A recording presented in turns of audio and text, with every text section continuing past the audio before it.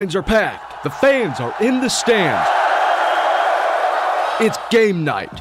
From the Duneland touchdown to the Northwest Crossroads. Hit hard from the backside. It is a the Greater South Shore. Inside the 20, the 10.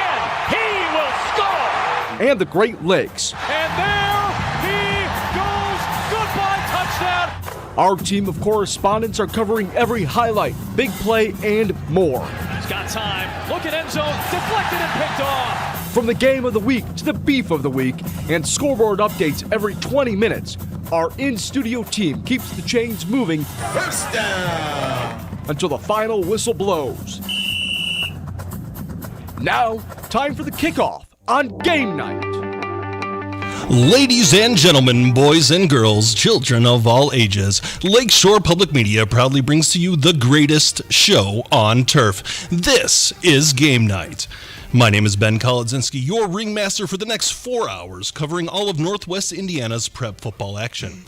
Tonight we have Andrew Johnson manning the switches. Steve Schmidt will join us later with scoreboard updates. And of course, one of my two partners in crime, the incredible Wayne Svetanoff. Wayne, how are you today? Hey, I'm excited. I'm ready for this. And this is a beautiful time. Football season is here. I can't wait. I'm excited. And I'm also excited to bring in a new voice to this radio show, but also an old face that we've seen for years, the infamous, the legend, the walking legend himself, Joe Arredondo, will joining us this year. And Joe, are you as excited as I am for this show?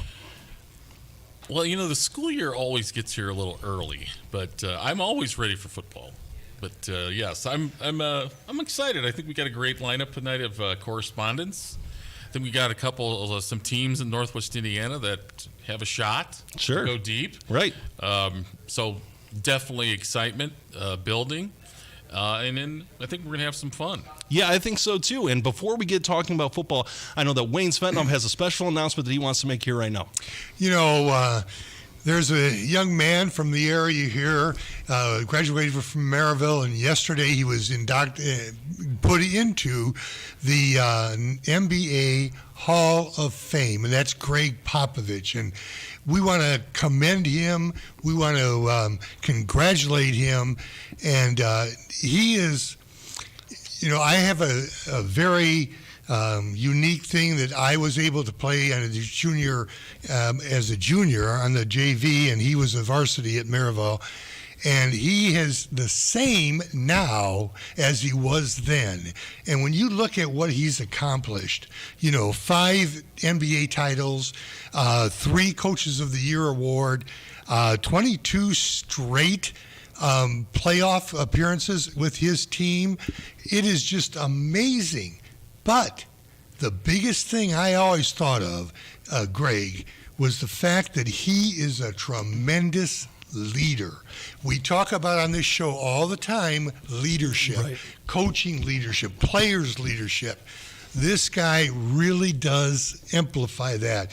And, you know, he is a leader because not only can he take talent and win, okay, but he understands the relationship between that talent. It's not just playing basketball. And he's willing to stand up and say, you know, what things need to be done. And he's not afraid of that criticism. And that is, to me, real leadership. So congratulations, Greg. You know, the region should be very proud Absolutely. Of Greg Popovich and the now a Hall of Famer. Well, and what you said that really struck home with me just now is he's the same person that he was as a youngster as he is now. Some things that are changing here for our program is a very interesting thing is we are expanding our reach this season, and we are providing 4 hours of video streaming for this program. And then that way we can have a little bit of a live look in. If anyone's interested, there is a camera right over here. Hi, Mom. Nice to see you. She's not watching. She's probably not watching. No, she is my biggest fan, probably my only fan now. But you can check our live stream out here at Facebook.com. It's on our Lakeshore Public Media Facebook Facebook page. And also it's on our YouTube page, which is youtube.com/Lakeshore Public Media. So you can get 4 hours of our radio faces here if you're so interested in that. So a little bit of fly on the wall. We'll take a look, and I'm very excited for these upcoming new set, beautiful things, and yes. big things are happening here That's at Lakeshore Public Media. So one last thing that I wanted to put out there is with a Greg Popovich going into the Hall of Fame. He was a championship winning NBA great, and we had some championships won in our last football season here. My Valparaiso Vikings ended up winning the 5A state championship, and I couldn't be more proud. You should be, and I go ahead, Joe. I think that Ben didn't want to wait to get deep into the show before he brought that up. From the standpoint that he attended the Andrean state title game and the New Prairie state title game, but did not attend the Valpo. All right. What? So I have an excuse here for what it's worth. I was watching the game. We had some family members coming in from out of town, and we had our Thanksgiving dinner the day of the Valpo game. So I had one eye on my plate of turkey and one eye on my computer watching the stream of the game, and we were pretty excited. I almost choked on my turkey dinner there, but it was a really exciting time and a really, really awesome time for the Valparaiso Vikings. I think Coach Marshall just turned off his TV. Oh, come on, Coach. You know I love you, Coach. Hopefully they don't have the Facebook or the YouTube on in the locker room as they get ready to take the field. So it's a pretty exciting time of year, right? There's been some changes around here in Northwest Indiana. A lot of changes. Yeah. And one of the things that I think we should get out of the way right now is some coaching changes that we have here. I know Wayne highlighted some of these here. And Wayne, what do you have on your docket there for some of these coaches? It's a good segue into that leadership concept. Right. You want new coaches to be vibrant. You want the good leaders, and it has to be. My first choice was, Phil Mason. I was shocked that he went to Griffith. Right. Now, that's a good thing, I think, for Griffith. He's going to bring them back. There's no doubt about it. But this man's a winner. He is, and he's a Lake County guy. Obviously, followed Bizia over there at Michigan City and did a tremendous job. Phil's a great coach. There's no doubt. Going back to the Wheeler program, and he's a tremendous guy and a tremendous coach. Obviously, probably reasons for leaving Michigan City, but he's going to do a heck of a job at Griffith. And then his assistant coach at Michigan City, Roy Richards, going to Portage, and I really think that has a chance to be a great fit for Roy. Roy Absolutely. Obviously at Morton had tremendous success at Morton. No reason to think he won't lift Portage up. Portage could be a diamond in the rough program. With a lot of history there. A lot of history. We won there before, you know. Coach French from Calumet went to a city to replace Phil. Mark Hidalgo back in it at River. He was been an assistant previously there and was the head coach. Nick Testa was the head coach at Clark, played for Lake Central, tremendous wide receiver. Now over at Wheeler. Charles Salary was a tremendous running back for LaPorte when they went to the state finals, I think. And he was on the staff at LaPorte and now coach at Calumet. Tyler Milby was an assistant to Cody French last year at Calumet, now getting a shot at Knoll. Corey Bailey, kind of a tough late new coach. I think it was August 1st. Right, that's a quick turnaround there. That's a very late, start to this. And then, LaPorte, Coach James stepped down after 1 year, and they've got Austin Eppel from their staff as their head coach. So a lot of coaching changes, and you would say, boy, that's a ton of coaching changes. Right. But it was nothing compared to the players. Right, exactly. The players that changed schools. Right, exactly. There was transfer portal, and we're going to get into that here in just a little bit. I mean, it's almost like college for crying out loud. High school transfer portal. So, Wayne, I wanted to ask you as a coach, what would it be like to go to a new program, and two, Which of these coaches do you think is going to make the biggest impact right off the bat? Well, there's, the two, I think, it'd be Phil Mason and Roy Richards. Sure. Number one, like we said, Mason's going to come in. He's a darn good coach. And, Griffith has been starting to get better the last couple of years. Not great, but not where they were with Radke. Right. But I think Mason has that, mentality. He won the state at Andrean. He's got the energy, too. So, yeah, he does.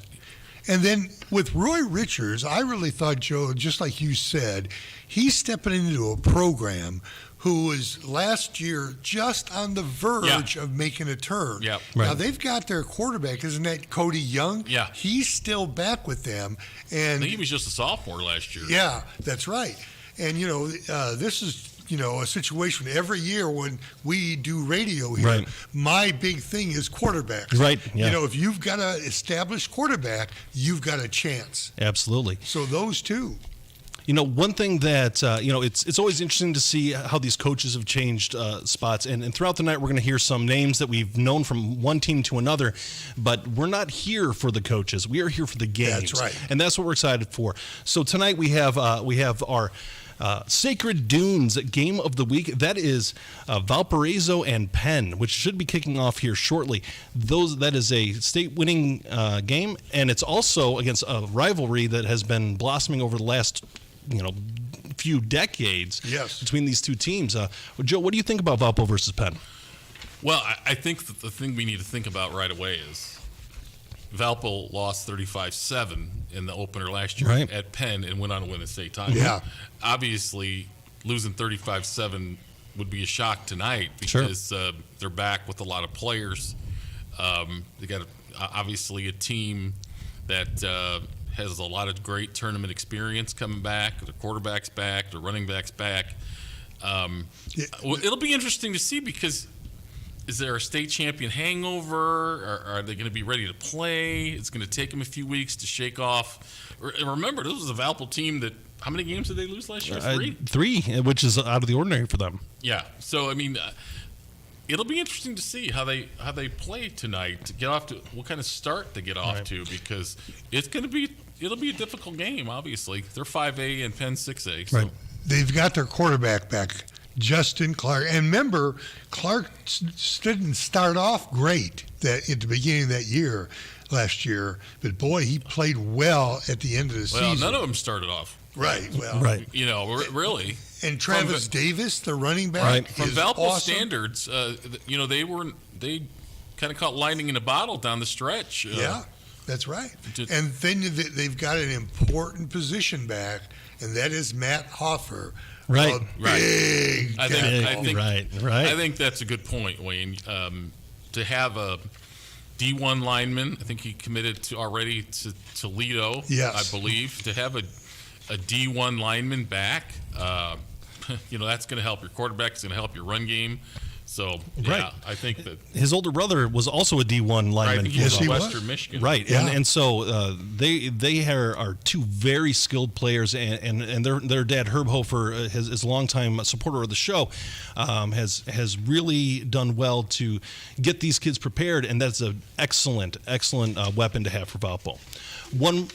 Another game that we're highlighting tonight, it is our Beef of the Week. A new segment this week is our Beef of the Week, which is a rivalry. And what bigger rivalry this week is there than Maryville and Andrean? Wayne, what do you think about that one? Hey, I think this is going to be an excellent game. I like the fact that, again, Andrean has their quarterback back, Scotty Ballantyne. Right. Now, they lost, Brown, Devin, who was the Clax? They've lost Clax. We took transfer. Right. Yeah, so that was wow. obviously the D1 linebacker that's at Notre Dame. Wayne, how can you forget him? I know. Drake Bowen. Drake Bowen. That's right. In my opinion, the greatest high school football player I've ever seen in my life. Really? He was incredible. Oh, he's so good. He can go side to side out there. Yeah, he can play it. He eliminates the side of the field, so he's got a bright future ahead of him for sure. But as you and I had talked about earlier off the air, Maryville just has the numbers. Yeah. And they have owned Andrea in the past. Now they are going to be probably trotting out an inexperienced quarterback tonight. Right. We're going to talk to Reed here momentarily because there were some internet rumors going on about maybe some late transfers at Maryville, but they've got a couple of D1 players and Trey Stevens, we think, and then Terrell Elmore. I think he's already committed to a D1 school. John Peters is going to go both ways and play very well for them. They had a little tragedy in the preseason with one of their players, so we'll see how they overcome that. But Maryville has had Andrian's number. They've had Hobart's number. It's just been the teams in the Duneland that have given Maryville fits, the last few years. Well, there's a reason for that. When you have Andrian, there's no doubt that 1 through 22 they have excellent skilled players, but it's the players that are beyond that. Whereas Maryville may be able to match up to 42 players deep, but then you start going even further than that, and then those skills just keep wearing down on you. It's 5A and 6A schools can play 22 different guys if they wanted to, and the 2As and the 3As of the world really can't. So they can only really be fresh maybe for a half or 3/4 before they get worn down. And you see a lot of big schools do that now. They want to develop depth early and play more guys early. So I think that's definitely a big advantage for the bigger schools when they take on But you got to take your hat off to Andrian. They don't shy away. That's right. Heck, they added Valpo to their schedule. Exactly right. Exactly. Right. So yeah. I mean, what more can you ask for? People. Speaking of Valpo, we've got Russell Broadacre on the line here with On the Field with our Sacred Dunes Game of the Week, Penn and Valpo. Russell, what's going on out there? Russell. Hey, Russell, can you hear us? Russell, you there? Can you hear me okay? Yeah, we hear you. How's it looking out there? It is a gorgeous night for football out in Valparaiso. Both the teams seem absolutely electric tonight. Valpo's looking pretty like they have a lot to prove this year. I know they're coming off the state win, but from what I'm seeing, it doesn't look like they're having a state championship hangover by any means. Is it just warm-ups at this point? You can't really judge by warm-ups until the game is being played. What do you think? You played here and coached for a little bit. Yeah, I mean, during my time of playing, once we were alive, pregame really kind of sets the tone a little bit. Right. And, I mean, everybody looked like they were together on it. The whole team is just ecstatic together, and they're really coming up all right. Hey, Russell, are they doing any kind of pregame celebration or ceremonies to honor the state championship team, or has that started, or will they be doing anything? They haven't done anything to honor so much the state champion team. However, they are honoring the seniors tonight, and man, Valpo is stacked with seniors, so it's going to be really great to see the amount of veterans and the kind of pull that's going to have on tonight's game. Russell, did you play with Charles Sallery, before him, after him? I played with him. That really? man is an outstanding running back. Yeah, he really fired us up. That's the whole reason why I think, we kind of set the tone during pregame. He was in everybody's ear telling people their assignments, reminding even defense. And, I mean, he was our offensive guy. So I'm seeing glimpses of that tonight from the Valpo side, which is just awesome to see. Everyone's fired up. What do you think? He got a head coaching job. I think he actually got that job before the LaPorte job came open. So, I mean, he's getting a head coaching job as a young man. What do you think about him getting that job? In all honesty, I couldn't imagine any better person for that kind of role. I think he knows exactly what it takes to be a championship-style team. He was one of the first guys in for practice, one of the last guys out. He fired up the guys as far as JV to varsity. It really didn't matter. If you were part of that team, he wanted you to be a part of that team. And I think that's the exact kind of mentality that you need in a head coach. That's awesome to hear. Absolutely. So, Russell, a lot of people don't understand, or maybe don't understand, that the Valpo won a state title and was actually very junior laden. What does that mean as a player to have a really heavy leadership-focused team here to rebound coming back from a state title game? I think it's kind of a double-edged sword. You have those guys that think they kind of know it all and just try to lead by example. Then you get the other guys that know that it takes a lot of work to get to where they got before. So it really just depends on which side they really want to fall on towards. I think that as far as especially, they lost last year against Penn. When I was talking to some of the coaches from Valpo, I imagine them to have a chip on their shoulder, and they're really just trying to find their own groove. I think they're trying to really expand on their personality as a team and grow together in that sense. So I don't think there's so much thinking about last season. I think they're just kind of taking the lessons that they have learned and just trying to implement that in their game. Absolutely. It's definitely, they reach the highs of the highs, and you can't let that distract you going forward. Just because you've accomplished one goal, the next goal is right ahead of you now, and it starts here in game one. Wayne, as a coach, how do you keep a successful team concentrating, focused on the task at hand? Well, you do have to talk to them, and they're kids. Right. They're high school kids. But you have to make sure that they understand that was last year, and you celebrate last year. This year, is a new year, and you've got the same challenge. Penn beat them last year. Right.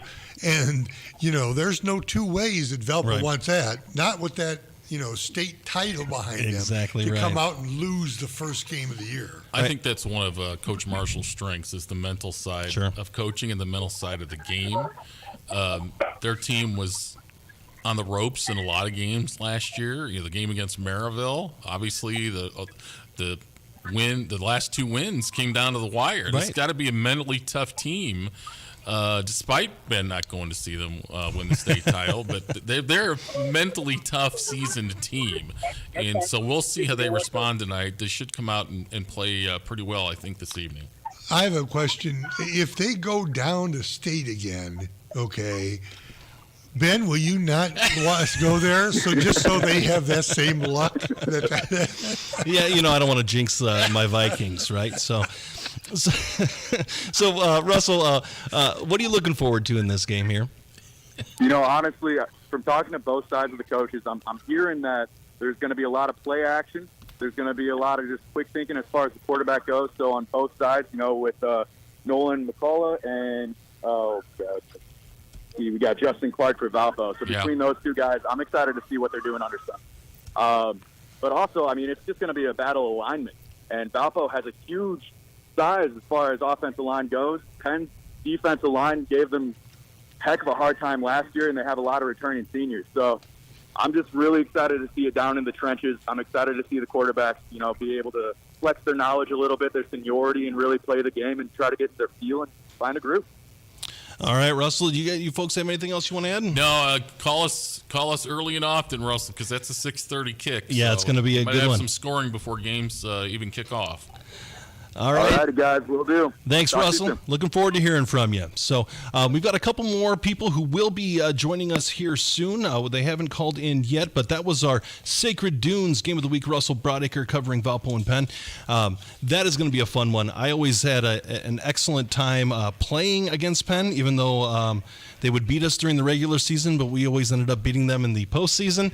So I guess when it mattered, we took care of them. But that is a good program. They're disciplined. They're well coached. They come from a large population area.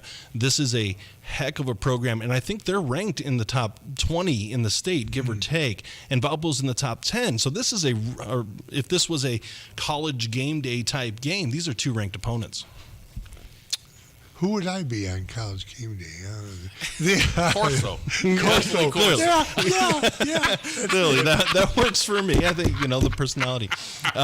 So let's talk about some of the transfer players that we've had, essentially, since we're talking a little bit of college football here. Let's talk about the portal, huh? the portal. So some names that we've seen have been moving around. Did we have some notes here written on this? I think the quarterback moves have been obviously the thing that's highlighted the summer with Noah Ehrlich. Right. J.J. Johnson graduated. Noah Ehrlich from Hobart to Crown Point. Then Johnny Sorensen from Lake Central to Hobart. And that's the big, shocker of the summer. Obviously, Crown Point needed a quarterback. Sure, yeah. They got a lot of talent everywhere else. Right. But they did need a quarterback, so. With Sorensen going to Hobart, that's a big pickup. But the thing is, also transferring in was T.J. Caldwell, an outstanding wide receiver, I think, for Calumet. Yeah, no, you're right. Hobart's had a good offseason. Yes, they have. They were active in the portal. Right, exactly. They rank college football teams' portal classes. I think we're going to have to do that in high school. Really? I think Crown Point and Hobart, would be 1-2 in the portal in the region. This year. So right, exactly. Yeah. And speaking of Crown Point, this is an excellent team, and they have a rivalry game going on here today. They're heading down. Is it in Lowell? Yes, it's in in at Lowell. the Inferno. So this is a battle for Lake County here. Two of the premier football programs in Lake County, and this is going to be a real fun one. I think Crown Point is loaded. Oh yeah. I mean, they had a great year last year, but a heartbreaking finish. Sure. Losing that game to Jeff. Right. They had the entire summer to dwell on that as a coaching staff and get them fired up for this season. They've got the Clark boys have both committed D1 to Buffalo. Landon Delich, yes, right. Tremendous defensive back and wide receiver. He's committed to Toledo. They got Ehrlich has gotten, I think, some D1 offers already. Right. Yeah. Meshidi, the big offensive lineman, is back, and he's a tremendous player. That's going to go to a smaller schools. Crown Point is loaded. They're going to be a good team, and we will talk about Crown Point throughout the day. But we're having a little bit of phone difficulties here right now. But we do have Dr. Reed Amons with Andrean and Maryville. That is our beef of the week. And Dr. Reed, how are you this fine evening? Oh, doing great, gentlemen. Good to hear from you, and excited to get the 2023 football season kicked off here tonight. We've got great weather, and I know we've all been waiting for this all summer long. So can't wait to get started, and excited to see how some of these storylines here in the preseason and early part of the season play out as teams really use, I think, this time to prepare for their conference schedules here coming up. But some great matchups tonight, including Andrean at Maryville. Reed, the internet rumors of the week had Illinois high school football coaches at the Maryville scrimmage last Friday recruiting players. Is there anything newsworthy there? I don't think I can confirm or deny that. However, I can tell you that I heard you guys talking about Trey Stevens, one of the top returners for Maryville this year. He has moved and is no longer in the Maryville program, so he will not be participating tonight for the Pirates. Oh my goodness! We wish him all the best, but we'll be focusing on the young men who have been at practice and working out and getting ready for tonight, and can't wait to see them out on the field. What's the word on the quarterback? Wayne's a non-believer. We don't know who the quarterback's going to be, but Coach Cease told me earlier today that Dante Pope will be the quarterback tonight for the Pirates, and he just gave me a rundown. Certainly, John Peters, you guys talked about him. At running back, we'll have J.Q. Johnson. Another wide receiver we're looking at is Zamari Martin, another big-time wide receiver. Coach Cease did tell me that he's planning on 16 non-seniors starting tonight. Wow! Both on offense and defense. So he said we're gonna have to grow up early, and he's built a very successful program here the last couple of years. Coach Cease, I heard you guys talking about the movement within the coaches in Northwest Indiana. Coach Cease entering his 9th year with the Pirates, and 4-time defending sectional champion, a couple sectional championships in there, but also a couple of conference championships as well. 3 straight years of going to semi-state. Tremendous program here in Maryville, and hopefully these young guys have bought into the winning ways and the way that the Pirates play football. And if he's had their attention here in the preseason, there's enough talented young men on this squad that they can make some noise. I think once again for everybody here in Maryville. Yeah, Reed, when I kind of look at this matchup, and of course, Andrean comes in with an experienced quarterback, Scott Ballantyne, but as I look here for players to watch, certainly John Peters and Terrell Elmore. Terrell is a defensive lineman, and Peters is a defensive back wide receiver. Those two people, if Elmore can get pressure on Ballantyne, and Peters is an outstanding cover back there. They could do some damage for Andrean. Yeah, I like what you're saying, Wayne. And my understanding is that Andrean replaces all 5 offensive linemen. Ooh. And, wow.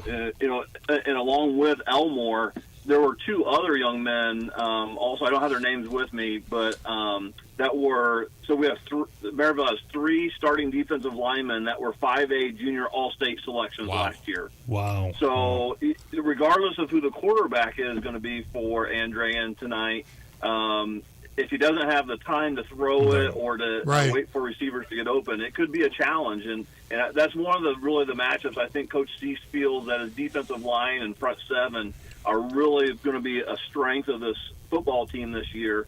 And, if they can put pressure and not let teams run on them, that really helps the defensive backs as well, and can hopefully get some turnovers on top of defensive pressure. So that's really one of the things I'm looking forward to tonight. How can Andrean's offensive line hold up against the Maryville Pirate defensive line, and can they create some lanes to run in? Can they give their quarterback some time to throw? Because I think if they can. And as we know that when Andrean sticks around and they're close in the game, then late in the game it's going to get very, very interesting. But also, as you guys talked about earlier, and it's a great observation, when you have a 5A, 6A school going against a much smaller, they just have the depth. Right. And this early in the year, when people aren't in as good a football condition and it's still a little warmer, certainly that can be a factor as well. Reed, does Elmore play offense? I'll have to see tonight if he's going to play both ways. Joe and I can get back to you on that what would he, as the game What position would it be? Sure. If he did, do you know? Would it be like O-line, or would it be a tight end? Defensive lineman. Offensive lineman? Yeah, I think it would be probably more like an interior offensive lineman, like a guard. But let me see once the game gets going where he's at, if he's playing both ways or not. Because as you guys know, on occasion Maryville will play 2-way players, but it's not a necessity. And so we'll see how many of these guys are going to play both ways, especially, it's not super warm tonight, about 70 degrees. So that's great for these guys. It can very easily be 85 or 90 on their first game of the season. And it certainly helps with the conditioning factor here early on. All right, Dr. Reed, thank you for the updates. We're looking forward to hearing a lot from you. This is going to be a feisty game, and we're looking forward to all the updates throughout the day. Sounds great, guys. Looking forward to a Battle of Broadway tonight. Have a great football night, and I'll talk to you soon. Thank you. That's Dr. Reed Amons with our beef of the week. That is Maryville and Andrean, the Battle of Broadway, just a few miles up the road there. So that's always a heavy rivalry there. We always really like that one. So sometimes internet rumors are true, huh? Apparently so. So, our in-depth investigative journalism is paying off here. If you remember, Trey Stevens started at Andrean. Yes. Yeah. Then came to Maryville. Right. So, yeah. So it's very interesting to see, and it's going to be an interesting game. These two teams, they know each other really well. Right. And we're in a weird situation here where the transfer portal, for whatever it is, all these people are they're intimately aware of each other, right? They could have been playing pickup basketball games on as 10-year-old kids and from the same neighborhoods and things like that. So it's going to be very interesting here. So just so we're aware, we are having a little bit of phone difficulty, so our phones are coming in a little bit slower than usual. So in the meantime, we're waiting for Gary Graben to call in. He should be here or calling in shortly, and he'll be another insight for us here. And until Gary calls in, let's get back to what we think of this Crown Point team. They're awfully tough. Yeah, I think I think they're going to win the Duneland. I don't, they did last year, obviously. Sure. So I think they're going to win the Duneland again this year. To add a quarterback who's played 2 years of varsity football and is pretty good, to having all the pieces around him. This is the third year for Bazia. Tremendous off-season program they put together. Tremendous coaching staff with the Coach Wells. They have really done a great job with their conditioning. Their lines are huge. We'll hear from Scott Angel later that obviously, it's going to be a tough matchup for Lowell tonight. And Crown Point dominated Lowell last year in Week 1. And it could possibly be worse tonight. We'll see how Lowell matches up with them. Lowell has been traditionally a little bit of a slow starter, right, to the season, and then get better as the year goes on. Sure. Week and week after week, they have done that just the last few years. Last year, Crown Point really had to focus on running the ball, and they had two very good backs. This year, I honestly think that Bazia may open it up more. You've got a quarterback of quality, and you've got a receiver, Delich. You're right. JoJo Johnson improved a lot. Yes, he did. But he was not a quarterback for very long. Growing up, he was not. He was a wide receiver, and he was an excellent Noah wide receiver. Ehrlich has played quarterback his whole life, and started for 2 years. Started as a freshman. And he didn't. Ehrlich did not come in from a smaller school. He was at Hobart, and he understood the pressure, that Hobart has every time they step on the field. So I think the transition to Crown Point may be really a better transition than maybe some of the other kids that kind of moved in. So, and another game that we have covering today, we have Portage and Gary Graben covering Portage and Griffith. Gary, I get the high sign that he is on the line. Gary Graben, are you there with us? I am. It's Portage and Morton. Portage and Morton. I'm sorry. I apologize. Yep. We're here at Zlotnick Field, and very spirited warm-up here with both teams. Portage, in particular, letting the people of Hessville know that they have arrived. A rowdy atmosphere, huh? Well, that, and even Coach Richards, an old friend here to the program, he readjusted my vertebrae here when he saw me. I think I'm going to need a little bit of Sacred Dunes care here pretty soon. Straighten you out for once, right? Well, that's good. You get it for free. More than once. But if he did it for free, that's good. There you go. Yeah, that's, again, you take what you can get. So, Gary, I heard you had talked with Coach Mischler from Morton here earlier in the day or earlier in the week. What kind of insight did he provide to you? I had only talked to him by phone during the COVID years and had not covered Morton since he's been the head coach. But he was very gracious with his time, and he is very excited about this Governor squad this year because he says for the first time he's going to have mostly upperclassmen playing. Okay. He's had to play freshmen and sophomores in these first years of his coaching career, and that's a tough learning experience. But now he has returning players. Dontel Harris, the running back, 1,200 yards last year.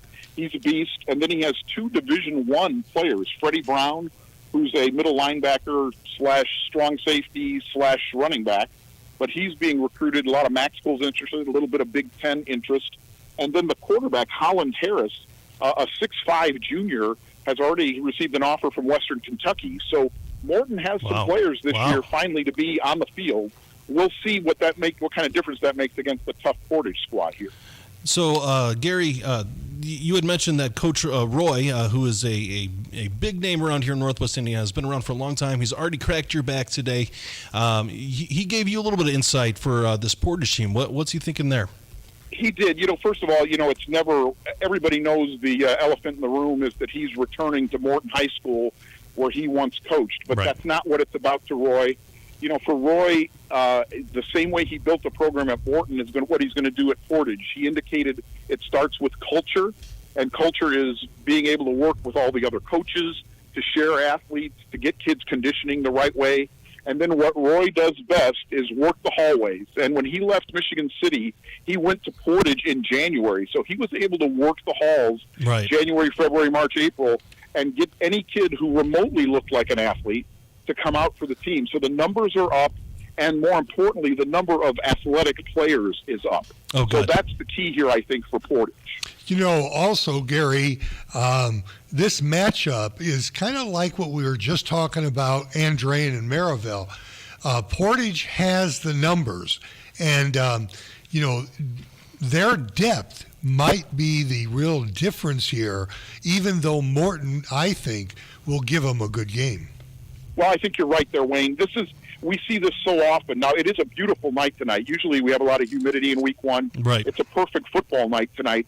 But again, when you look at the number of players, and this is every time a Duneland school is playing a Crossroads Conference school, when you look at the number of players, it's just that ability to wear somebody down that the Duneland school has the advantage. So initially, maybe it's the same, but Portage really does have the depth.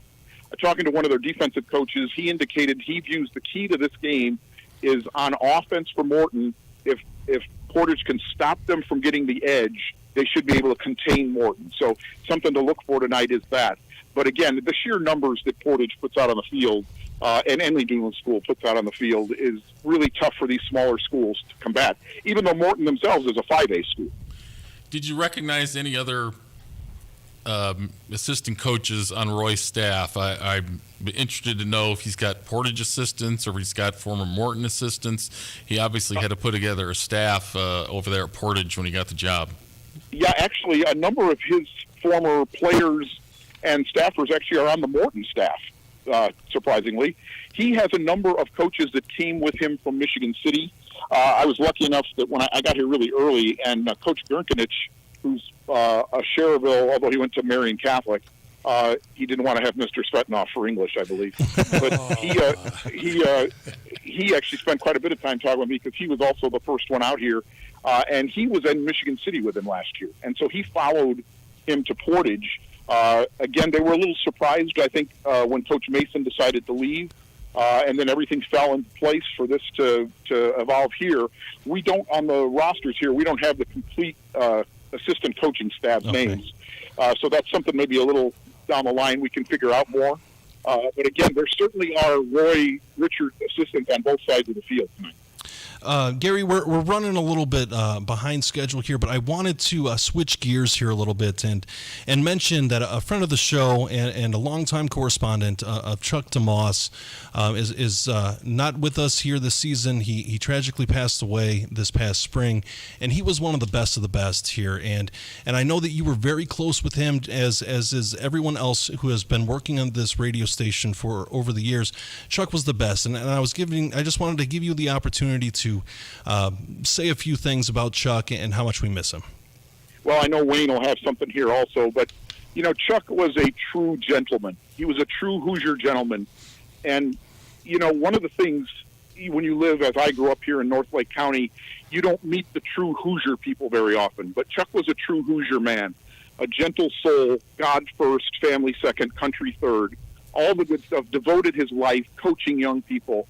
Just an incredible guy, and his voice always meant it was time for high school football, and we're really going to miss him. He is really a special man, and I'm deeply saddened still that he is gone and won't be with us anymore here working with the Lakeshore. But God bless him and his incredible family, and we wish them nothing but the best and fond memories of Chuck, and we certainly have fond memories of him. We really do. He was one of a kind, and you know, he was he'd go to those games down in North Judson and Rensselaer, where we would have trouble with, you know, getting people to do that. And he would go from one game to another, right? You know, if one was a blowout, I mean, he had no qualms about that. And, you know, that was a tremendous help for us. And his knowledge of the game was excellent. He added a lot to the show, Gary. And I know I was saddened when he passed away. And, of course. And we're going to miss him. And we want to, you know, I don't know. It's just a sad thing. You know, Wayne, well said there. And I would say that the world's a little less nicer place without Chuck. Yeah. Yeah. So maybe we need to pick up the slack a little bit there because Chuck had a tremendous. He brought an awful lot. He had a tremendous voice for radio too. Yes, he did. Very tragic for what happened to him over the off season. We wish that he's still again the best to his family. Absolutely. And definitely he was missing him tonight. Yeah, absolutely. With the first week of the show. Those are big shoes to fill. They're big shoes to fill, and we're gonna miss him. But you know, he wouldn't want anything more than for this show to go on. And with that being said, we're going to go ahead and take a quick break. Thank you, Gary. We appreciate all your help. We're going to go ahead and take a quick break here on 89.1 FM, The Lakeshore.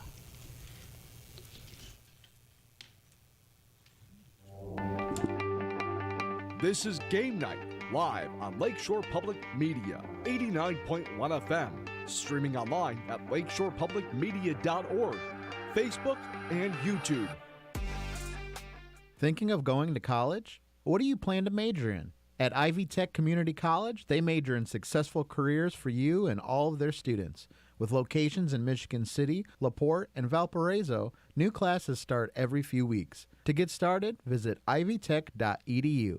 That's ivytech.edu. Ivy Tech students are Indiana's future. The Plasterers and Cement Masons Local 692 Apprenticeship Training Program provides a path to a career in a skilled trade. You can earn as you learn to be a plasterer or cement mason through an apprenticeship with Local 692. Learn more at plcm692apprenticeship.org. Support for Lakeshore Public Media is brought to you in part by NIPSCO. At NIPSCO, we're transitioning to cleaner, lower-cost energy sources such as wind and solar to build a brighter future in northern Indiana. Learn more at nipsco.com/future. Sacred Dunes Integrative Health is your comprehensive, holistic wellness center specializing in acupuncture, massage therapy, functional lab testing, nutrition, and herbal medicine. Sacred Dunes, where wellness grows. Visit sacredduneshealth.com. Calling all 59ers, Slicers, and Wildcats. Do you have your high school debit card yet? Show your school pride everywhere you go, whether it's Friday Night Lights or your Monday morning commute. Get yours today at your local Purdue Federal Credit Union branch or learn more at purduefed.com. For nearly 15 years, you've relied on Lakeshore Public Media to be your trustworthy news source to cover our region's stories and to report on what matters. But as a nonprofit public broadcaster, your donation today helps ensure we can continue to serve you and the rest of Northwest Indiana with stories that inform and inspire for the next 15 years. Please visit lakeshorepublicmedia.org/give and donate today. Now, back to the action here on Game Night.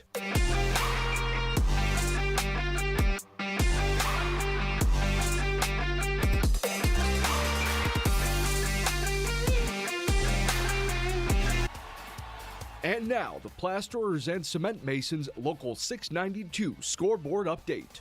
Hey, happy Friday, Lakeshore Game Night. Steve Schmidt here for the first edition of the Cement Masons and Plasterers Local 692 scoreboard update of the season. So let's see the matchups here tonight. Starting off here with the 6:30 kickoffs, we have the Sacred Dunes game of the week between the Penn Kingsmen and the Valpo Vikings. Penn comes in off a 7-3 season, losing to Fort Wayne Carroll in the sectional last year. And Valpo, of course, comes in winning their second state title and their first since 1975. The two teams have met a lot over the years. Penn owns the record in the matchup 25-9, but Valpo has had the more recent success, having a 4-game winning streak before last year's matchup. Warsaw traveling to Michigan City tonight. Last year, Warsaw finished up 8-3 on the year. And at Michigan City, Cody French takes over the Wolves program after a successful stint at Calumet. Two teams have matched up the last 4 seasons, splitting the matchups 2-2. And early on in this one, Michigan City's up 7-0. Boone Grove on the road at John Glenn tonight. After a successful 2017 through 2019 seasons, it's been tough sledding for the Boone Grove Wolves, but there's some young talent there for the Wolves, so they're optimistic for a rebound year this year. Glenn had a 6-5 record last year. In last year's meeting, Glenn took the matchup 28-14. Calumet on the road at Plymouth tonight. Calumet comes in off 5 straight winning seasons, and for Plymouth, they come in on 2 straight winless seasons, coming in on a 21-game losing streak. This will be the first meeting between the two schools. South Bend Riley on the road at Westside. Last year, South Bend Riley finished up 5-5 on the season, and Westside was 7-3. They have 2 straight winning seasons, and they entered the Greater South Shore Conference this year. Last year's game was a pretty entertaining one, but South Bend Riley came out on top 18-14.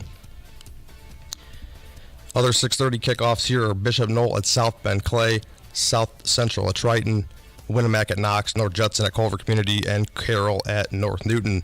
The 7 o'clock kickoffs that we'll get more into later on here are Andrean at Maryville for the Battle for Broadway. Defending 4A state runner-up New Prairie on the road at LaPorte. Crown Point travels to Lowell. Chesterton's on the road at Hobart tonight. Griffith travels to Highland. Lake Central is on the road at Munster. Kankakee Valley travels down to Rensselaer Central for the Battle of the Cracker Barrel. Hanover Central on the road at Wheeler. East Chicago Central at River Forest. South Bend Washington's on the road at Hammond Central. Portage at Morton. And the remaining 7 o'clock kickoffs are Lake Station at South Newton and Osceola Grace at Whiting. We got an exciting couple of games, or a nice slate here of games for week 1 of the high school football season. We'll see you on the back end of this break.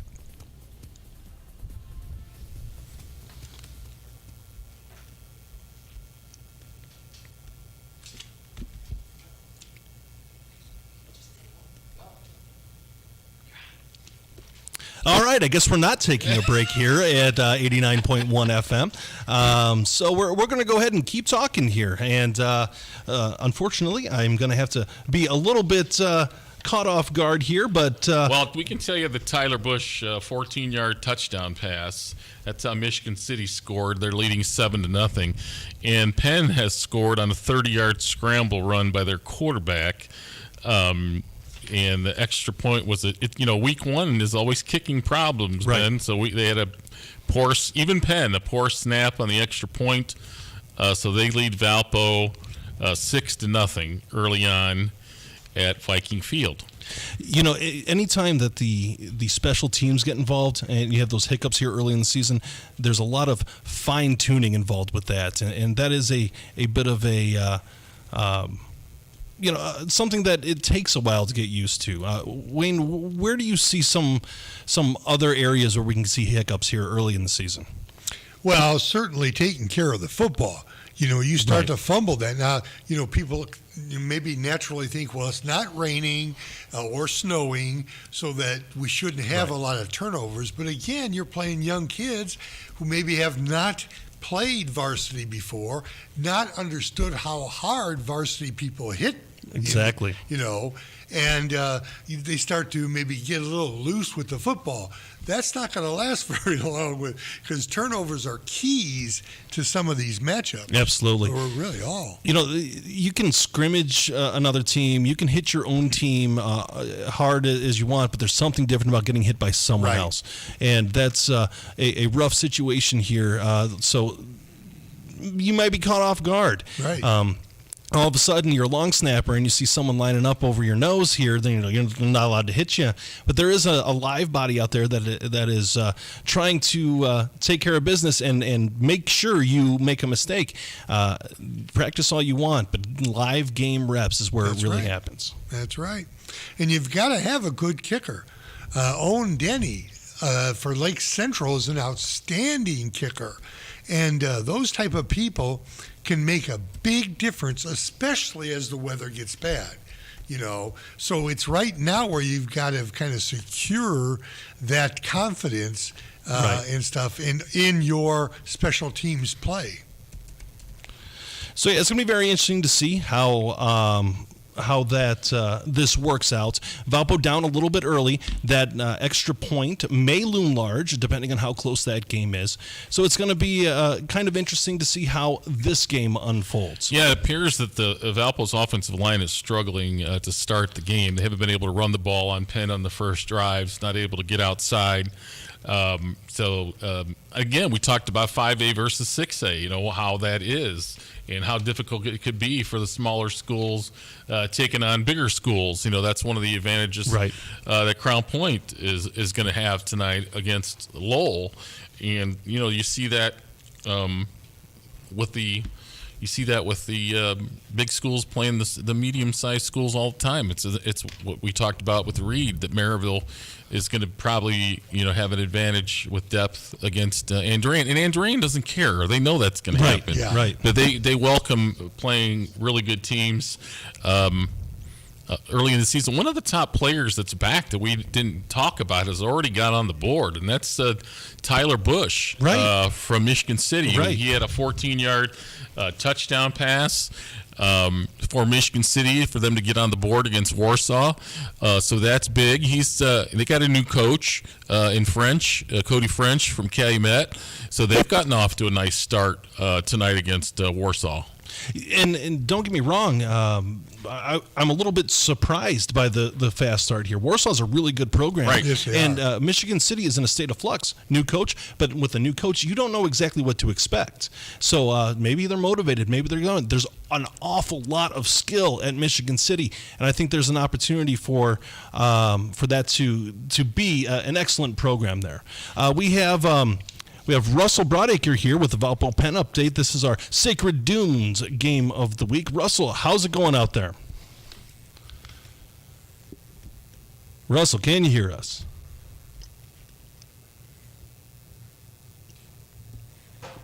I think we've lost Russell here.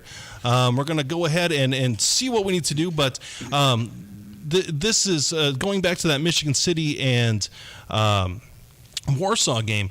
Any situation where a new coach comes in and gets you motivated, that is an excellent jumpstart for your program. Well, I think, too, as Wayne's been pointing out way too much tonight, when you have an experienced quarterback coming back, right. I think that gives you an advantage, as well. Tonight when you have right. coming back like that, like Tyler Bush is. All right, we do have Russell Broadacre here with our Sacred Dunes Game of the Week. Russell, how are you out there today? And it looks like we lost him again. So I apologize to our listeners and our viewers. We are having a little bit of phone difficulty here, so we are doing our best to try to work through some of these situations. But it's definitely giving us a little bit of headache right now. But we're going to work our way through this, because we're going to do just fine. So yeah, that's. Obviously, the technology's got to work if you're going to be able to have as high quality as a show as you want, and hopefully they're going to be able to get our phone people coming in here and being able to talk to us tonight. We can give you another update. Mark Rowland, who of course is another one of Wayne's returning quarterbacks. Yeah, that's right. 26 or 36 yards for a TD, and another missed extra point, and Boone Grove is up 6-0. 6-0. So we're seeing a lot of special teams issues, but also we're seeing some explosive plays out of these offenses. Do you think maybe the defenses could be a step behind, a step slow? Who knows? Well, I do think returning quarterbacks with game experience are going to be a big factor for teams. And Mark Rowlands, I think, is this his third year starting, I think? This is his third year starting. Yep. And he threw for over 2,000 yards last year. And Boone Grove quietly improved as the season went on last year. And I think they're looking to get back to a level where they were at maybe 3 years ago when they had a really solid program before losing some of those players the last couple of years. So and it is a players-driven sport, right? And here this year we are going to have a Player of the Week category, and it's going to be the Chuck DeMoss Player of the Week. And since we haven't had any games yet, we're going to have some players to look out for, and we have a handful of players that we're going to look out for. And Wayne, what is one player that you want to keep your eye on? Well, there's a number of players, but number one, Hanover Central is moving in to a stronger division in the Crossroads, right? Right. And they still bring their quarterback, Matt Coons, who is outstanding the last 2 years. He's just outstanding. I'm really wondering, how will he fare with the physicality of the, Crossroad Conference. So certainly he is definitely one I would like to look at and see. And then maybe, we've talked about, Ehrlich, but maybe there are two other players, Xavier Williams from Lake Central. Oh, yeah. Oh, yeah, what absolutely. a runner. Well, and he's already, we haven't talked about him tonight. He's already committed to Iowa. I know. So we're going to get back to our players of the week, our players to look out for next week. We do finally have Russell Broadacre here with our Sacred Dunes Game of the Week. Russell, do we have you this time? Hey, guys. So right now, Valpo is down by 6. McCullough, right now, actually, they're in the red zone. First quarter just ended a moment ago. But, so it's actually been pretty exciting as far as Penn's concerned. Seeing a lot of play action favored to pass. McCullough's linked up with his tight end a few times, and David. I mean, he's just having a breakout. He's going from running back to going out towards more of a slot position, and they're linking up really fine. Russell, did you say that Penn is back in the red zone? No, Valpo is currently in the red zone right now. Okay, because they were struggling. they were struggling running the ball the first couple drives of the game, right? Correct. Davis is just having like a few runs just kind of broken up for him.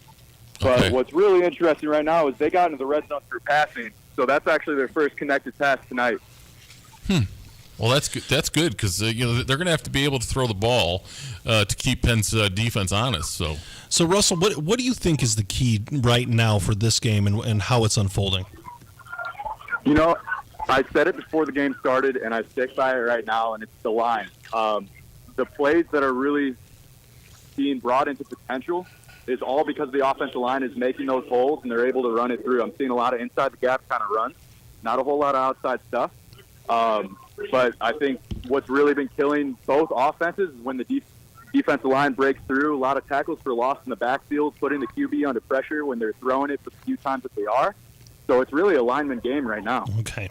So it's being won and lost in the trenches, which is... That makes sense. I know that... Oh, something happened there, Russell. What's going on? Yes, sir. Valpo just tied up the game. There you go.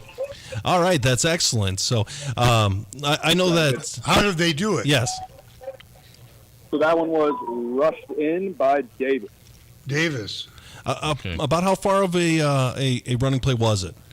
They were in the red zone, so it was about a 7-yard run. 7-yard rush, that's excellent. So I know that Wayne is a big proponent of the quarterbacks. I am a big proponent of the linemen. And anytime you have an opportunity to have these big, strong linemen, you have an opportunity to control that line of scrimmage and move that ball. Well, let us know about the extra point here. Obviously, the bad snap for Penn was huge. Let's see if Valpo snap can is take good, the lead. kick is good. Valpo is up 7-6. All right. All right, thanks, Russell. Looking forward to hearing more from you. One more time, what is that score and the time left? 7-6 Valparaiso, 8 minutes left in the second quarter.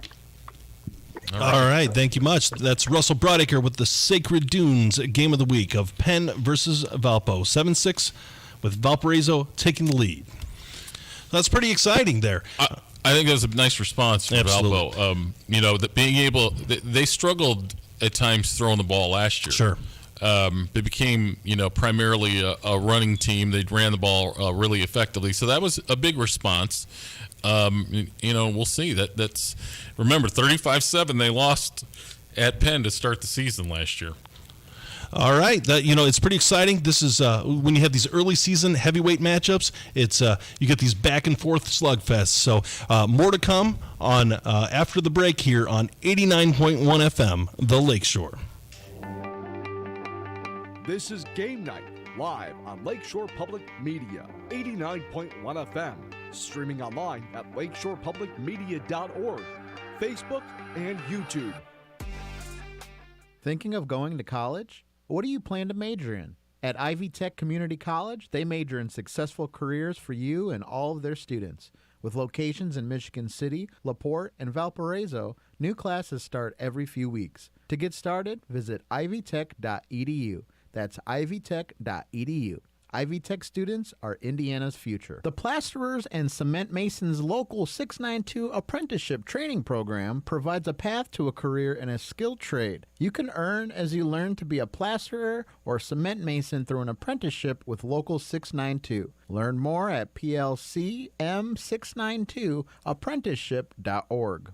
Support for Lakeshore Public Media is brought to you in part by NIPSCO. At NIPSCO, we're transitioning to cleaner, lower-cost energy sources such as wind and solar to build a brighter future in northern Indiana. Learn more at nipsco.com/future. Sacred Dunes Integrative Health is your comprehensive, holistic wellness center specializing in acupuncture, massage therapy, functional lab testing, nutrition, and herbal medicine. Sacred Dunes, where wellness grows. Visit sacredduneshealth.com. Calling all 59ers, Slicers, and Wildcats. Do you have your high school debit card yet? Show your school pride everywhere you go, whether it's Friday Night Lights or your Monday morning commute. Get yours today at your local Purdue Federal Credit Union branch or learn more at purduefed.com. You're listening to Lakeshore Public Media, 89.1 FM, WLPR FM Lowell. Your home for local news, traffic, weather, sports, and more. Streaming online at lakeshorepublicmedia.org. Now, back to the action here on Game Night. Ben Kolodzinski back with Wayne Svetanoff and Joe Arredondo for Game Night on 89.1 FM, the Lakeshore.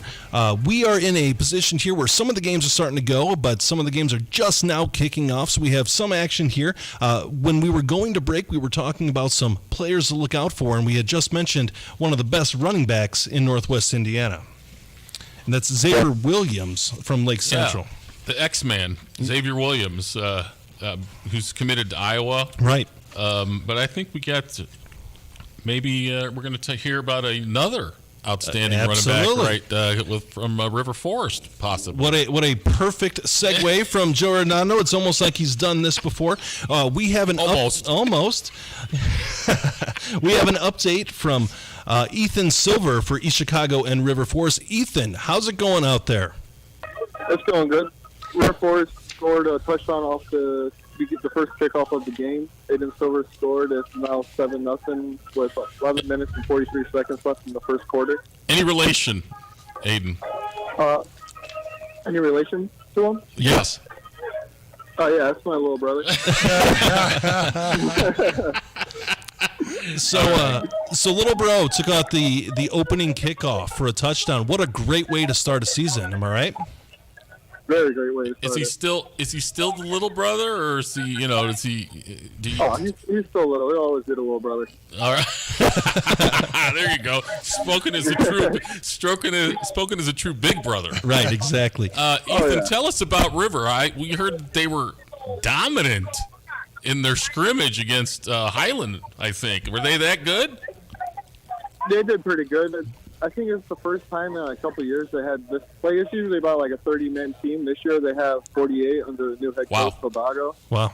And they look great so far. There's only like a couple of seniors. Obviously, their favorite tonight against East Chicago. Might not be able to tell, down the road when their schedule gets a little more difficult. But they got on the board quick, huh? Yeah. What? It was in 17 seconds. What have you seen? Has there been a change? What have been the changes with Coach Hidalgo taking over as the head coach? They opened up more on the passing side, and they added different formations from the past couple years. It's just the size of it. He brought so many more kids out. Really? Working the halls, huh? Oh yeah. That's huge for a small school. Absolutely. You need all the bodies you can get for a school like this. So, and especially when you have some very excellent players like Mr. Silver, little brother Silver, if we will. But he's playing like a man out there, and he has been for the last few years. Ethan, do you see the playbook expanding for him? He was already pretty much a Johnny Do Everything. Is there more to come from that?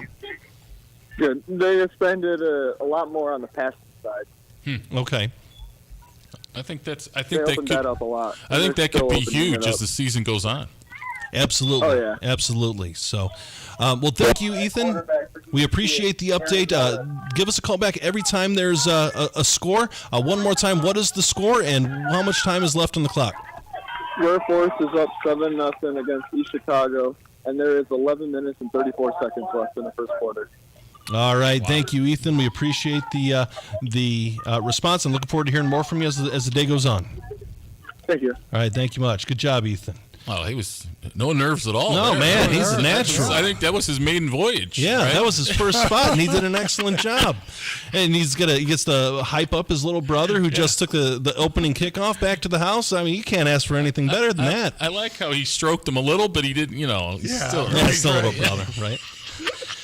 Still got to prove it to me. Yeah. But Aiden Silver is another individual here in Northwest Indiana that is going to put up monster statistics throughout the year. Yeah, he is, no doubt. And I think, River Forest, to be competitive against some of the teams that they play, I think that's tremendous if they could do that. And the numbers are just going to help them because there's going to be injuries.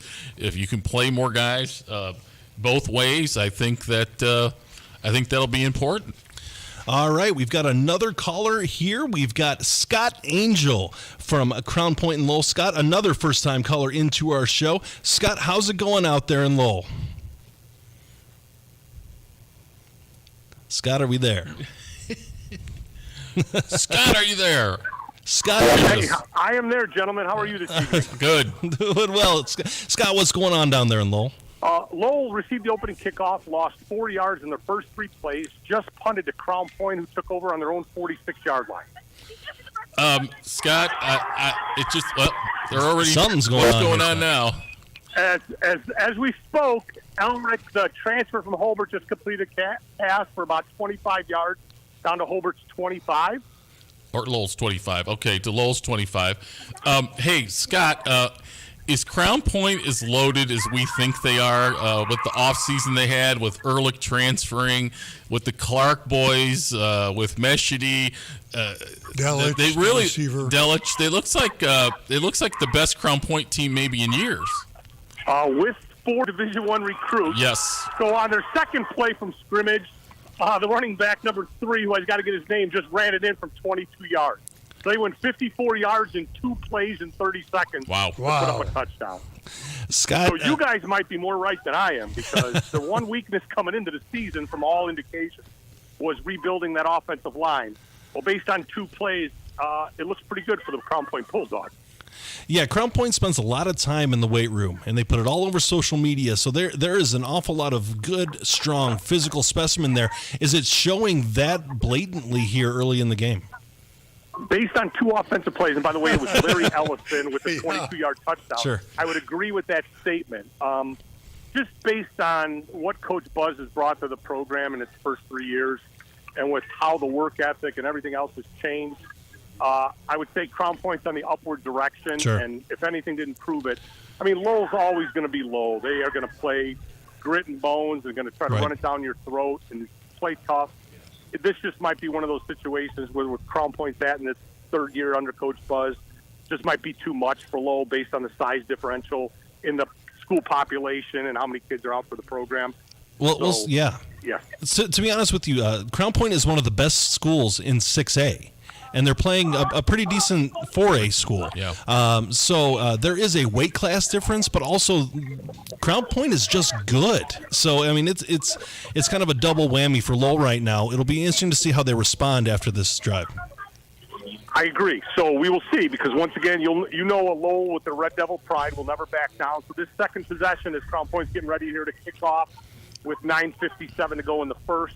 It should be interesting to see if Lowell can bounce back and respond, at least maybe even eat up some clock. Just based on that first possession, looks like Crown Point will be able to do whatever they want to do offensively. Scott, both Clark boys have committed to Buffalo, and Delich is going to Toledo. Who is the fourth D1? Is that just Ehrlich having D1 offers? Or? Correct. Now, at the same time, the latest is the defensive end tight end and state champion in the shot put, Seamus Molaski. Okay. Yes. Has a track scholarship offered to Purdue, but from what I hear lately, the tight end coach is very interested in seeing tape for the first 3 games. Oh, that's very interesting. Yeah. As a Boilermaker here, any region talent that can go downstate and play for my Boilermakers is an excellent thing. So, all right, Scott, one more time. What is the score and the time left on the clock? 7-0 Crown Point, first quarter, 9:52 to go, and Lowell just received their kickoff after the score at their own 21-yard line. All right, Scott, thank you much. Give us a call back next time there's a score. Thank you. All right, thank you much. That was Scott Angel with his inaugural call in to Game Night here. He did an excellent job. So we've got 2 for 2, 2 brand new callers and 2 excellent correspondents. So there's a reason why we're the best in the game, right?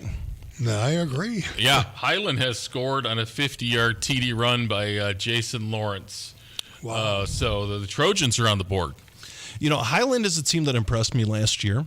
They, down the stretch, they improved. You did. And don't get me wrong, you look at their record, it may not have shown, it's not like they won 10 straight games or anything like that, but they were very much involved and very much playing games down to the wire. And that's what you're looking for here. We got Ryan on the horn, I think, too. All right, we've got Ryan Sosnowski here with a Griffith and Highland update. Speaking of Highland, Ryan, how's it going out there in Highland?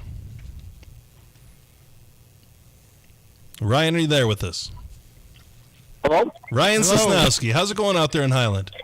Good. Beautiful day here at the Ken Sipples Field as we have the Battle of the Bike Path here.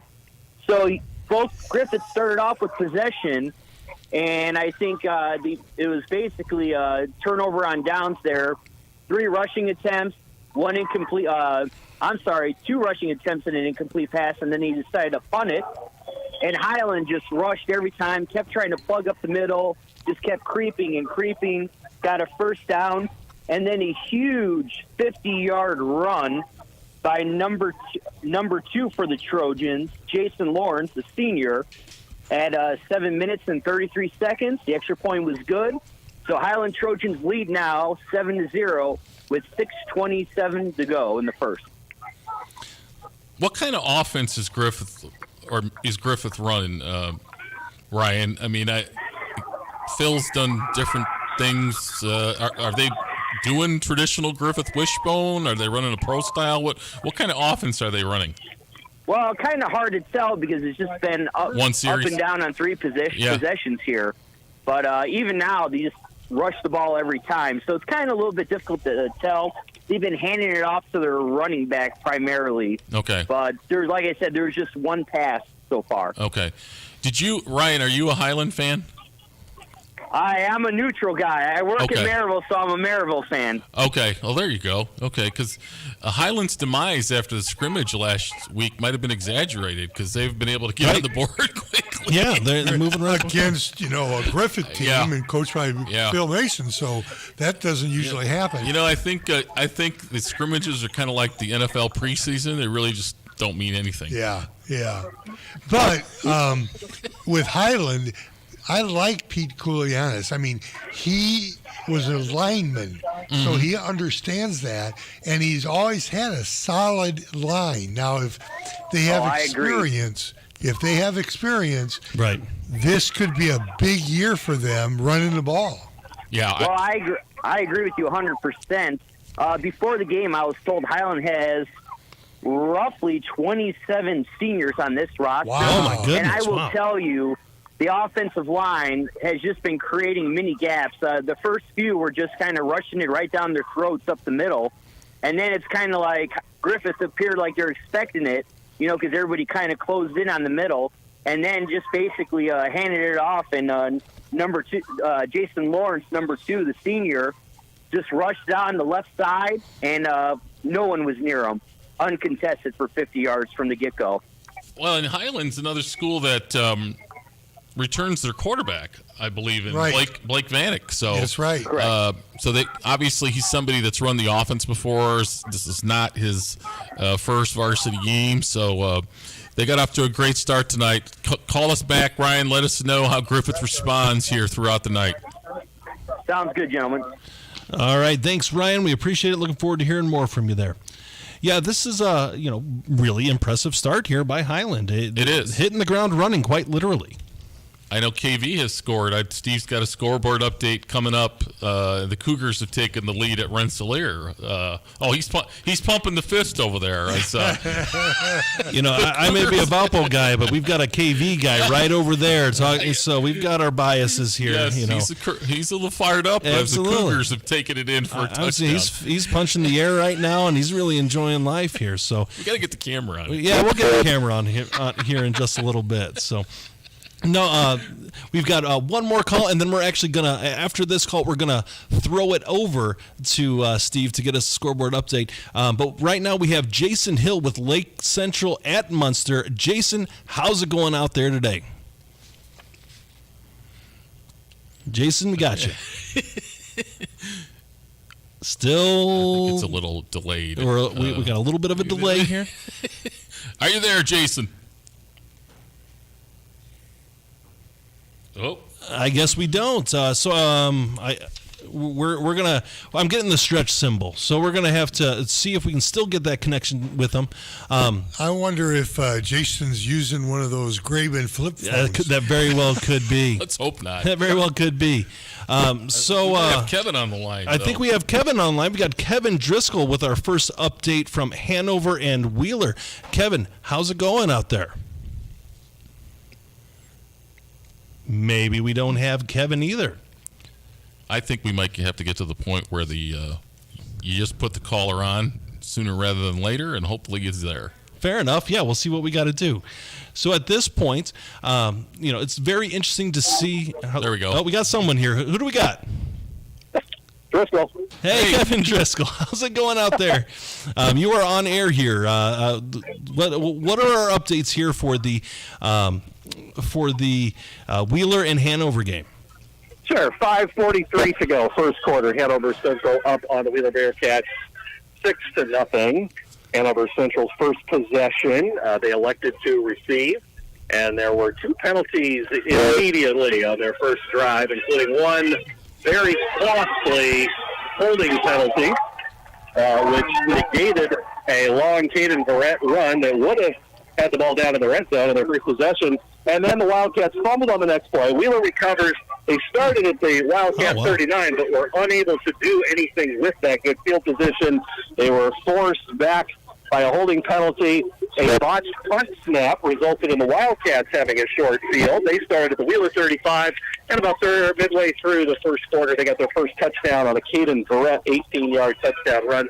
2-point conversion failed. However, the Bearcats are threatening now here with 5:26 to go in the first quarter. Bearcats have the ball inside the red zone, and they are threatening to score on this Wildcat defense. Kevin, does Hanover not have a kicker so far this year? Or? Hanover is trying out a new kicker from the soccer squad, a man named Logan Zills, but they're also trotting out Emmy Doty, who's also a female kicker from the girls soccer team. She trotted out to attempt the PAT, and then they tried a trick play, and the Bearcats were not fooled, and so it was a 2-point run that failed. Kevin, when you look at Hanover, they've got the big stud in the middle of that defense. Is Wheeler trying to run outside to each side to run away? Wheeler seems to be very comfortable passing the ball. However, Wheeler has just fumbled, and I don't know who got it, but if the Wildcats recover, it will be, they do. The Wildcats, a fumbled snap, quarterback dropped back, lost the ball, and they have just lost their second fumble. Wow, my goodness. And so Hanover will now take over on offense at their own 37-yard line. But you mentioned, what is Wheeler's game plan? Just the opposite from what they did in a conference game this time, a little bit later in the season, when they hosted Hanover last year. They were content to take the air out of the football and grind it out. I don't think they threw a single pass until the third quarter. Not so this year.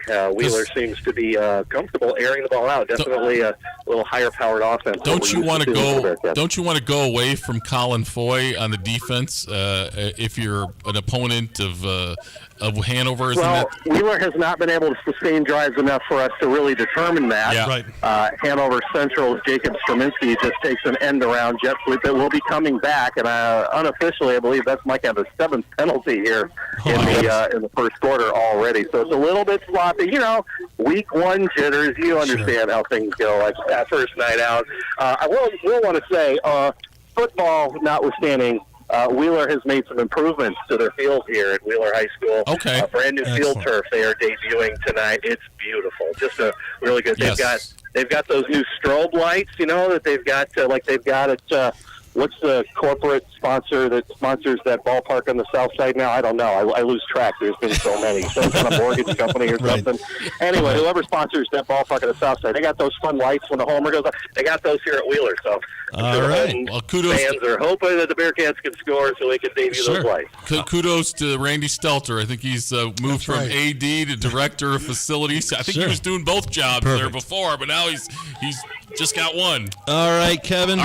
We'll talk to you. One more time, what is the score and time update, please? 4:21 to go, first quarter. Hanover Central up 6-0 and driving. They now have the ball inside Bearcat territory. All right, thanks. That's Kevin Driscoll. Appreciate it. Looking forward to hearing more from you as this day goes on. You got it. God bless. All right, thank you. That's Kevin Driscoll there. And right now we are going to go with a scoreboard update with Steve Schmidt. And now, the Plasterers and Cement Masons Local 692 scoreboard update. What's up, Lakeshore Game Night? Steve Schmidt here for the Plasterers and Cement Masons Local 692 scoreboard update. Let's see how your favorite team's doing tonight. Starting off with the Sacred Dunes game of the week, Penn at Valparaiso. Penn has a 12-7 lead in the first quarter in this one. The lone score for the Vikings was a touchdown run by Justin Clark. New Prairie at LaPorte. First quarter there, LaPorte is up in this one 3-0. Jack Doty hit a 40-yard field goal. Warsaw on the road at Michigan City. At the end of one, Michigan City's up 7-0. Tyler Bush with a 14-yard touchdown pass to O.J. Collins. The battle for the leather helmet, Crown Point and Lowell. In the first quarter, Crown Point has a 14-0 lead. Griffith at Highland, first quarter of action there. Highland has a 7-0 lead over the Panthers on a 50-yard touchdown run. Lake Central at Munster, first quarter. Xavier Williams strikes again, picking up right where he left off last season with a 37-yard touchdown run. Lake Central's up 7-0. The battle for the Cracker Barrel Trophy, Kankakee Valley and Rensselaer Central, first quarter. Marco Castro with a touchdown run puts the Cougars up 7-0. Hanover Central at Wheeler, first quarter there. You just heard it from Kevin. Hanover Central's up 6-0. Caden Verrett with an 18-yard touchdown run. EC Central at River Forest. River Forest has a 7-0 lead in this one. The opening kickoff was returned by Silver for a touchdown. Boone Grove at John Glenn, second quarter of action there. The Wolves have a 12-8 lead over the Falcons. Bishop Knoll at South Bend Clay, second quarter. Bishop Knoll has a 14-12 lead. North Judson at Culver Community at the end of one.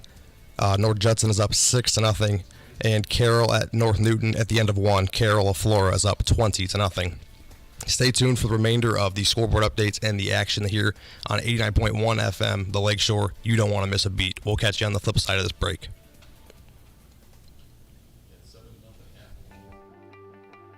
This is Game Night, live on Lakeshore Public Media, 89.1 FM, streaming online at lakeshorepublicmedia.org, Facebook, and YouTube. Thinking of going to college? What do you plan to major in? At Ivy Tech Community College, they major in successful careers for you and all of their students. With locations in Michigan City, LaPorte, and Valparaiso, new classes start every few weeks. To get started, visit ivytech.edu. That's ivytech.edu. Ivy Tech students are Indiana's future. The Plasterers and Cement Masons Local 692 Apprenticeship Training Program provides a path to a career in a skilled trade. You can earn as you learn to be a plasterer or cement mason through an apprenticeship with Local 692. Learn more at plcm692apprenticeship.org. Support for Lakeshore Public Media is brought to you in part by NIPSCO. At NIPSCO, we're transitioning to cleaner, lower-cost energy sources such as wind and solar to build a brighter future in northern Indiana. Learn more at nipsco.com/future. Sacred Dunes Integrative Health is your comprehensive, holistic wellness center specializing in acupuncture, massage therapy, functional lab testing, nutrition, and herbal medicine. Sacred Dunes, where wellness grows. Visit sacredduneshealth.com.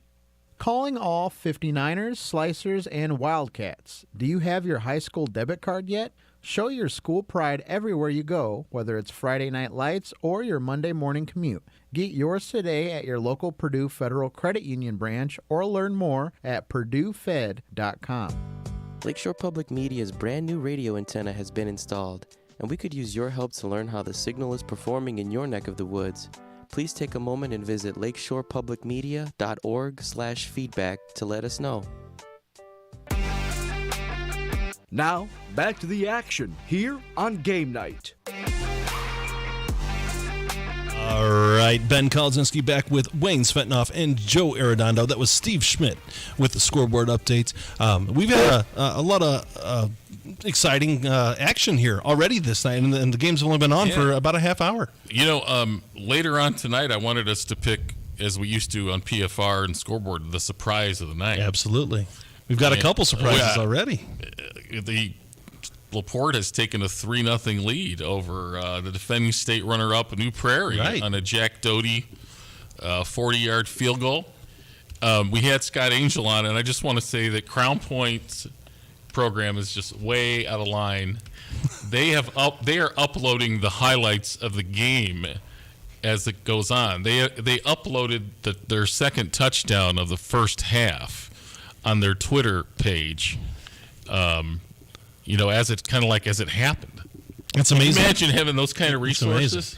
And when you say not out of line, you don't mean it in a bad way. It's in a good way. They're doing an excellent job with that. So, and when you have a successful program with a coach that's really invigorated the community, you can do things like that. Oh my God, it's unreal. And it gives us here in studio some eyes out there on the field. It's really, really excellent job. So that's exciting. But another candidate for surprise of the What's night. that? 14-7 KV over Rensselaer right now. That's exciting stuff right there. So the Rensselaer, a long-standing program, a lot of strong history with a lot of success. Some sectional, regional, semi-state championships. Coach Meeks is an outstanding state championship coach, right? State championship coach. That's right. Yes, he is. So that's going to be very interesting, and he won a state championship right with Lowell, right? And so that's he's turning that program in the right direction. Kirk Kennedy. Or Kirk Kennedy, that's what I mean. I'm sorry. I'm sorry. Right, state championship. State championship. Yeah, that's what I'm sorry. I misspoke there. Kirk Kennedy was at Andrean when he won, or not Andrean, Lowell when they won a state championship. Right. And so he's doing great work down there in Kankakee Valley. So that's exciting as well. And if you have as long as you got the right 35 players, I think you can be really competitive. That's right. If their numbers are down, right. You'd rather have the right 35 than maybe 50 that are you have some internal things going on. That's very true. Yeah. Yeah, it's definitely a situation where matchups are key for a lot of these things, and it's something that we're going to need. How these teams mesh together and how they defend each other, it's going to be really, really interesting to see here. Yeah, I noticed on the scoreboard that they had Penn up 12-7. Right, I think that's true. And Valpo. Yeah. Now, I'm kind of really thinking, it was 6 for Penn, so that means they must have scored another touchdown. That's what it appears, right? And didn't make the extra point again. Yeah. Yeah. or two field goals. We'll have to see. We'll get an update from Russell here at some point. But right now we have Ethan Silver with an update from East Chicago at River Forest. Ethan, what's going on out there? With a minute and 36 left in the first quarter, Aiden Silver had another touchdown, a 2-yard rushing touchdown. They just scored 14-0 River Forest. Oh, excellent. So how did they get down there into the red zone? There was a couple passes, mostly passing, but they had a 15-yard touchdown by freshman Carlos Gomez. Wow! But it got called back for holding, so they brought it back and passed it, and they got to a 2-yard line. And Aiden Silver ran it in for his second touchdown of the first quarter. So Ethan, is the matchup one-sided at this point? Is it really River kind of laying it on East Chicago, or what are you seeing with your eyes out there? River Forest was laying it on East Chicago, but the only thing that River Forest is they've had a couple flags in the first quarter that they could have prevented. That's really the only thing that's holding them back. Penalties are definitely something. As we talked to Kevin Driscoll, Hanover, 7 penalties he thought in the first quarter already as we had him on the phone. So penalties, turnovers, special teams definitely be things that are not going to be beautiful early. You have to iron those things out as the season continues, and like we were saying earlier, playing against your own team, half speed in special teams workouts is one thing. Now there's live defenders against you trying to take your head off if possible. So it's definitely a circumstance that is very difficult, and we're seeing a lot of those hiccups here in week 1. All right, Ethan, give us a jingle later. River Forest in command right now over East Chicago, 14-0. All right, thanks, Ethan. You're welcome. Have a good one. So Aiden Silver is having, multiple touchdowns already. Mm-hmm. He's already flexing his muscle here early in the season. He is a tough ball player. Yeah, not a big surprise there, really. That's not going to be our surprise of the night, but he was dominant. That's not going to be a nominee. No, I think. Doubt. But no, it's definitely, you like to see some of these leaders, some of these star players take control of a game early, especially early in the season. Every team starts 0-0, right? Yeah. You have the ability to rely upon your senior upperclassmen and star players, and to see someone lead that way. And I know you're huge on leadership, Wayne, when you were coaching. And what does it mean that a leader like that is taking over a game early? It's everything. I mean, he not as only a leader as far as motivating other kids, he shows them, how that winning attitude and winning confidence, and that for a coach is outstanding. Yeah. He's an extension of what the coach wants to do, and he's getting it done, and kids are following. I can tell you that Sebastian Boswell for Chesterton has gone in for a touchdown, and they 1 yard run, and they lead Hobart 7-0. I know Maryville has scored, and they lead Andrean 7-0. So those are two games that have got early scores going on. I know, and Valpo has taken the lead back. Ben. Yeah, 14-12 now. So it does appear that there has been some more special team concerns here with the Penn Kingsmen, and it's very interesting to see how that game is developing as well. And speaking of that game, we've got Russell Broadacre with the Sacred Dunes Game of the Week, Penn at Valpo. Russell, how is it going out there? Howdy, hey, gentlemen. So the first half just ended. I want to go back to what I said last time I called you guys.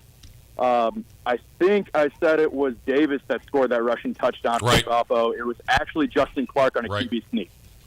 Okay. So I wanted to clear that one up. You're allowed one mistake a year, Russell. All right. Well, we're getting all the way early. I think that's the status quo for the rest of the teams here. There you go. Funny enough, when I was talking to Penn before the game started, the coach was a little concerned about special teams. He was just, he wasn't talking to me so much about offense or defense. He was hoping that special teams would hit their assignment.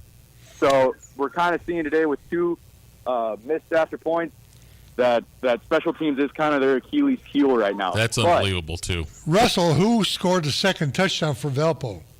So this is where it gets exciting. Valpo actually missed a 42-yard field goal. Then Penn had the ball on that next possession. Jacob Ballas for Penn, I believe he is number 22. He ran it 80 yards for a touchdown. All right, put Penn up.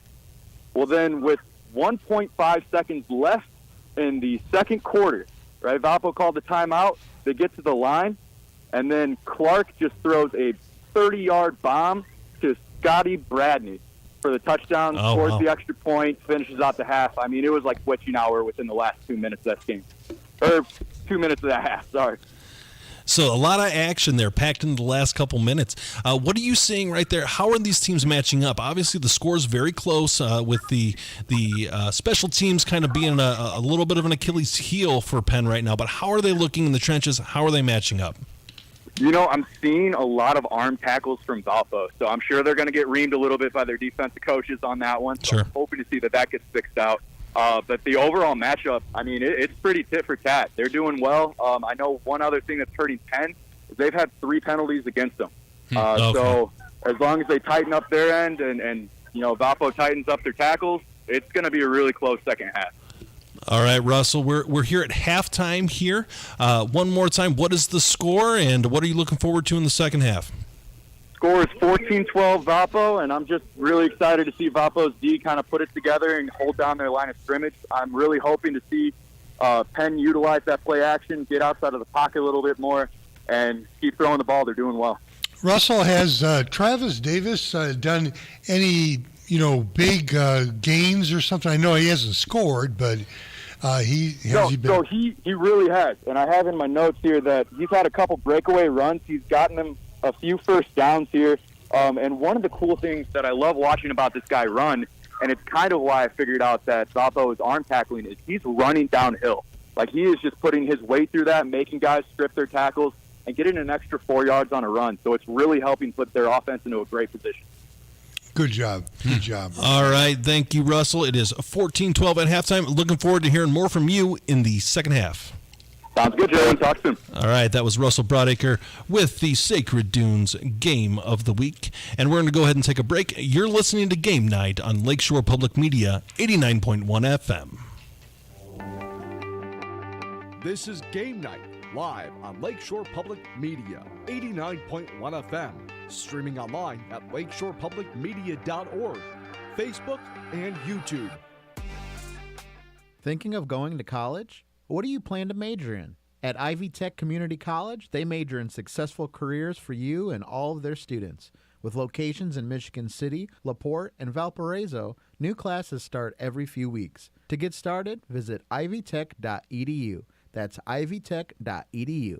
Ivy Tech students are Indiana's future. The Plasterers and Cement Masons Local 692 Apprenticeship Training Program provides a path to a career in a skilled trade. You can earn as you learn to be a plasterer or cement mason through an apprenticeship with Local 692. Learn more at plcm692apprenticeship.org. Support for Lakeshore Public Media is brought to you in part by NIPSCO. At NIPSCO, we're transitioning to cleaner, lower-cost energy sources such as wind and solar to build a brighter future in northern Indiana. Learn more at nipsco.com/future. Sacred Dunes Integrative Health is your comprehensive, holistic wellness center specializing in acupuncture, massage therapy, functional lab testing, nutrition, and herbal medicine. Sacred Dunes, where wellness grows. Visit sacredduneshealth.com. Calling all 59ers, Slicers, and Wildcats. Do you have your high school debit card yet? Show your school pride everywhere you go, whether it's Friday night lights or your Monday morning commute. Get yours today at your local Purdue Federal Credit Union branch or learn more at purduefed.com. Listener support is the most important share of funding for all of your favorite programs here at Lakeshore Public Media. But listener support does something even more important.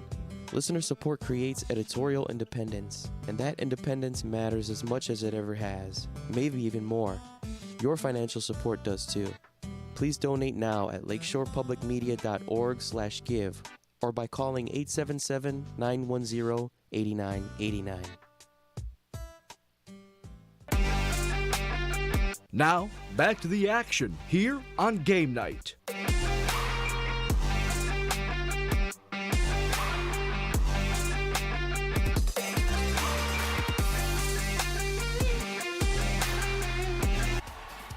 And now, the Plasterers and Cement Masons Local 692 scoreboard update.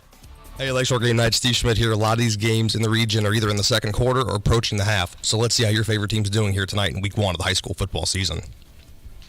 Starting off with the Sacred Dunes Game of the Week. You just heard the update from Russell Penn at Valpo. This game is at the half. Valpo is up in this one 14-12. Expect this one to go down to the wire in the second half. The beef of the week for the battle for Broadway, Andrean and Maryville. In this one's second quarter, Maryville's up 7-0. Dante Pope with a 9-yard touchdown run. New Prairie at LaPorte. New Prairie comes in as the 4A defending state runner-up. In the second quarter, they're up in this one 8-3. LaPorte's score was a 40-yard field goal by Jack Doty. Warsaw at Michigan City. This game is at the half. It's a low-scoring defensive battle as Michigan City's up 7-0. The lone score in this one was early in the first quarter on a 14-yard touchdown pass from Tyler Bush to O.G. Collins. Crown Point at Lowell. This one is a good one. Second quarter, Crown Point is up in this one 21-0. Chesterton and Hobart. After a scoreless first quarter in the second quarter now, 7-0. Chesterton's on top, a 1-yard touchdown run by Sebastian Boswell. Griffith on the road at Highland. First quarter, this one still was 7-0 Highland. Lake Central on the road here at Munster. Last update was 7-0 Lake Central. Xavier Williams with a 37-yard touchdown run. KV at Rensselaer Central. KV's up in this one 14-7 in the second quarter. Hanover Central at Wheeler. Last update first quarter of action is 6-0 Hanover Central. Caden Verrett with an 18-yard touchdown run. East Chicago Central on the road at River Forest. 14-0 River Forest. Aiden Silver has both touchdowns for the Ingots, an opening kickoff return for a touchdown and one on the ground. Boone Grove at John Glenn. This one's been very entertaining so far. Second quarter, Boone Grove is up in this one 19-16. That game is approaching the half. Mark Rowland to Corey Noonan each have 2 touchdown passes tonight.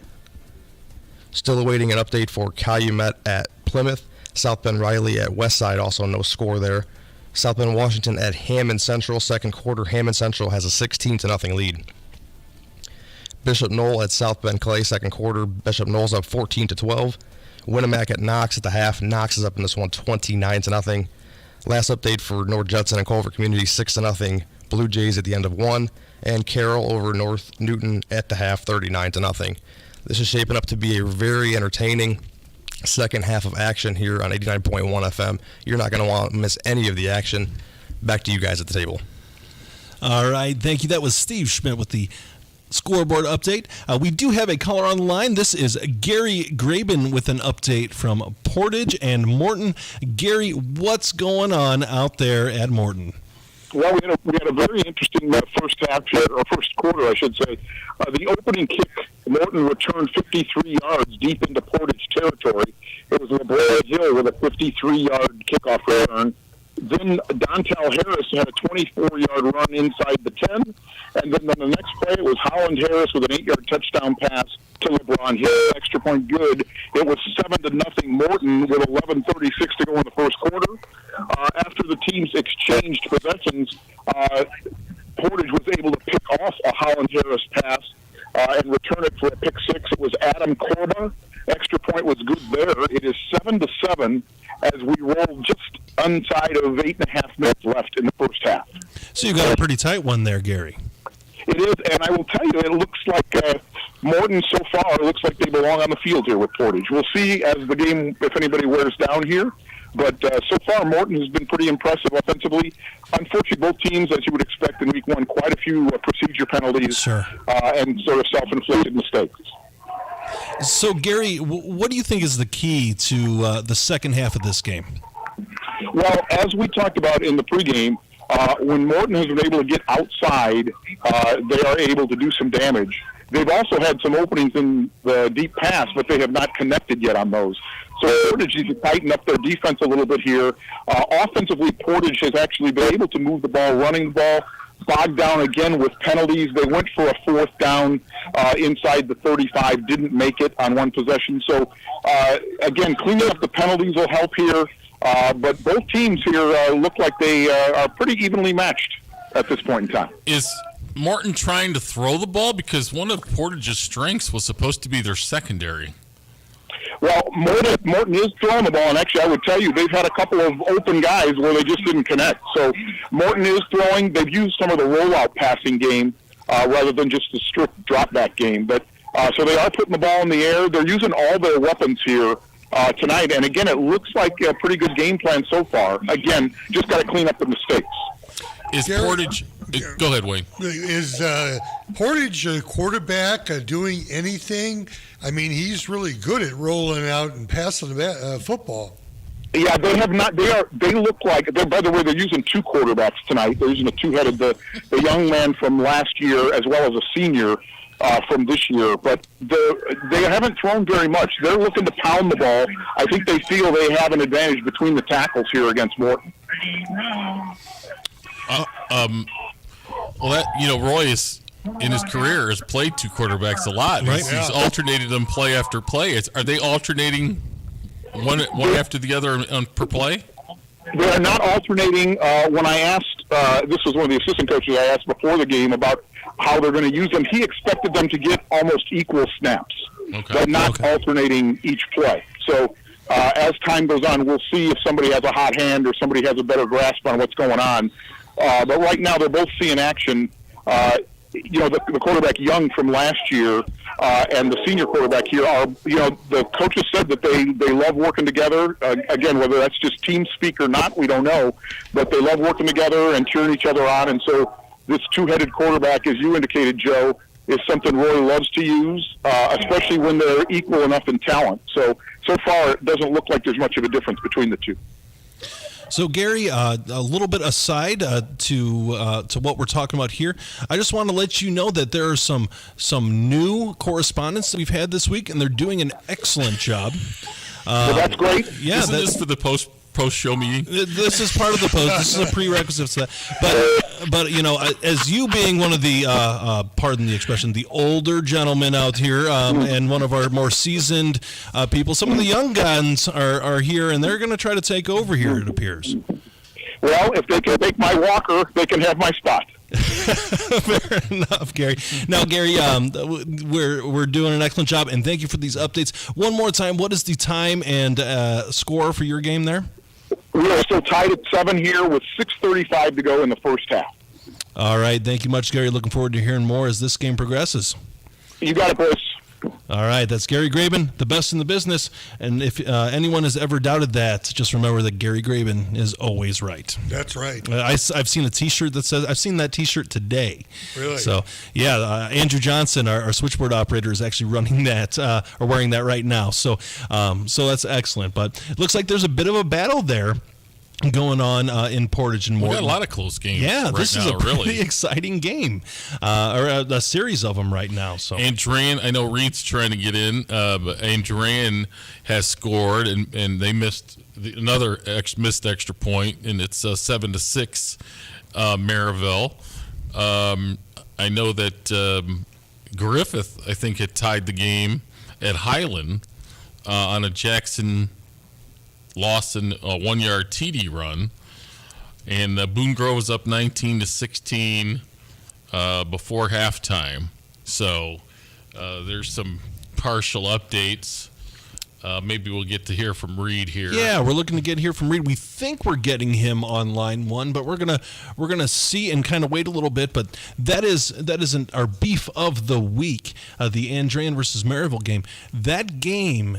It is a pretty close one right now, and it's pretty exciting to see how that's going to go. I'm really interested to see. You know, I have a soft spot for Andrean. My father played for Andrean. He is a member of their Hall of Fame here, and so he's always trying to figure out how his Niners are doing. So hopefully I can give him some good news here at the end of the night. So before we get to Reed Amons, we do have Jason Hill here with an update from Lake Central at Munster.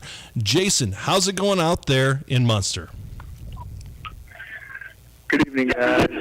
Beautiful night of football. Tonight here at Lake Central at Munster, it is 13-0 Lake Central with about 7.5 to go in the first half. Lake Central scored in the first quarter on an 8-yard run from Xavier Williams, the highly touted running back.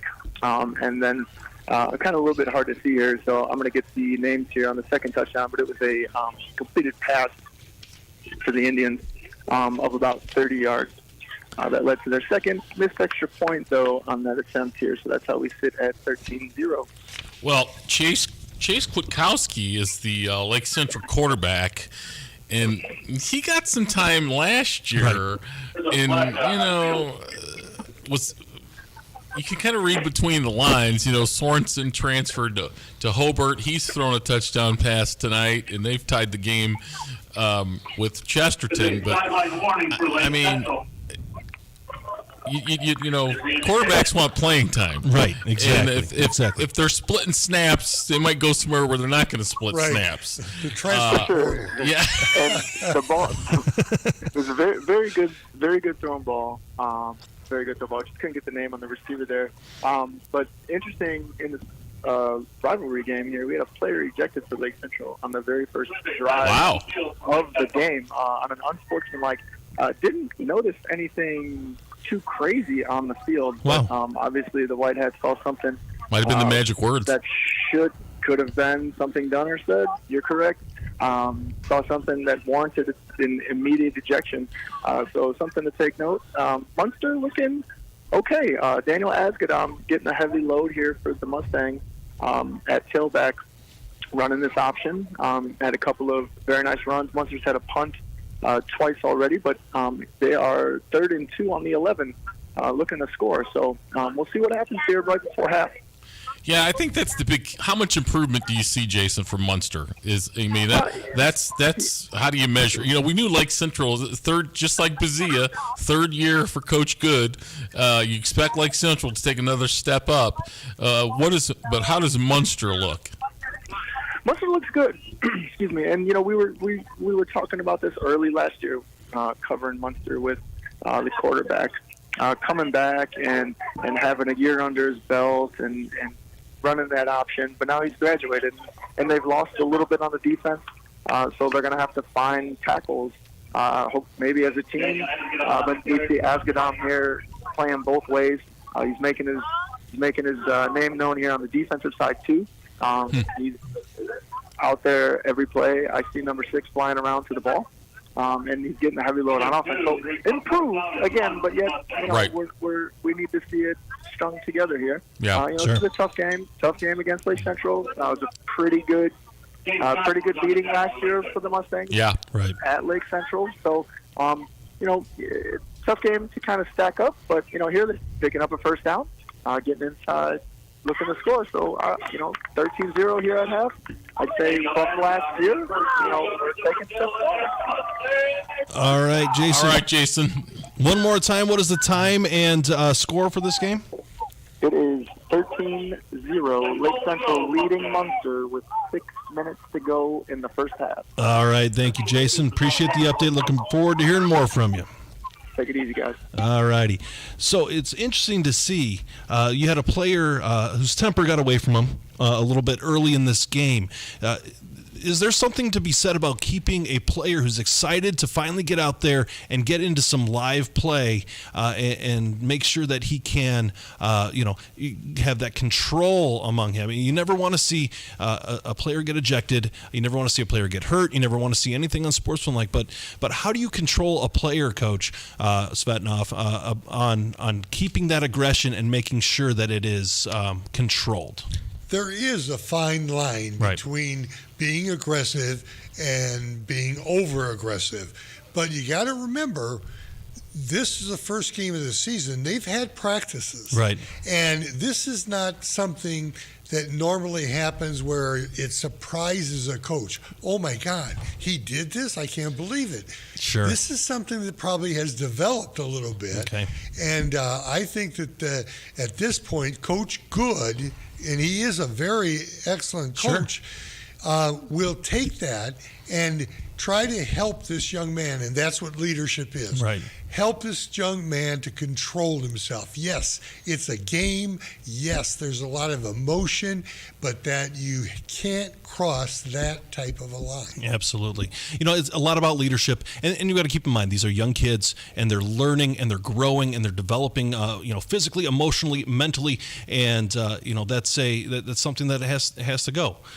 So we've got someone who is also a leader of young men. We've got Dr. Reed Amons with an update on our beef of the week, Andrean versus Maryville. Dr. Reed, what's going on out there in Maryville? Yeah, after a kind of a slow start by both teams, we had a scoreless first quarter. In fact, Andrean had 3 possessions in the first quarter. The first 2 resulting in punts, but the third possession ended in a fumble before even picking up a first down in the first quarter. Maryville was unable to do much offensively as well. But we had a little bit of scoring here in the second quarter. Dante Pope, the quarterback for Maryville, took one in from about 9 yards out, one around the outside. The extra point was good. That put the Pirates up 7-0. But Andrean came back and answered right away. Valentine runs one in from just a yard out. He got bottled up inside the tackles, but was able to run outside of the pile and get inside the end zone. The extra point was blocked by Terrell Elmore, the acclaimed defensive lineman for the Pirates. And that puts us at 7-6 here in the second quarter. There's 5:37 to go in quarter number 2. Maryville is going to take over here on their own 17-yard line with the lead 7-6 over Andrean. So how is Andrean looking? It appears that they've weathered a little bit of the early storm, and they're looking pretty good. Do you think Andrean has enough fight in them to keep this up? Yeah, what they've done is they adjusted. In the first quarter, they did try to run the ball quite a bit, which is understandable in the first game of the season. But they've had a lot of success throwing the ball about 3 yards down the field to their running backs, whether it's been they've run a kind of an inside screen, kind of slipping the running back out of the backfield. They've also been able to throw the ball out to the running backs in the flat area as well, picking up 6, 7, 8 yards at a time. They haven't had the explosive play up to this point, but they have been able to move the ball here in the second quarter. A couple of those running backs, obviously we know about J.J. Holt, but also number one, I think maybe Thomas is his last name, also has some success out there for the 59ers. Reed, is it offensive line issues? Is it penalties? What's stopping Maryville offensively? Yeah, Maryville has had quite a few penalties here in the opening half of the season. They've had, I think, 2 blocking the backs on pretty successful passes just downfield. They've had a couple holding penalties. They even had they did an onside kick where they kind of pooch punted it after their touchdown score, and they ruled it as interference to catch the kick. I didn't see the Andrean player call for the fair catch, but he must have, and that gave Andrean excellent field position then after the Maryville score. So they started on Maryville's 40-yard line. But some penalties, no turnovers yet for the Pirates. Andrean's been limited to just the 1 turnover, but they have done a much better job. And we talked about Andrean's lack of experience in the front line, but they do have some big guys up there. They've got one guy at 6'4" and 300 pounds, another guy at 6'3", 360. So they do have some beef of the week. Some of those Andrean offensive linemen, I think, are the beef of the week this week, as they have some nice big-sized guys out there blocking the way. So, Dr. Reed, one last thing before we let you go. What do you see? What are you looking forward to going forward in the second half? Well, I think if Maryville straightens out their the penalty situation that they had, and I'm 100% positive Coach Teese is going to address that at halftime. They have only stopped themselves up to this point, quite honestly, offensively.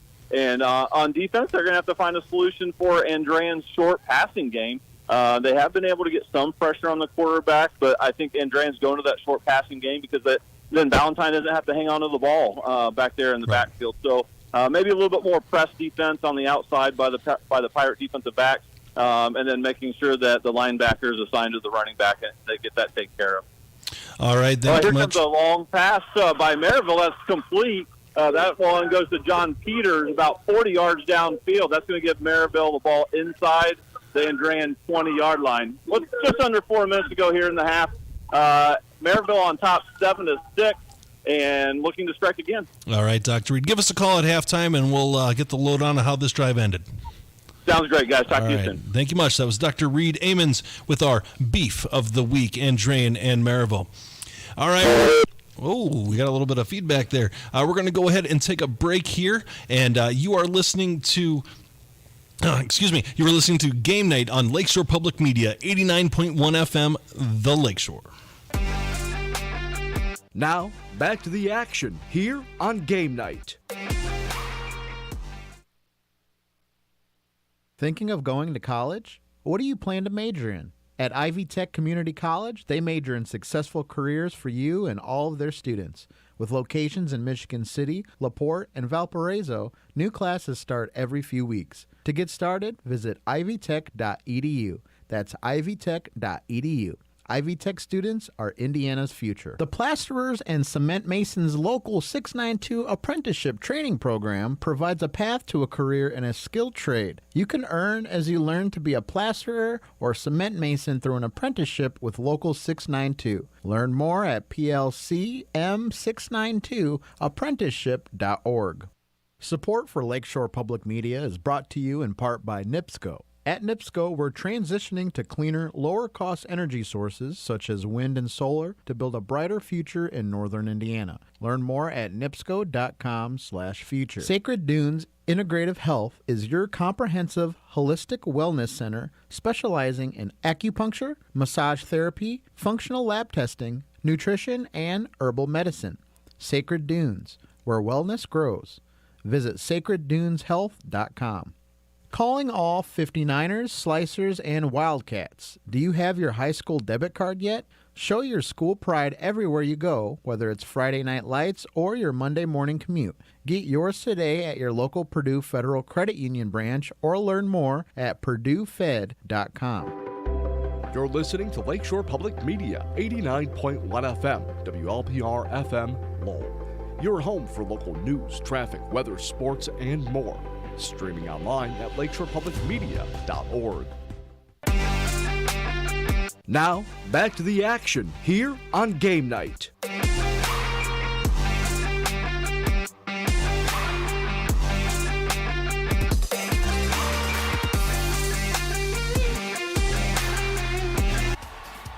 And now, the Plasterers and Cement Masons Local 692 scoreboard update. Hey, Lakeshore Game Night, Steve Schmidt here, keeping up with the scores here tonight in week 1 of the high school football season, and boy, has it been an entertaining game. So let's see how your favorite team's doing here tonight, week 1. Starting off with the Sacred Dunes game of the week, Penn at Valparaiso. This one's been a back-and-forth game. Valpo had a slim 14-12 lead at the half, but right out of the break, Penn had a 3-play drive that resulted in them getting in the end zone. They're up 18-14 midway through the third quarter. Next up, the beef of the week, Battle for Broadway, Andrean and Maryville. Second quarter in that one, Maryville has a 7-6 lead. Dante Pope got the scoring started in the second quarter for the Pirates on a 9-yard touchdown run. Then Scott Ballantyne ran one end from 1 yard out for the 59ers. New Prairie at LaPorte. We have a potential upset brewing here as LaPorte is up in this one 10-8. Jack Doty hit a 40-yard field goal in the first quarter. And Aiden Penzold had a 20-yard touchdown pass to Drew Flores for the Slicers, 10-8. Warsaw at Michigan City. This one's in the third quarter. Warsaw has tied up the game 7-all at the half. Michigan City had a 7-0 lead. Tyler Bush on a 14-yard touchdown pass to O.J. Collins, but we earned that one midway through the third, 7-all. Crown Point at Lowell. Second quarter in this one, Crown Point has a 21-0 lead over the Red Devils. Entertaining game here in Chesterton and Hobart. At the end of one, there was no score, but now we're at the half, and it's still tied, but now it's 7 apiece. Chesterton got the scoring started on a 1-yard touchdown run by Sebastian Boswell, and Hobart responded on a 19-yard touchdown pass from Johnny Sorensen to T.J. Caldwell. Griffith at Highland, last update we got was it was 7-0 Highland early in the first quarter. Lake Central at Munster at the end of one quarter was the last update. It's 13-0 Lake Central. Xavier Williams, 37-yard touchdown run. Then Chase Kwiatkowski with a 36-yard touchdown pass to James Graham. Kankakee Valley at Rensselaer at the half. KV has a 21-7 lead. Marco Castro with a touchdown run, and Diego Arroyo, 32-yard touchdown pass to Eli Deerdorf. Hanover Central at Wheeler, second quarter. Hanover is up in this one 19-0. Caden Verrett has accounted for all 3 scores for the Wildcats in this one, 2 on the ground and 1 through the air. East Chicago Central at River Forest, last update was 14-0 Ingots in the first quarter. Aiden Silver accounts for both of the scores. Boone Grove at John Glenn. This one's also been a back-and-forth game, entertaining to keep track of. At the half, the Wolves are up 19-16. Mark Rowland is connected with Corey Noonan for 2 touchdown passes. Calumet at Plymouth at the half. Plymouth is up in this one 14-6. The lone score for Calumet was on a Marion Chandler Tyrell with a touchdown. No updates yet for South Bend Riley and Westside. Moving on here to South Bend Washington and Hammond Central. Last update in the second quarter, Hammond Central is up 16-0. Entertaining game here, Portage and Morton. Last update here, 7-all is the score in that one. Moving on now, Bishop Knoll and South Bend Clay at the half. Bishop Knoll's up 22-12. Winnemac at Knox. Knox is up 29-0 at the half. North Judson's up over Culver Community 27-0 at the half. And in the second quarter, Carroll's up over North Newton 46-0. We got a lot of entertaining games here that are going to go down to the wire for the remainder of here week 1 action. Ben and Joe, back to you. Thank you, Steve. Excellent job with the scoreboard update. And some of these games are changing so quickly and so wildly that we've got a lot of surprises. But right now we've got an update from Scott Angel with Crown Point at Lowell. Scott, what's going on down there in the Inferno? It was 21-0, second quarter. Crown Point is the ball on Lowell's 37 with 1:18 to go in the half. By Crown Point. Lowell's had 5 possessions. has yet to make a first down. Ooh, wow. Crown Point scored on their first 3 possessions. The last 2 ended in an interception and then did not make it on a 4th and 2. So Lowell stayed in it with some defensive play here in the last 2 drives. But as we approach halftime, Crown Point threatening again with a 1st and 15 from Lowell's 42 with 1:18 to go. Scott, who's playing well on the defense for Crown Point? Will Clark and the Crow boy have literally disrupted as a linebacker positions anything. Lowell's trying to run a little zone read to get outside, and there's just been nothing there. I think on their 5 possessions, due to some penalties in that, if Lowell's at even yardage, it would be a miracle. Wow, that's impressive. Yeah. When you think of Crown Point, you think about high-powered offense that they were going to put points on the board, but defensively, a great first half so far for Crown Point. It has been, and like I said, Lowell's made a few false start penalties. I think they had 1 holding call. The clock's ticking down here. We're under 46 seconds here. Crown Point facing a 2nd and 15. I do not believe that either team has any timeouts left, so we're approaching halftime here with under 36 seconds to go. We'll see if Crown Point puts another score up there on the board.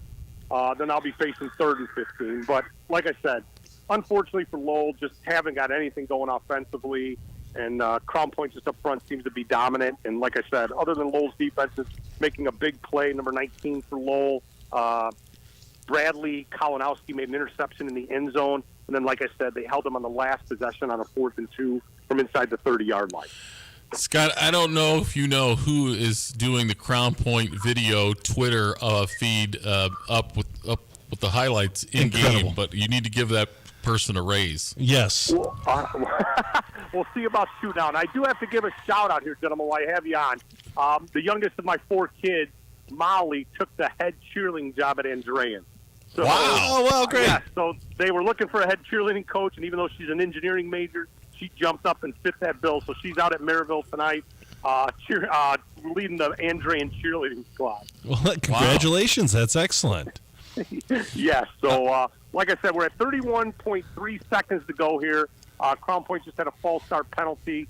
So I believe it's a 3rd down and 30 from around midfield. Okay, well, Scott, we'll let you go here, and looking forward to hearing more from you as this game progresses. But we'll try to get a hold of you as halftime rolls around. So thank you much, Scott, and looking forward to hearing more from you. Thank you. All right, thank you much. That was Scott Angel. It seems like Crown Point's awfully tough, Joe. Defensively, offensively. Again, Lowell's Lowell. I mean, they're gonna get better week in and week out. But Crown Point has just, as Scott said, the crescendo is upward. Sure. I think for Lake Central and for Crown Point, and it remains to be seen. Again, that when you leave the previous season with a terrible taste in your mouth, you don't remember that you went undefeated during the regular season. Right. You do not. Exactly right. You remember that you lost at home in the sectional and didn't win the sectional championship. And, that sticks with you the whole off season. And they have responded tonight. We thought they'd be impressive tonight. They've been very impressive tonight. Well, we've got another tight game here. We've got Ryan Sosnowski with an update from Griffith and Highland. Ryan, how are things out there in Highland, Indiana? All right, so the score here at Highland is Highland Trojans 13, the Griffith Panthers 10, and we are at halftime. So Highland is definitely, it looks like they're mainly running out of the spread, and Griffith appears to be running mostly out of, spread a little bit, but out of the pistol, with the one back behind the quarterback. They'll swing it, he'll throw it and swing the passes to the outside receivers, but mainly they're running a little bit more of a power game. And whereas Highland, running a little bit as well, but they're running a little bit more on the outside of the corners. Griffith scored at 8 minutes and 6 seconds in the second quarter. Number 4, Jackson Lawson of the Panthers, essentially rushed in a 2-yard touchdown when the extra point was good. Griffith just pretty much powered their way up the field, chipping away every possession. So that put the score at 7-7. Well, then Highland responds with a Blake Vanek 35-yard pass to number 7 Javier Castillo, and then Vanek ended up, which put him at the 15, and Vanek essentially rushed in 15-yard run at 2 minutes and 57 seconds to have the score be Highland 13, Griffith Panthers 7, and then with about 25 seconds left in the first half, Griffith ended up kicking the field goal. So now the score sits at Highland Trojans 13, Griffith Panthers 10. Yeah, Ryan Rose, the 33-yard field goal. We've had some tough special teams. You got to give those special teams guys some props when they execute tonight. I'm sorry, can you repeat that? Ryan Rose had the 33-yard field goal for the field goal tonight. Yes. Yeah, it's an excellent weapon to have when you have consistent special teams. Heck yeah. So one more time, Ryan, what is the time and score of the game here? The score is Highland Trojans lead the Griffith Panthers 13-10, and we are currently in halftime. All right, thank you. That's Ryan Sosnowski. I appreciate the update. Looking forward to hearing more from you as this one goes on. Yep, sounds good. All righty. So we can update. Valpo has a 21-18 lead over Penn right now. Maryville has scored. We heard Reed when he was on with us. The Pirates had hit a pass. While they took it in, Jaquarius Johnson ran it in 25 yards for a touchdown for Maryville, and they lead 14-6. Now we've got another update from Steve Schmidt. Penn actually just took the lead back, 25-21. So we're going back and forth here. Yeah, this is a heavyweight battle. We've got some haymakers getting traded. Well, that's been the game of the night so far. I think the seesaw matter that has gone back and forth. Absolutely. That was a segue for you to go ahead with the read of who's the game of the week sponsor. Our game of the week. There you go.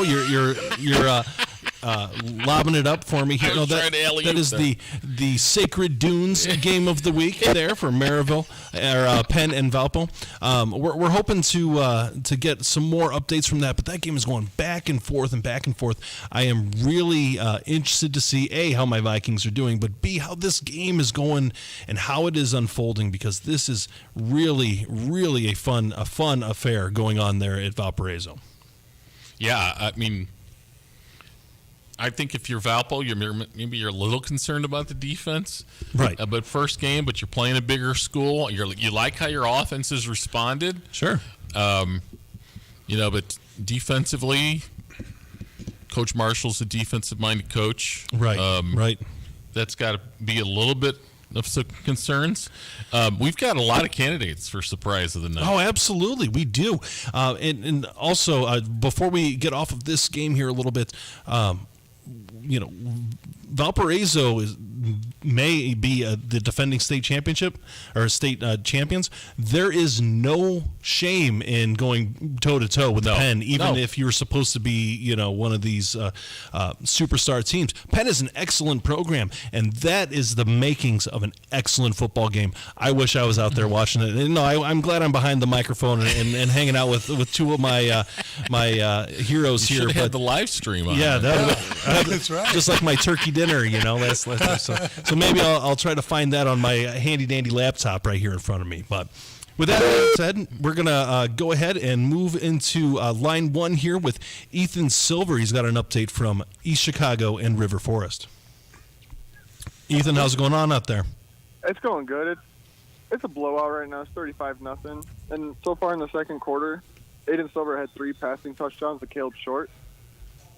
Oh, they're airing the ball out at this point. Oh yeah. So we've got the first touchdown was going to be like they passed it out to a bubble, and they were going to go like a fake bubble pass to a pass, but it ended up flopping, and Caleb ran it for 20 yards and scored at the beginning of the quarter. They're going to be River Forest is going to be challenged as soon as possibly next week when they take on Calumet. Their defense has talk a bit about how their defense has looked. I know you said East Chicago earlier had struggled with some penalties, but defensively they've got to be happy with how they've played as well tonight.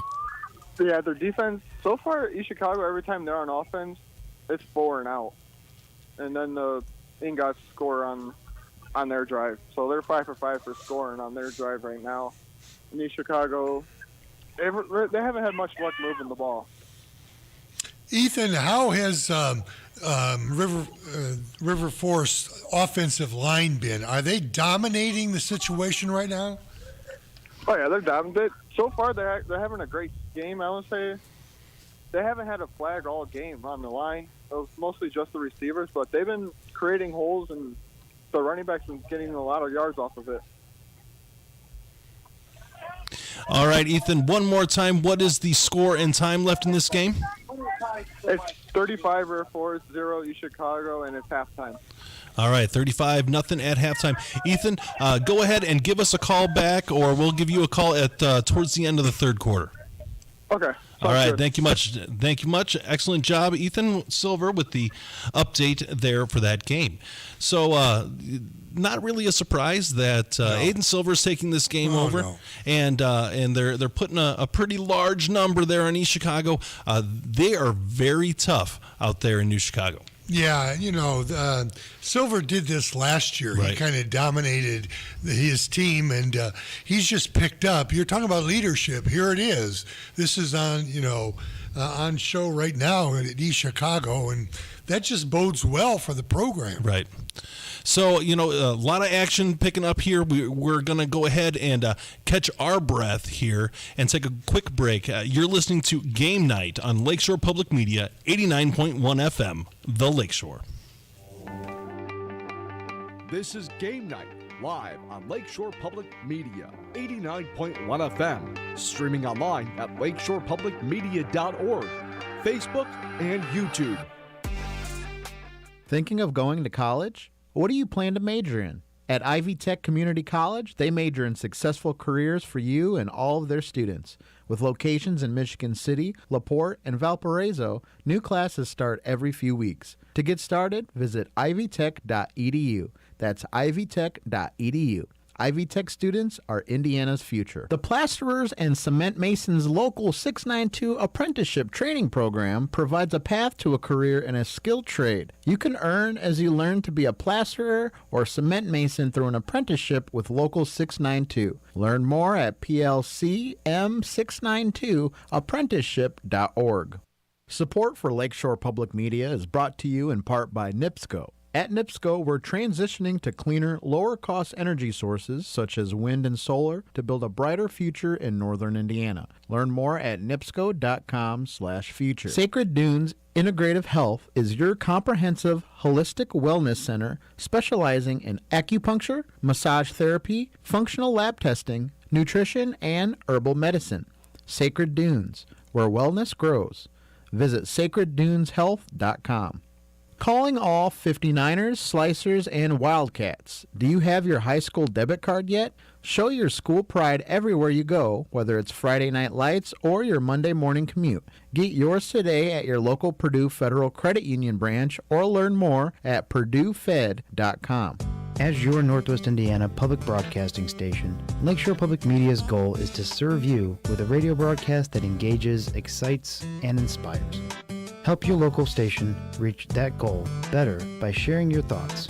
Whether you tune in occasionally or have made us a part of your daily routine, your opinion matters. Visit lakeshorepublicmedia.org/feedback to help us build a stronger community station.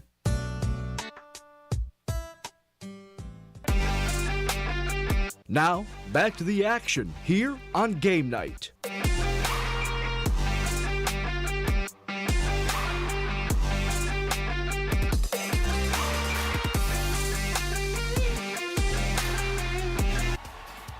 And now, the Plasterers and Cement Masons Local 692 scoreboard update. Hey, Lakeshore Game Night. Steve Schmidt here with your Plasterers and Cement Masons Local 692 scoreboard update. I know what you're thinking. How's my team doing tonight? Well, I'm about to tell you. Here's a scoreboard update. Starting off with the Sacred Dunes game of the week, Penn at Valparaiso. This one's been a back-and-forth game.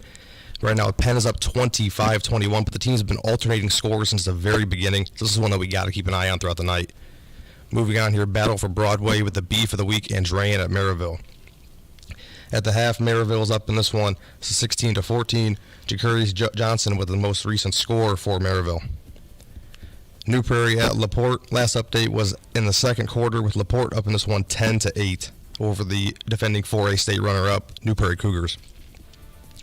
Warsaw at Michigan City. This one's also been a back-and-forth game. In the third quarter, Warsaw just took a 10-7 lead on a field goal, and the lone score for the Wolves back in the first quarter on a Tyler Bush 14-yard touchdown pass. Crown Point at Lowell. Second quarter there, 21-0. The Bulldogs are up over the Red Devils.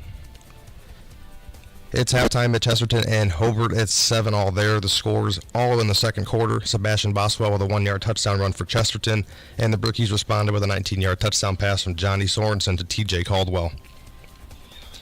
Griffith at Highland, this one's at the half. Highland's up in this one 13-10. Lake Central at Munster at the half. Lake Central has a 27-7 lead. Xavier Williams with 2 touchdown runs on the night for the Indians. Kankakee Valley at Rensselaer Central, third quarter. KV's up in this one 21-13. Marco Castro with a touchdown run for the Cougars. Hanover Central at Wheeler.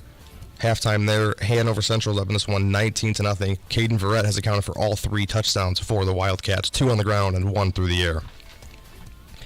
East Chicago Central at River Forest. You just heard this one from Ethan Silver at the half. It's all River Forest in this one 35-0. Boone Grove at John Glenn, halftime there. Boone Grove is up in this one 19-16. Mark Rowland has 2 touchdown passes, both to Corey Noonan. Calumet at Plymouth, last update there was at the half, and Plymouth's up in this one 14-6. South Bend Washington at Hammond Central, last update was 16-0 Hammond Central. Portage at Morton, last update was back in the first quarter, and this one's tied up at 7 apiece. Bishop Knoll at South Bend Clay at the half. Bishop Knoll's up 22-12. Winnemac and Knox at the half. It's 29-0 Knox. North Judson's up over Culver Community 27-0 at the half. And another halftime for Carroll and North Newton. It's 53-0 Carroll. We got a bunch of exciting games coming down to the wire tonight. I'm excited to see how these games finish up. Back to you guys. Thank you. That was Steve Schmidt here. This is Ben Kolodzinski here with Wayne Svetanoff and Joe Arredondo. We were talking about exciting games. Russell Broadacre has the exciting game of the night. That is the Sacred Dunes Game of the Week. Valpo and Penn. This game has been back and forth. Russell, what's going on in Valparaiso? You guys are right. It's an electric game, and ever since Steve just read off scores. Scores changed since then. My goodness. Now, it is 32-21. Penn is leading. So Penn started off with the ball they received. I mean, it's been a wonderful night for McCullough. Their QB's been running all over the field. I wouldn't be surprised if he's pushing 200 yards rushing. Wow. Let's see. Also, real quick shout out. As far as Noah's concerned, he's been really utilizing his options. So he's been going strong between Keelan Watson and then Cole Bennett, and then obviously his running back. I'm so sorry. That's okay. If you can't grab the name, that's all right. Well, I think as we were talking about, the thing that's got to be concerning is Valpo had him pinned deep in Penn territory, and they just drove 91 yards. Yeah. Valpo's not supposed to be wearing down, even though they're a 5A against a 6A. But I think defensively, they say the biggest improvements come from week 1 to week 2, and there's going to be a lot to work on defensively. I think for Valpo. Russell, do you think there's an issue with Valparaiso's defense right now, or maybe Penn's offense is just that good? I think Penn's offense is that good. They're really utilizing that run option, and McCullough is just going to take it up the gut. He's had multiple 80-yard runs this evening. He took one straight to the house. The most recent touchdown was also rushing. And that's just because he's doing a great job reading and then checking into the proper call. So, but Valpo's hanging tough. I've seen quite a few completed passes, and they're running well. Davis is doing great. So I wouldn't say that Valpo is out of this by any means. Sure. They're running out of guns. They're running their options quite well. The only thing is their pocket closes down, and he's throwing under pressure consistently. I think he actually just threw an interception. Oh, no. That run option from the quarterback, Crown Point with J.G. Johnson last year, hurt them with that. and it's showing up now this week too. Well, as we were talking about before, when your quarterback can run, it's a different dimension to your game offensively. It's really, defensively, you've got to respect the option, you've got to respect the run, and you got to respect the pass. And there's no doubt that it kind of puts the defense on their heels when they've got to protect the middle, protect the edge, and then protect outside. And that's hard to defend. There's no doubt. So, Russell, with that in mind, where are we at here in this game? Was that an interception? What just happened in that previous play? Previous play, let's see, Clark just threw an interception over the middle. I mean, the coverage has been really tight. I believe they're running man. The one downfall that I'm seeing from Vikings where Penn is excelling at utilizing multiple players on that field, I'm seeing a lot of like Clark Davis. So when they're doing their options, either Clark's going to take it slightly out to the left or Davis is taking it up the gut. And I think Penn's starting to catch on and really just got a mark on those two guys. So for Valpo to do anything big and really cinch this win, they're going to need to utilize the rest of their team. Right. They're already down 2 scores right now. They cannot get down 3 scores. Their defense really needs to man up right now. Do you think they have it in them, Russ? I really do. I'd hate to count anyone out. I mean, just as I said that, they tackled out the QB in the backfield for minus 6-yard loss. So Vikings are still fighting tooth and nail. I wouldn't count them out.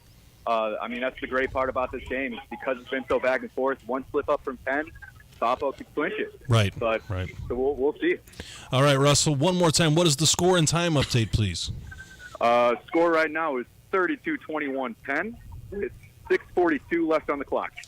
In the third quarter or fourth quarter? We are in the fourth. We're in the fourth quarter, so it's getting down to it there. So, Russell, we're going to be in contact here as this game is going on. I appreciate all the updates and the coverage of the Sacred Dunes game of the week. Thank you, Russell. Good thing, gentlemen. So that game is excellent, but right now it is time for Valpo to find that next gear.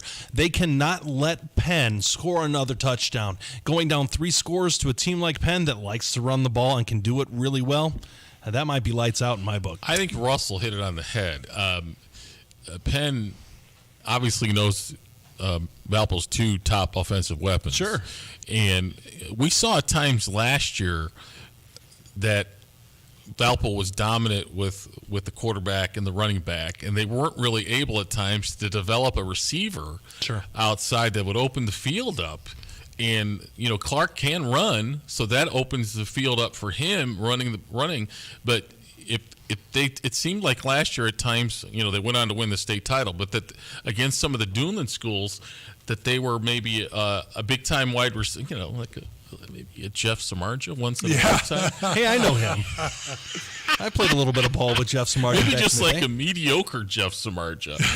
I don't think there is a such thing as a mediocre Jeff Samardzija. A poor man's Jeff Samardzija. Well, I tell you what, any dynamic wide receiver at this level, if you can have a quarterback that can get him the ball, that will immediately put you in position to be ultra successful. Now, obviously, I played with Jeff and Jason Wren. That was an excellent combination there. They're hard to come by. Mm-hmm. There's a reason why these he played at Notre Dame and broke records and ended up also being a superstar baseball player too. So those freak athletes, they come and go, or they come very rarely. Right. But you just need to find someone, a dynamic athlete, and put them in position. But also with this game, it's in the fourth quarter. Right. So Valpo has to be able to score quickly because they're down.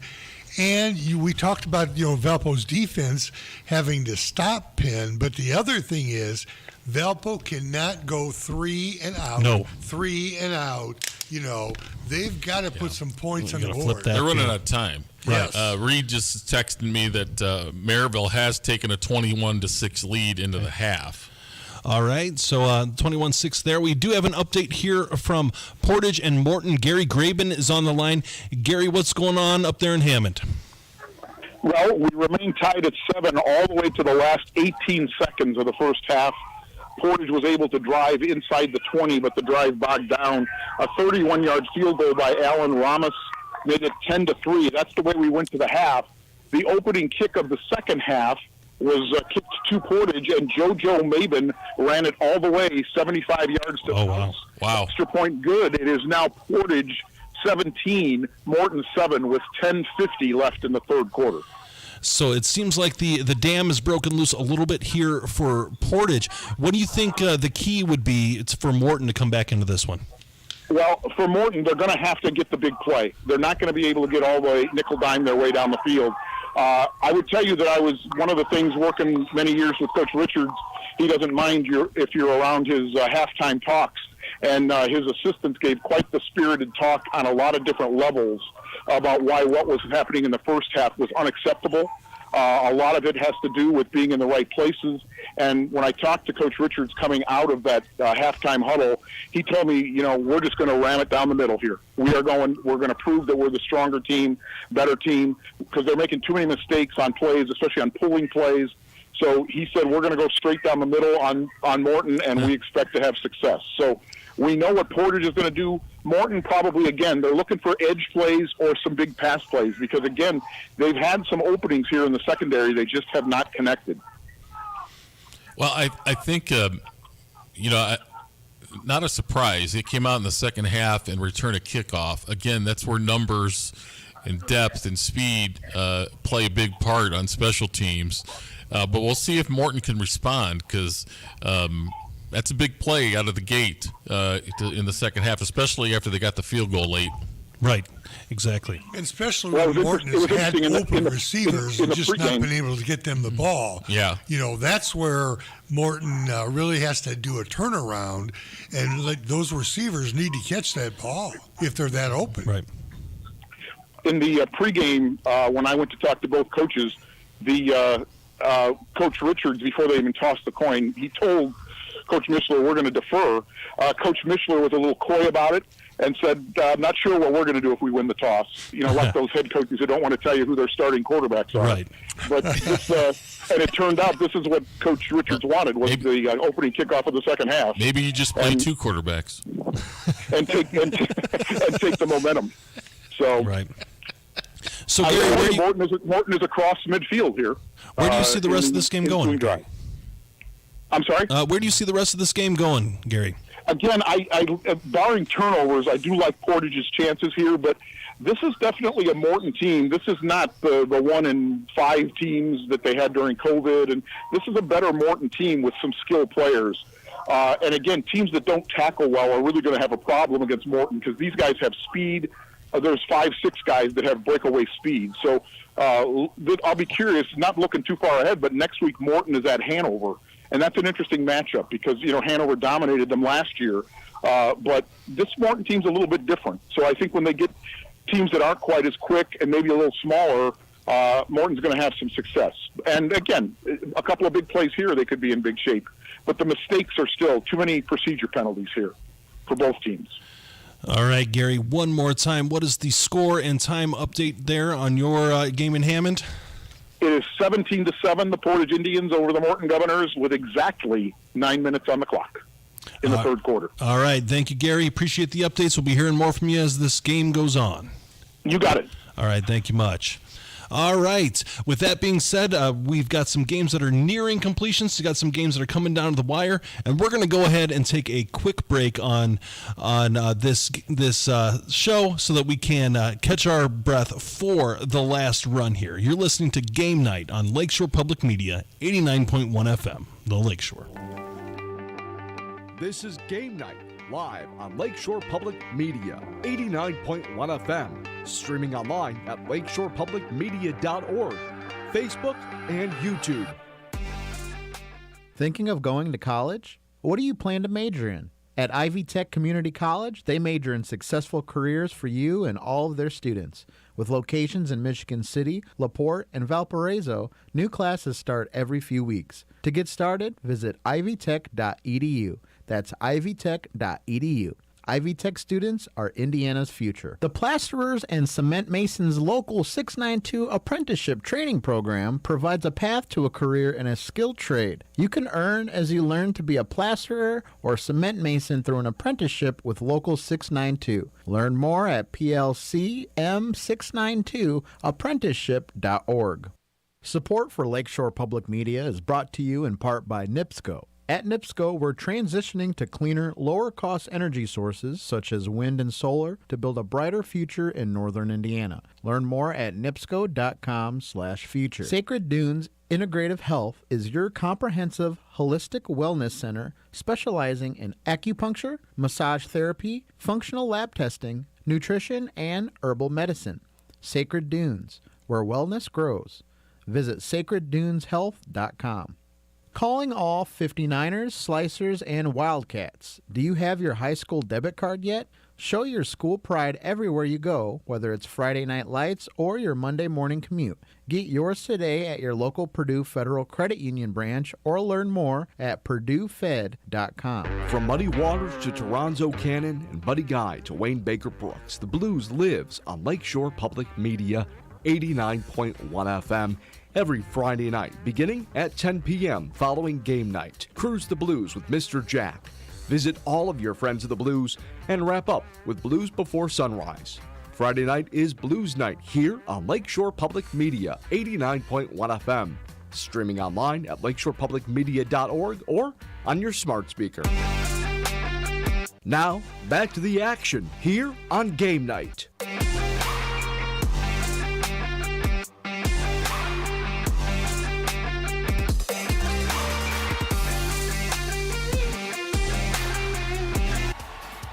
And now, the Plasterers and Cement Masons Local 692 scoreboard update. Hey, Lakeshore Game Night. Steve Schmidt here with the Plasterers and Cement Masons Local 692 scoreboard update. A lot of these games are reaching the start of the fourth quarter, so let's see how your favorite team's doing here tonight. Starting off with the Sacred Dunes game of the week, we have Penn at Valparaiso. Penn starting to run away with this one in the fourth quarter, up 32-21. At the half, it was a 14-12 Valpo lead. B for the week game here, battle for Broadway, Andrean and Maryville. At the half now, Maryville has a 21-6 lead. Dante Pope has a couple touchdowns on the ground for the Pirates. New Prairie at LaPorte. New Prairie comes into this one as the 4A state runner-up, but there's an upset brewing. Third quarter, LaPorte is up in this one, 17-8. Aiden Penzel with a couple touchdowns through the air tonight for the Slicers. Warsaw at Michigan City. Warsaw was up 10-7 at the end of the third quarter, but now in the fourth, Michigan City has retaken the lead. Tyler Bush with the second touchdown pass of the night. This one was 34 yards to Ben Martin. Crown Point at Lowell. At the half, Crown Point has a 21-0 lead. Chesterton at Hobart. This one's been an entertaining game, defensive battle. Last update was a halftime score of 7-7. Sebastian Boswell with a 1-yard touchdown run for the Trojans and a 19-yard touchdown pass for Johnny Sorensen to TJ Caldwell for the Brickies. Griffith at Highland at the half. Highland has a 13-12 lead or 13-10 lead over the Panthers. Lake Central at Munster halftime here. Lake Central has a 27-7 lead. Xavier Williams picking right up where he left off last year with a pair of 37-yard touchdown runs. Kankakee Valley at Rensselaer, third quarter here. Rensselaer has tied it up. It's 21-all. Most recent score for the Bombers was a 63-yard touchdown pass from Chen Westfall to Diego Hernandez-Reyes. Hanover Central at Wheeler, halftime here. 26-0. Hanover is up over the Bearcats. Caden Verrett has 3 touchdowns total for the Wildcats tonight. East Chicago Central at River Forest. Last update was at the half, and the Ingots are up 35-0. Running clock there for the second half. Boone Grove at John Glenn. Third quarter, Boone Grove has opened up a 26-16 lead. Mark Rowland has accounted for 3 touchdowns tonight for the Wolves. Calumet at Plymouth. Third quarter there, Plymouth is up 20-8. And that one, the lone score for Calumet was a Marion Chandler Terrell with a touchdown. Last update from South Bend, Washington and Hammond Central was 16-0 Wolves in the second quarter. You just heard this one from Gary, Portage, and Morton. Third quarter there, Portage has opened up a 17-7 lead on the opening kickoff of the second half. Bishop Knoll at South Bend Clay. Last update was a halftime score of 22-12 for Bishop Knoll. We got our first final of the night. Knox taking down Winnemac 42-0. North Judson's up over Culver Community at the half, 27-0. And last update for Carroll and North Newton was 53-0 Carroll in the halftime break. Well, we got a really interesting slate of games here finishing up the night. You're not going to want to miss a beat. But we're going to take a break first before we get back to the action here on 89.1 FM. I'm Steve Schmidt.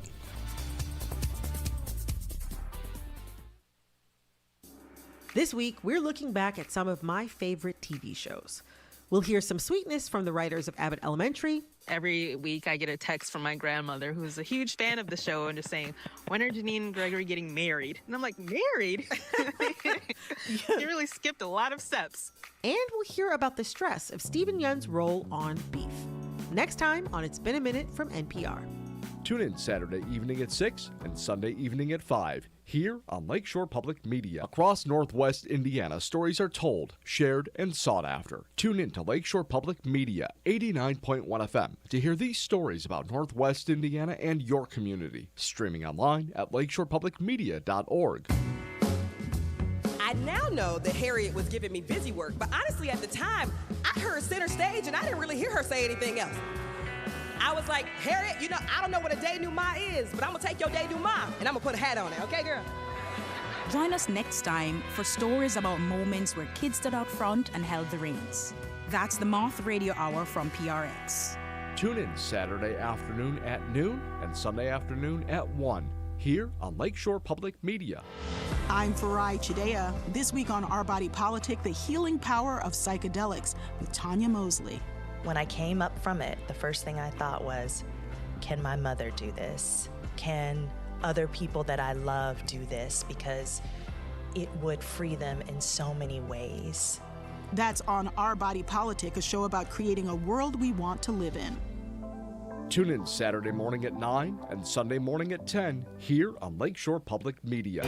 Hi, I'm Terry. And I'm Joe. We host the People's Pharmacy heard live Saturday mornings at 6 here on Lakeshore Public Radio, 89.1 FM. We talk with you about everything from home remedies to breakthrough drugs. Hear from leading experts about drugs, herbs, home remedies, and other health topics. Join us on the People's Pharmacy Saturday mornings at 6 here on Lakeshore Public Radio, 89.1 FM. On the next Radio Lab, I assumed that there had to be some sort of check and balance so that one man couldn't just order the launch of nuclear weapons. The fate of humanity should not rest on one person. He could launch the kind of a devastating attack the world's never seen. He doesn't have to check with anybody. He doesn't have to call the Congress. He doesn't have to check with the courts. He has that authority because of the nature of the world we live in. That's in the next Radio Lab. Tune in Saturday afternoon at 1 and Sunday afternoon at 2 here on Lakeshore Public Media. Now, back to the action here on Game Night. All right, Ben Kolodzinski back here with Wayne Svetanoff, Joe Arredondo, and Steve Schmidt. We are getting into the final stretch of these games, and we've got Dr. Reed Amons with our Beef of the Week. We've got Andrean at Maryville. Dr. Reed, what's going on out there in Maryville? Well, we just got back from halftime, and we had a pretty exciting second quarter where 4 touchdowns were scored after a scoreless first quarter. When last I left you, we were about 4 minutes to go before halftime, and then Maryville was driving. That drive capped on a 25-yard touchdown run by Jakarian Johnson, sophomore running back for the Pirates, and the extra point was good. Maryville's defense came up big and was able to get some stops on the ensuing drive by Andran. Coach Cease was able to wisely use his timeouts and preserve a little bit of time. Maryville had the ball at about the 35-yard line with just under 40 seconds to go when quarterback Devontae Pope was able to scramble loose and get free into the open field and run it in for a 35-yard touchdown run. The extra point was good there as well. So with just under 40 seconds before halftime, the Pirates took a 21-6 lead, and Drain was unable to do anything on their ensuing possession, and the Pirates took a 21-6 halftime lead into the locker room. We've just kicked off here in the second half. Maryville does get the ball first. There's 11 and a half minutes to go here in quarter number 3 with the Pirates leading 21-6. Reed, I know you've only seen him play for a half, but is Pope going to throw the ball well enough to make the opponents respect the pass game for the Pirates? Yeah, most of his passes have been pretty accurate. I would not say the strongest arm I've seen in recent years, but adequate enough for sure, and very accurate up to this point. He's completed, if I was to guess, probably around 55-60% of his passes so far. He stretched the field a couple times down the field. We've also seen a sophomore quarterback for the Pirates, Jordan Sanders, come in and run a series in the first half, and he threw the ball a couple times, one of which was about a 55-yard bomb that fell incomplete. So he certainly has the arm strength to get the ball downfield as well. But here to start the half, we have Dante Pope back at quarterback, leading the Pirates here as they face a 3rd and long. And here he's got a wide open receiver, and he completes it clear to the other side of the 50-yard line into the Andrean side of the field. So from his own 15, we're going to have about a 45-yard completion to number 23, Javonte Gills, wide receiver for the Pirates, a senior wide receiver as well. So big play right there as we talk about Mr. Pope and his arm strength, getting the ball down the field on the run. Completes a big 3rd down conversion for the Pirates. So, Reed, it appears right now that the game is firmly in Maryville's control right now. What does Andrean need to do to come back and make this a fight? Yeah, certainly they're going to have to get a defensive stop or two. A turnover would be huge for Andrean at this point, especially with Maryville threatening to score once again. But they do have to do something offensively other than the short screen passing game.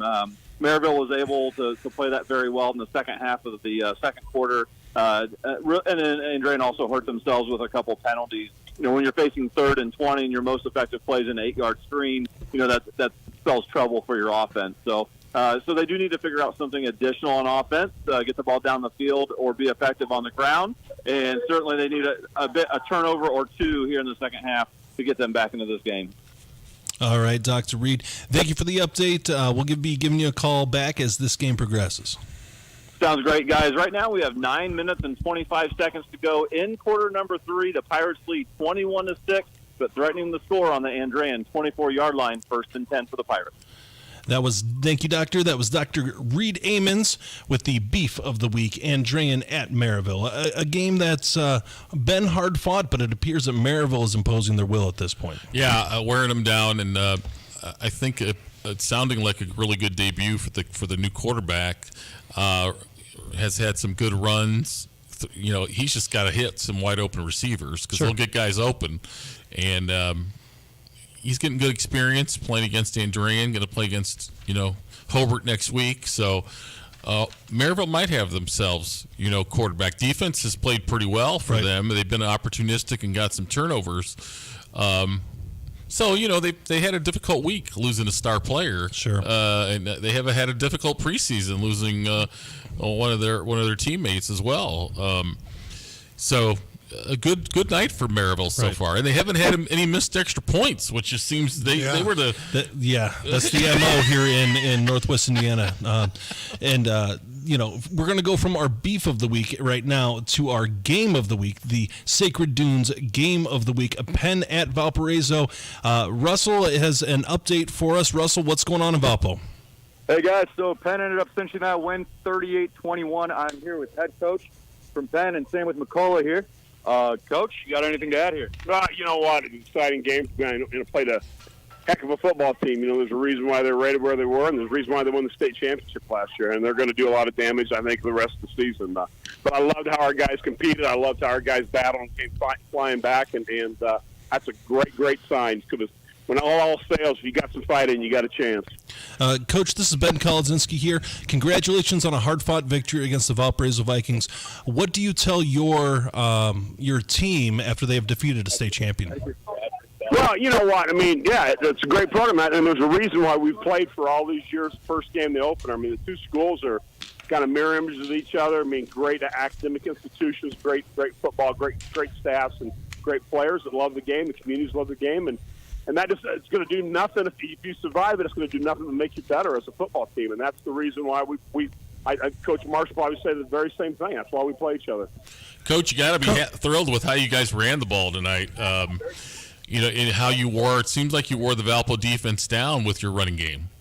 Well, you know what? I think we were able to hit some plays over the top in the air. You know what I mean? Cole and Nolan hit some, had some big plays. Watson made a huge grab as well too. But also we had some explosive plays in the running game. Bayless had a big night, and so did Nolan. And if all that stuff's happening, that has to tell you a little bit about those guys up front. They had a nice game as well. Coach, what do you think the turning point was in this particular game? Well, you know what? I think a lot of it had to do with just, the tenacity and the will and the character of our seniors. And at halftime, and we were upset. We knew we'd had some screw-ups, and Valpo made some plays on us and took advantage of us. And loved the way our guys responded at halftime. Got a little heated in there a little bit, but, our guys responded the right way like I thought they would. And, I think that's a huge, huge part of what took place tonight. All right, Coach. Thank you for everything. And I know that you're no stranger to Northwest Indiana. Hopefully, we'll be seeing you guys again. Breaking up on me. Oh, are you there, Coach? Can you hear me? I'm sorry. It looks like we're. Congratulations, Coach, and enjoy your bus ride back to Mishawaka. Hey, real quick, also, guys, if you would like to, we have Noah McCullough, quarterback for Penn. Yeah, sure. Let's bring him on. Noah, congratulations. Hey, how's it going? Congratulations. Really nice win for your team, and you got to be very proud of your particular effort tonight. Do you think basically the running game or the passing game was the most effective? I think they complemented each other great. They started bringing guys on the run game. We had guys like Watson and Cole Bennett step up in the pass game. We got Coker out there running great routes. And then when they doubled him and doubled out in the pass, I thought Bayless and I were able to run the ball right the middle and outside. They had a great game plan for us, so I'm proud of our O-line coming out firing in the second half. We just played really solid all around. Were you able to read what they were trying to do defensively? What kind of input do you have on changing plays at the line of scrimmage or determining what you're going to go to? Yeah, so week one's tough because, all we have on them is maybe a scrimmage or two in film. So we don't really know exactly what to expect. But as we made adjustments throughout the entire game, we could tell if they're in man or zone, whatever, and call plays based on that, which was a great thing for us. All right. Well, thank you very much, young man. Congratulations on a hard-fought victory. You just defeated the 5A state champions, and that's something to be very proud of. Enjoy your bus ride back to Mishawaka. We will. Thank you. All right. Good luck the rest of the season. I think, you saw them. They kind of dominated the second half. Yes. So they're obviously got comfortable playing against the defense. Sure. As the game went on. And that's just a difficult offense to defend. You got to give up something when you have that many weapons. You have to cheat, like you said. When they brought two on their star receiver, they were able to run the ball effectively. A tremendous job by Penn tonight. And I think offensively, there's a lot to build on for Valpo. Sure. And maybe the Vikings weren't able to the first week of the season. Maybe they weren't able to disguise their defenses as well as they wanted to in the second half. Here's the thing about a marquee matchup in week one. We have no idea what these teams are. Right. Valpo has brought back a lot of underclassmen that led their team to a state championship. But you know what? Penn is still an excellent team. And they're going to be in running for the 6A state championship. So this is a really, really strong matchup for Valpo. I don't know if we can really judge as to where Valpo stands in the world. We do know that Penn's pretty good. Well, yeah, I really think as a coach, Coach Marshall is going to go in and say, okay, we played one of the best teams in Northwest Indiana. Right. We made mistakes. It's better to make those mistakes now. Right. And like Joe said, between week 1 and 2 should be a big change, a positive change for teams.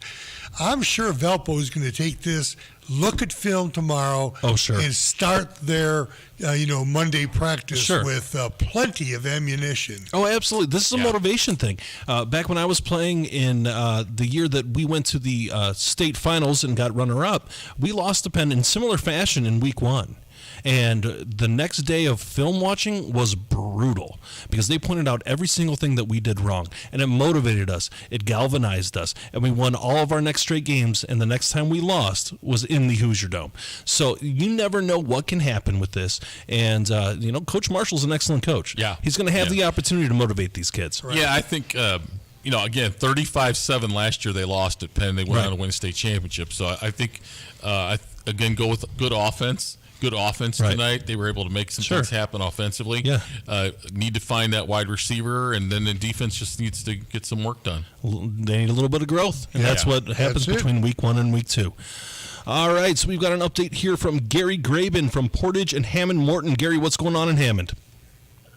Well, JoJo Maben is putting on a show here for Portage. Lightning fast this time around the outside. A 34-yard touchdown run. Extra point was blocked. It's 23-7 Portage in the final minute 23 of the third quarter. Gary, I'm not going to lie, I'm a little bit surprised by this. Portage is really doing a good job here. What do you think the key to their success is right now? Well, it's still, as we talked about, the mistakes are really killing Morton. On their last drive, they faced a 4th and 44. There are not too many plays. They can't even punt the ball that far. Right. So the mistakes are really killing Morton here. And Portage is definitely playing a better second half, a little more intense. Although Morton is about to score here on a blown coverage touchdown for the Governors on a long pass, about a 50-yard touchdown pass here. So this game is not quite over yet. 23-13 pending the extra point here with 46 seconds left in the third quarter. But until that play, the Portage defense was quite stout here in the third quarter. This was a play where the DB went for an interception and did not get it and left the wide receiver all alone. Talking here with others here in the bleachers, what they thought was the strong part of the Portage defense's DB group has not been very sharp tonight. So some work to be done there for the group that is the veteran part of the team.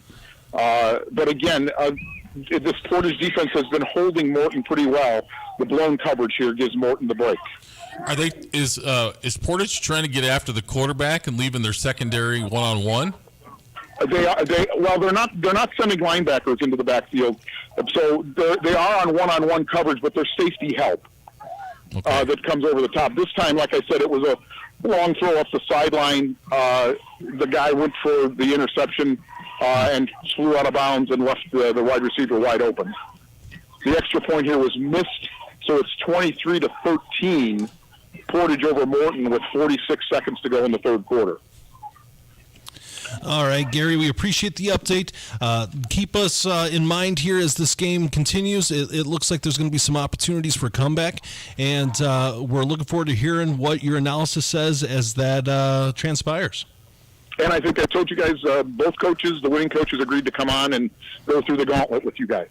Excellent. I'm looking forward to it. So I appreciate your help, Gary. We're looking forward to hearing more from you. All right. We'll see you guys. All right. Thank you much. And with that being said, we're going to go ahead and take a quick break here. You're listening to Game Night on Lakeshore Public Media, 89.1 FM, The Lakeshore.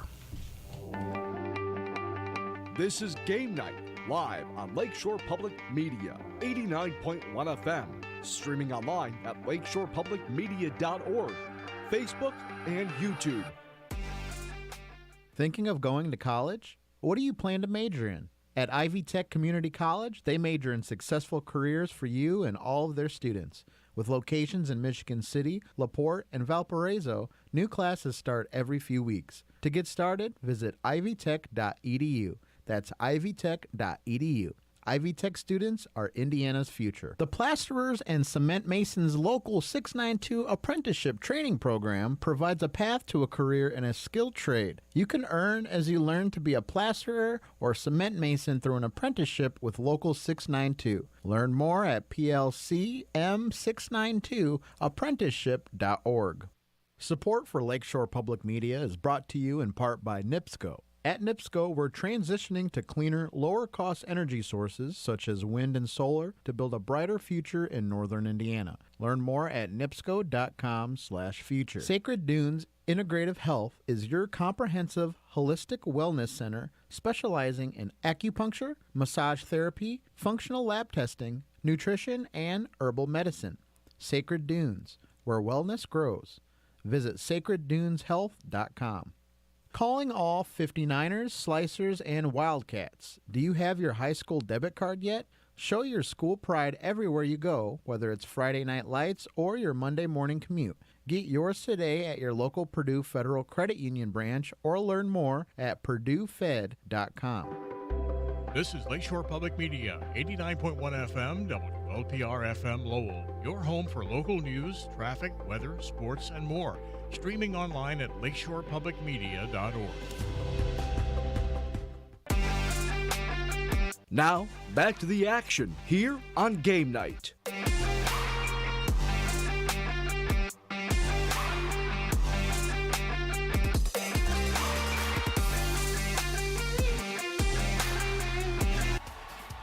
And now, the Plasterers and Cement Masons Local 692 scoreboard update.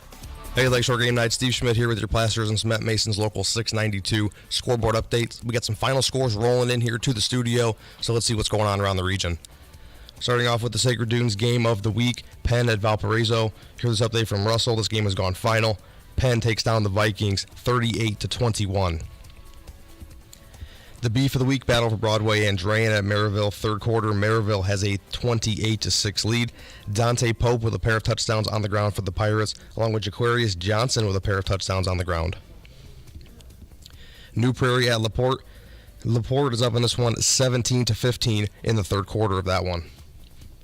Warsaw at Michigan City. This game has gone final. Warsaw holds on to take down the Wolves 17-13 after a late score in the fourth quarter. Michigan City's Tyler Bush had 2 touchdown passes on the night. Crown Point at Lowell, third quarter. Crown Point has opened up a 28-0 lead over the Red Devils. Chesterton at Hobart. At the half, it was tied at 7-all. Now here in the third quarter, the Brickies take a 13-7 lead. Johnny Sorensen had a 31-yard touchdown run. Griffith at Highland. Last update was a halftime score of 13-10. Highland up over the Panthers. Lake Central at Munster. Lake Central's up in this one in the third quarter, 40-7. Xavier Williams, 3 touchdowns on the ground. Kankakee Valley at Rensselaer, third quarter in that one. Rensselaer has a 28-27 lead. Diego Hernandez Reyes with a couple touchdowns on the ground for the Bombers. Hanover Central at Wheeler, third quarter. Hanover Central's up in this one, 33-8. Matt Kuntz with a pair of touchdowns, and Caden Verrett has 3 of his own for the Wildcats. East Chicago Central at River Forest. Last update was at the half, 35-0 River Forest. Boone Grove at John Glenn. The first 3 quarters was all Boone Grove, up 26-16 after 3. Now here in the fourth quarter, Glenn has taken a 29-26 lead. Mark Rowland with 2 touchdowns for the Wolves. Calumet at Plymouth, third quarter. Plymouth has a 20-8 lead over the Warriors. South Bend Riley at Westside at the end of 3. The Riley Wildcats have a 41-6 lead. South Bend Washington at Hammond Central. Last update was a second quarter score of 16-0 Wolves. You just heard this update from Gary, Portage, and Morton at the third quarter. It's 23-13 Portage. Bishop Knoll at South Bend Clay, fourth quarter. Bishop Knoll has a 30-12 lead over South Bend Clay. This one has gone final. South Central and Triton. Triton's a winner 30-6. Knox takes down Winnemac 42-0. North Judson over Culver Community 47-0. And late in the fourth quarter, Carroll of Flora has a 59-0 lead over North Newton. We got a lot of games coming down to the wire here. It's been a really interesting night of football. You might as well stay tuned for the rest of the show. Guys, back to you. We might as well stay tuned for the rest of the show. There's some really exciting games going on here. One of these games that maybe not quite as exciting, we've got an update from Scott Angel from Crown Point in Lowell. Scott, what's going on down there in Lowell? We're running clock, 8:55 and ticking. Crown Point 35, Lowell 7. Lowell did score on a 70-yard run by Colton Scott about a minute to go in the third quarter to give Lowell their first score of the game. Crown Point just literally is dominated from start to finish. Started the second half with 2 straight possessions for easy scores to go up 35-0. Lowell with that recent score, and now we're running the clock and backups are in, and Crown Point's inside the 20-yard line here looking to score again. All right, Scott, you were a little leery of the Crown Point offensive line early in this game. What are your observations now? I'm going to say we'll still get a test in a couple weeks. Lowell just looks undersized. I've been coming to the Lowell Crown Point games for 20 years. This year I would just say Lowell looks a little undersized than normal, most both teams. I'm not sure if that was the case coming in. That was one of the rebuilding spots.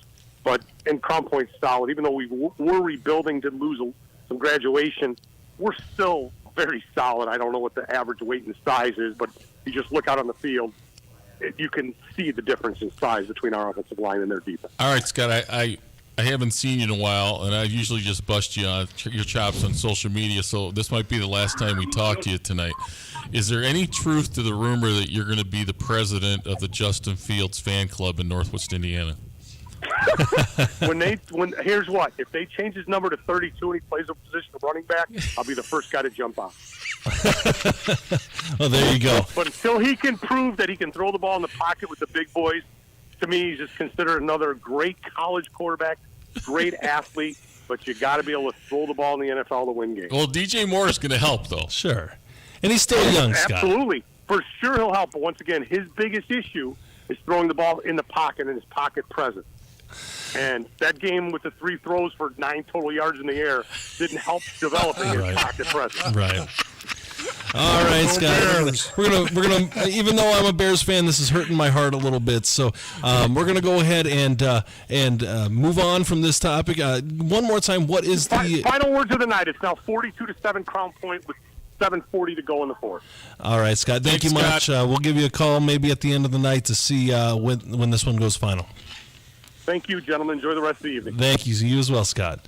All right, that was Scott If Engel you don't there. know, that's Viking Scott from other media outlets and social media. Viking Scott, and it's because he's a purple people eater. Oh, gosh. That's the lack of love for the Bears. Hurting my heart there. Hurting my heart. But, it'll be interesting to see how the Bears do. I'm not expecting much, but who knows what will happen. It's going to be better than last year. I don't think it can be much worse. I don't think that's stepping out a lot.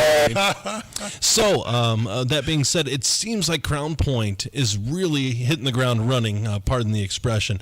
They look big, they look tough, they look rough. That's a really impressive soon-to-be victory by the Bulldogs there.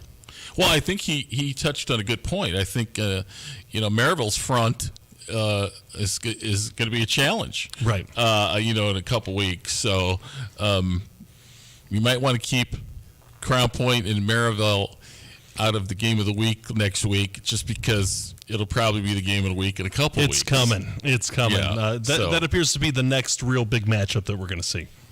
It appears that Hobart has a kicker again, if you can believe that. They had a 40-yard field goal from Xander Langford to give them a 16-7 lead, but Chesterton has scored.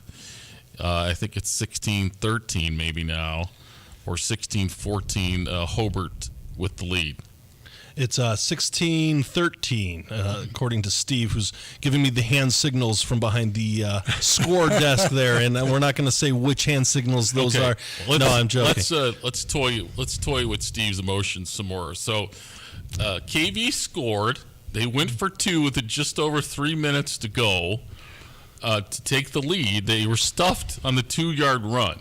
They kicked a squib kick, and they recovered on Rensselaer's 17 and then fumbled on the next play.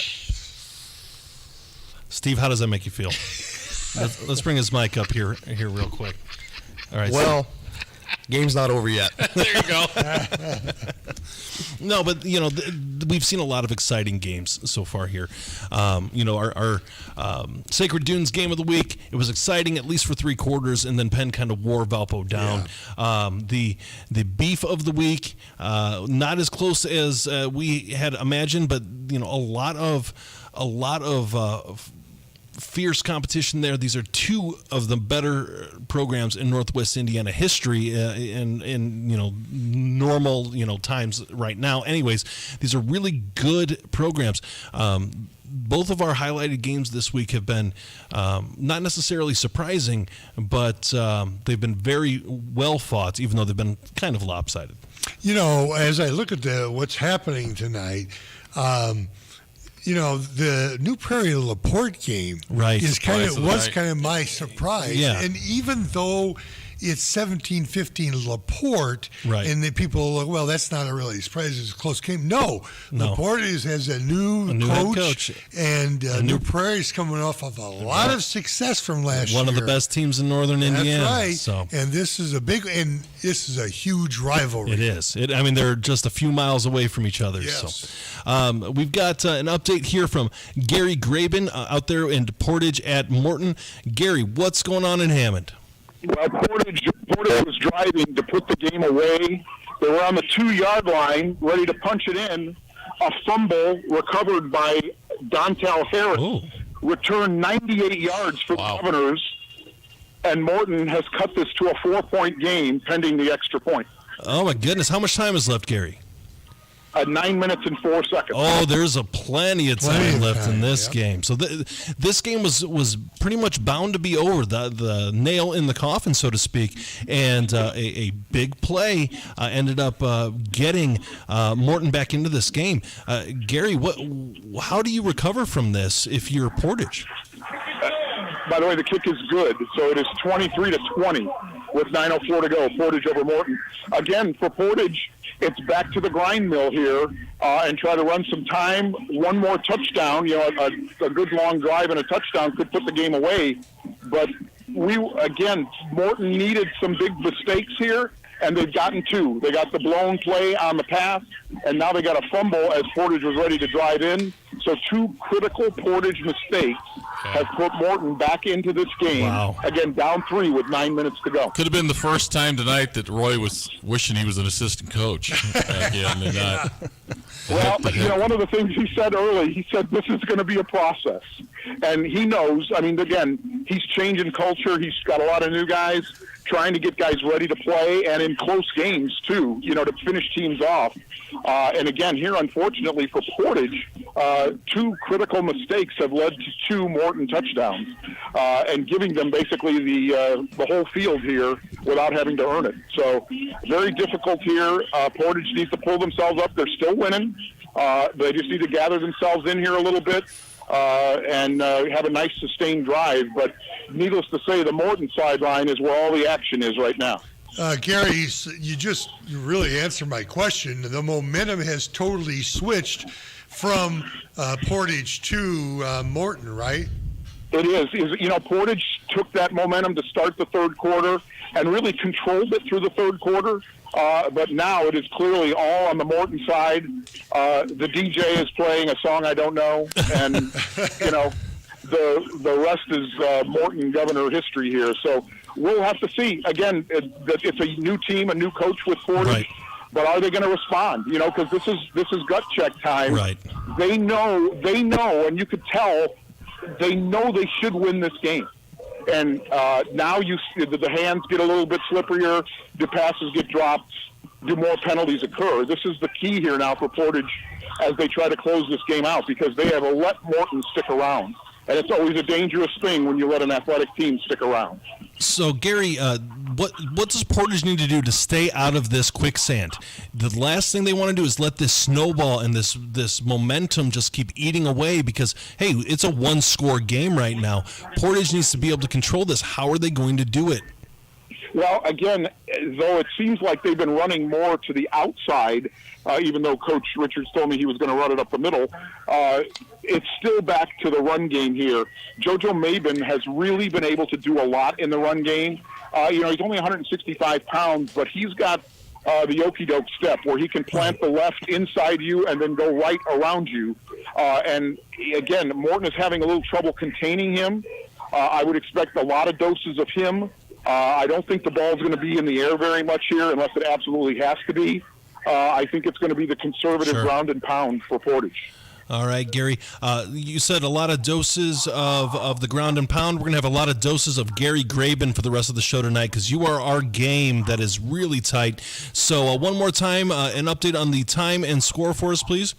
It is 23-20 Portage with 8:41 to go here in the fourth quarter. All right, Gary, thank you very much for the update. We'll be getting a hold of you soon and looking forward to see how this one comes down to the wire. Sounds good, Ben. All right, thanks, Gary. We're going to go ahead and take a quick break here. You're listening to Game Night on Lakeshore Public Media, 89.1 FM, The Lakeshore. This is Game Night, live on Lakeshore Public Media, 89.1 FM, streaming online at lakeshorepublicmedia.org, Facebook, and YouTube.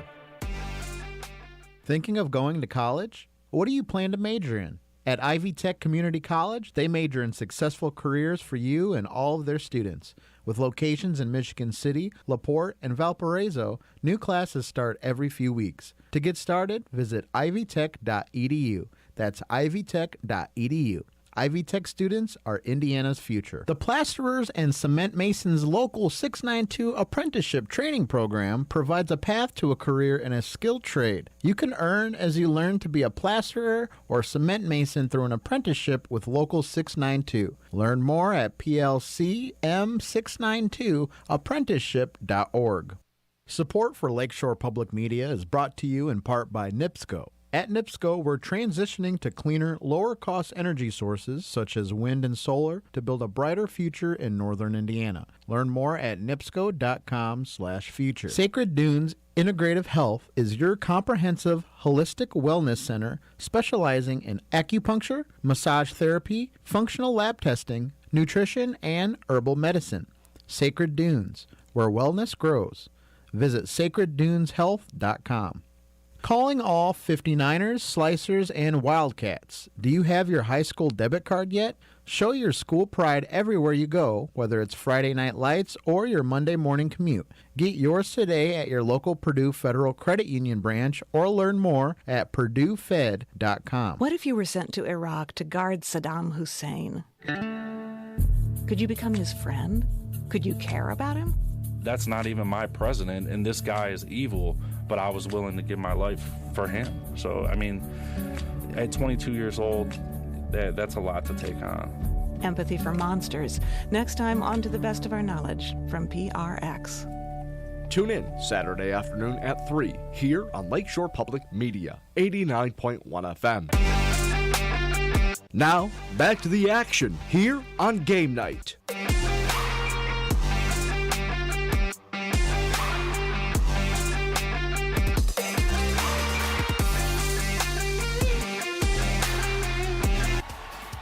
And now, the Plasterers and Cement Masons Local 692 scoreboard update. Hey, Lakeshore Game Night, Steve Schmidt here with your Plasterers and Cement Masons Local 692 scoreboard update. Let's see how your favorite team is doing here tonight in Week 1 of the high school football season. Starting off, Sacred Dunes game of the week, Penn at Valparaiso. This game has gone final. Penn is a winner in this one, 38-21. Justin Clark with 3 touchdowns for the Vikings tonight. Andrean at Maryville, the beef of the week this week, the battle for Broadway. Third quarter, Maryville has a 28-6 lead. Dante Pope and Jaquarius Johnson each have 2 touchdowns for the Pirates. Scott Ballantyne has his lone score for the 59ers. New Prairie at LaPorte. This one's been an entertaining game all throughout the night. LaPorte has a 17-15 lead over the Cougars, the defending 4A state runner-up. Warsaw at Michigan City. This one was a back-and-forth game all night long. Warsaw had a late score in the fourth quarter that prevailed them to a 17-13 victory. Crown Point at Lowell. Fourth quarter in this one, Crown Point has a 42-7 lead over the Red Devils. Chesterton at Hobart. Fourth quarter, this one's been a defensive battle all night. Hobart has a 16-13 lead. Sebastian Boswell has this score for the Trojans, a 1-yard touchdown run, and Brady McCormick with a 10-yard touchdown run. For Hobart, on the other hand, Johnny Sorensen has a 19-yard touchdown pass to T.J. Caldwell and a 31-yard run, in addition to a Xander Langford 40-yard field goal. Griffith at Highland. Last update was a halftime score of 13-10 Highland. Lake Central at Munster, 40-14 is the score, and this one in the fourth quarter in favor of Lake Central. Xavier Williams, 3 touchdowns for the Indians, and for Munster, Max Lisinski has 2 touchdowns on the ground tonight. Kankakee Valley at Rensselaer, this one has just gone final. Rensselaer is a winner over the Cougars, 28-27. Hanover Central at Wheeler, third quarter update, 33-8 is the score. Wildcats are up. Matt Kuntz with a couple touchdowns for the Wildcats, and Caden Verrett has 3 of his own. East Chicago Central at River Forest. Halftime update was the last score update. We got 35-0 River Forest. Boone Grove at John Glenn for the first 3 quarters. It was all Boone Grove, but the fourth quarter has been all John Glenn. They're up 43-26 over the Wolves. Calumet at Plymouth. This one has gone final. Plymouth ends their 21-game losing streak tonight with a final score of 27-6. South Bend Riley takes down West Side tonight, 48-6. South Bend Washington at Hammond Central. Last update was 16-0 in the second quarter for Hammond Central. You just heard this update from Gary. It's getting tight there in Hammond as the Portage Indians have a slim 23-20 lead over the Governors. Fourth quarter, Bishop Knowles up over South Bend Clay, 30-18. South Central at Triton. This one has gone final. Triton's a winner, 30-6. Knox takes down Winnemac, 42-0. North Judson over Culver Community, 47-0. And fourth quarter, Carroll has a 59-0 lead over North Newton. Well, you've stayed here this long tonight here on 89.1 FM. You might as well stay for the last little bit of the show. Guys, back to you. All right, thank you, Steve Schmidt. This is Ben Kolodzinski back with Wayne Svetanoff and Joe Arredondo. Pretty exciting night so far. We've got some action coming down to the wire. Right now, we've got an update from Ryan Sosnowski from Griffith and Highland. Ryan, what's going on in Highland? All right. So at the 6-minute and 27-second mark of the fourth quarter, Highland leads Griffith 27-17. Josh Hubbard had quite the second half. At the 3-minute 23-second mark in the third quarter, he had a rushing touchdown. Highland has mainly just been powering it through, running up the middle on Griffith. And Josh Hubbard did that with the rushing touchdown. The Vanek throws to number 7, Javier Castillo, for the 2-point conversion, which would, that was an 8-point play. And then Josh Hubbard again at the 9-minute and 40-second mark in the fourth quarter. The 2-point conversion was no good. They're mainly just been, going for 2. Apparently there was an injury with the kicker before the game today, so they've been going for 2 every time. And now, just recently, for Griffith, number 3, Colton Strazo, scrambles and essentially throws it up to number 4, Jackson Lawson, for your routine over-the-shoulder catch, and it was a 15-yard receiving touchdown at 8 minutes and 29 seconds. The extra point was good, which that's what took us to Highland leading 27 to Griffith 17. Ryan, what is Highland doing so well right now? I'll tell you, quarterback Blake Vanek is really doing a good job. Basically, the first half, it was just Lawson. I'm sorry, not Lawson. It was mainly just Lawrence and Vanek running the ball. And this time they've incorporated Josh Hubbard for, a couple passes, and they've really been scoring. So this half, it seems they're passing the ball a little bit more, whereas Griffith has mainly just been, power running it right up the middle and maybe swings to the receivers a little bit. Ryan, how does Highland's defense look against Hobart? Well, the defense is pretty solid. They're doing a good job of stopping the run. It seems that this Highland team really scouted the Griffith Panthers well in that scrimmage, and Highland just looks very prepared. But both teams, it's just dragging it out, running the ball up and down the field. Well, Ryan, as you said, a lot of seniors on Highland's team, and they've played like that. They had some nice wins. They played well at the end of last year. I know they didn't look great in the scrimmage, but maybe they were letting a lot of guys play. So with a veteran quarterback, Nick Johnson at linebacker, he's a stud. So they've done a good job tonight. No, definitely. And you could definitely tell this senior leadership has been having a positive effect on the game, whereas Griffith, on the other hand, only has one senior on their team, and it's pretty much junior dominated and, and a few sophomores here and there. But Griffith only has one senior. You can tell experience is a little bit of a factor. I'm sure Griffith is adjusting a little bit to the style of Phil Mason.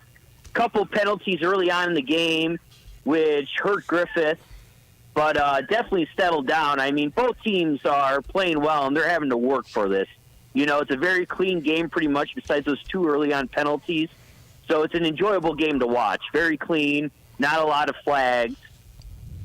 So That's a pretty rare, very well coached. That's a pretty rare situation in week number 1, a clean game with very little flags. So we appreciate the update, Ryan. One more time, what is the score and time of your game here? Highland Trojans lead the Griffith Panthers at the Battle of the Bike Path, 27-17, with 5 minutes and 30 seconds and counting left in the game. Griffith has the ball, 3rd down, 6 to go. All right, thanks, Ryan. We'll try to give you a call here as the game goes on. All right, thank you. All right, thank you, Brian. Appreciate your help. All right, we've got some exciting games coming down to the wire. For those of you who were paying attention to the New Prairie game, LaPorte was winning 17-15 until 49.7 seconds to go. Wow. Owen Chalik hit a 31-yard field goal. LaPorte does have an opportunity to respond, so you never know what can happen there. That's just a tremendous job by LaPorte tonight defensively. Yeah. Right. I mean, they kind of dominated the game. Sure. Even though they've just fallen behind. Right. Yeah, this is a New Prairie team that really is a juggernaut. And they've been just demolishing teams throughout the northern half of Indiana. I mean, their head coach, Casey McKim, is one of the best coaches in the state of Indiana. He coached the All-Star game this year. So he's definitely this is definitely a well-coached team. But, for LaPorte, under a brand-new head coach, to have a really good showing. And again, this game isn't over. I really like the fact that LaPorte was willing to promote one of their coaches into that spot. Right. That is really good, and I think that he's doing a good job. Absolutely, his first game and looking really well. So we're going to go from LaPorte, and we're going to go on to Dr. Reed Amons with an update from our beef of the week, Andrean versus Maryville. Dr. Reed, what's going on? Yeah, Maryville's really taking control here in the later half of the second half. We're now into the fourth quarter with about 10.5 minutes to go. Jacarius Johnson picks up another couple touchdowns here since last time I spoke with you. He ran one in from 15 yards out and also from just 1 yard out to pick up. So now he has 3 touchdowns on the night. Quarterback Pope, Devontae Pope, has 2 rushing touchdowns. 3 for Johnson for 5 total touchdowns for the Pirates tonight. 1 extra point. The last extra point was a mishandled snap, and so the extra point was no good. Right now, Maryville's on top 34-6. There's 10 minutes and 15 seconds to go left here in the game in the fourth quarter. Andrean has the ball on their own 36-yard line, facing a 3rd down and 6.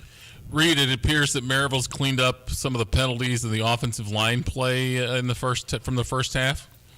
Yeah, definitely a lot less penalties here in the second half. They did throw 1 interception, so they have 1 turnover on the season now. But the defense has played really, really well. The offense is taking control on the ground. Kind of between the tackles. Running the ball. Kind of right down the middle on Andrean here. And as we talked about at the beginning. Sometimes when Andrean, a smaller school, goes up against some of these bigger schools, and they're a little bit deeper. Sometimes that wear and tear of the game, can get to you a little bit, and we've seen that here in the second half. I think as Andrean's lining up to punt the ball once again, only able to get that 1 touchdown, and it's a bad snap. The punter has to fall on it. Maryville's going to take over on the Andrean 21-yard line here. Reed, yeah, go ahead. Maryville defensively, okay, we talked about Terrell Elmore, and he's a Division I player. Who else on defense has been impressive? Has been the linebackers, the secondary, the defensive front? Yeah, seen a little bit here out of looks like Trevino Nixon, a linebacker, a junior linebacker. He's played pretty well for the Pirates, kind of as an outside linebacker. He's hit a couple receivers going across the middle a few times. Certainly, we know about John Peters, who's kind of an acclaimed wide receiver. He also plays deep at the back. He's knocked down a couple slant patterns by wide receivers trying to get into the end zone. So he's played really well defensively that way. Kind of a side note, also one of the really good defensive linemen coming back, Rashawn McGee, was not dressed out tonight. He was in street clothes, so I'm not exactly sure what the issue was there with him. Maybe nursing an injury or something. I'm not exactly sure, but he did not play tonight. So I think the Pirates will get even stronger up front, as he returns, and they get a little bit healthier that way. But just a really good team effort tonight on the defensive side of the ball, and really the offensive line has played well here tonight as well. So, Dr. Reed, is this a running clock at this point? No, we're at 34-6. If Maryville can knock it in and kick the extra point, that would put them up to 35 points needed for the running clock. There's about 8.5 minutes to go here. Maryville's got the ball inside the 10. They're facing a 2nd and goal from the 8. So not quite 34-6 right now. Sure. Pirates on top by 28. Needing to get to that 35-point threshold. Gotcha. All right, Dr. Reed, we appreciate the update. We'll give you a call here as this game winds down. And it sounds good. And we have a touchdown here by number 23. Javon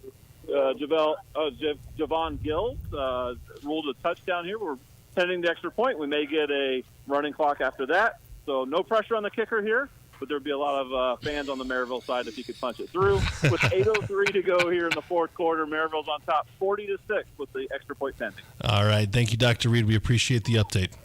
Sounds good, guys. I'll call you with the final score once we go final. Thank you. You are welcome. I just walked over and talked to Steve Schmidt and got a score for Hanover Central 40 and Wheeler 15. Okay. And at the beginning of this, show, I was wondering how Hanover Central would fit into that Crossroad Conference and, how well they would play. Well, I think this is huge for them because I know Kevin's been trying to get through tonight, but we've been limited with our phones. But I think it's crucial for them. They've added Hobart, they've added Andran to their they've added Lowell to their schedule. And when you're looking at playing maybe West Lafayette every year in the postseason, they've been able to finally beef up their schedule to the extent where it's going to help their depth. It's going to help them play competitive football games. And I think this is a great move for them. With these conference realignments, sometimes they take a few years. Right. And Hanover got really good in football right away. So it was kind of hard for them to beef up their schedule right away when you've got schedules that you're locked in with. Right. But, I know I think they play Lowell in a couple weeks, but then they don't play Hobart and Andran until later in the year. So that's going to be, there's going to be some great tests for them. Right. That's right. Well, another surprise here. I hate to keep bringing back the LaPorte versus New Prairie game. With less than a minute to go, LaPorte has driven all the way downfield. They have the ball at the 5-yard line with 8 seconds to go. They are attempting a 22-yard field goal for the win. Wow. And that is as far as I have been updated. So this game is as close as it can get. Well, I know that Griffiths has scored again to close that game up with 2:30 to go in the game. So you see the Panthers not quitting tonight. All right, we've got an update here from Portage and Morton with Gary Graben. Gary, what's going on in Hammond? Well, you will not believe what's going on here, fellas. The ground and pound didn't work. Portage fumbled the ball on their own 32. 2 plays later, Holland Harris to LeBron Hill, a 22-yard touchdown pass. Makes the score 26-23. The extra point was missed. Portage has driven all the way down the field. They're back at the Morton 2. They had a 3rd down and goal from the 2. The direct snap to the running back was fumbled. They had the fall on it. They're about to try a field goal right now with 1.5 minutes left to tie the game and send it to overtime. All right, Gary, we're sticking with you. It's leather. It's blocked. It is blocked. The Morton Governors have blocked it, and it looks like they may return this all the way. Oh, my goodness. Touchdown, Governors. Oh, wow. My goodness. Unbelievable. That is to let you know, there are 47 and a half seconds left. That is incredible. Maya Moore was the Morton Governor who scooped and scored from about 90 yards. So a crushing last quarter for Portage here, with 2 fumbles, a blown pass defense, and now a blocked field goal return for a touchdown. Andrew Johnson had something to add here. Andrew, what's going on? Guys, I think we missed an opportunity for a Beef of the Week. Here in week yeah, one. no kidding. No kidding. Yeah, an incredible comeback. By the way, officially it's a 93-yard kick return. I have to tell you, Alejandro, who's going to be one of our correspondents in weeks to come for some of the Ham and East Chicago games, I'm just letting him know every game isn't like this. Yeah. This is going to be... Because he's standing here saying how incredible this is, and this is just a rare occasion here to see this collapse again by Portage. So, another strange game, not to interrupt you right now, but LaPorte Slicers have defeated the New Prairie Cougars on a last-second field goal. The final score is going to be 21-18, is that right? Yes, 21-18. Just incredible. No, it's 20. 20-18. And there were still 6 seconds left, but Doty made the field goal. They had a long play to get him in. They were nowhere near field goal territory, was LaPorte. But they had a 34-yard catch from Ollie King that got them down to the 5-yard line to set up that field goal. One of Roy Richards' strengths I've always thought is his as a psychologist. The mental, I think he really has been key with him as a coach. He's going to have a lot of work to do this week. Yeah. With that side of the ball, because Portage has kind of been snake bitten football wise the last couple of years. And this is going to be a very difficult loss when you come into the turnovers with the opportunities to put the game away. They really had the opportunity to put the game away. They were inside the 5-yard line with a 2-score lead. Yeah, so he's got a lot of work to do. I think he's the guy to do it. I think, really, this is going to be a big mental challenge for Portage and for Coach Richards to get that straightened out here and not let it linger. The extra point was missed. It's 32-23 as we prepare for the kickoff. Again, with 47 and a half seconds left, the Morton Governors ahead of Portage. It doesn't get any easier for Portage. A new opponent for them next week with Northwood, too. No, that doesn't get any easier. No, it doesn't. Wayne, your mic, could you make sure it's kind of... We're losing you on your mic. We're getting closer to it. There we go. There you go. I'll sit down. All right, fair enough. So, Gary, if you are Portage's coach here, how do you make sure your team doesn't deflate? Well, this is where the attention to detail comes in. They certainly made mistakes, mental mistakes here. But as Joe was just talking about, Roy this isn't his first rodeo. Right. He's seen this before when he came to Morton. It was a disaster here when he came to Morton. But the building, all the stuff you have to do, they're going to get better. The problem is when you play Northwood and then 7 Duneland teams, right. I'm not sure it's going to show on the scoreboard that often. Right. But they're going to be better. I think I'm scheduled to see them against Crown Point, maybe week 4, week 5 when that game is. We'll see where Portage is in a month, because they're going to get better. Sure. But I have to admit that this one, there are certain losses that really hit you in the solar plexus, and this is one of them because this game was in hand. Sure. And and 4 mistakes, if they just made 3 mistakes, they'd be in this game. But 4 mistakes is too much in one quarter to overcome. Right. And here we go. It's the old adage. They found a way to lose tonight. And give Morton credit. They made some big plays and they didn't quit. But they had opportunities, really, Portage, to put this game away. But, he's going to have to get some mental toughness going with his guys and get this in the rearview mirror and get ready for next week and forget about tonight. Maybe not even show him the game film, By the way, LeBron Hill for Morton, a huge night tonight. He had the big kickoff to start the game, then that first touchdown pass, and then basically the touchdown pass here that gave him the lead. He's had a hugely impactful game. Even though he's not listed there really as the top 3 Morton stars, he has shown brightly tonight. What about Freddie Brown? I saw somebody tweet that he's been solid tonight as well.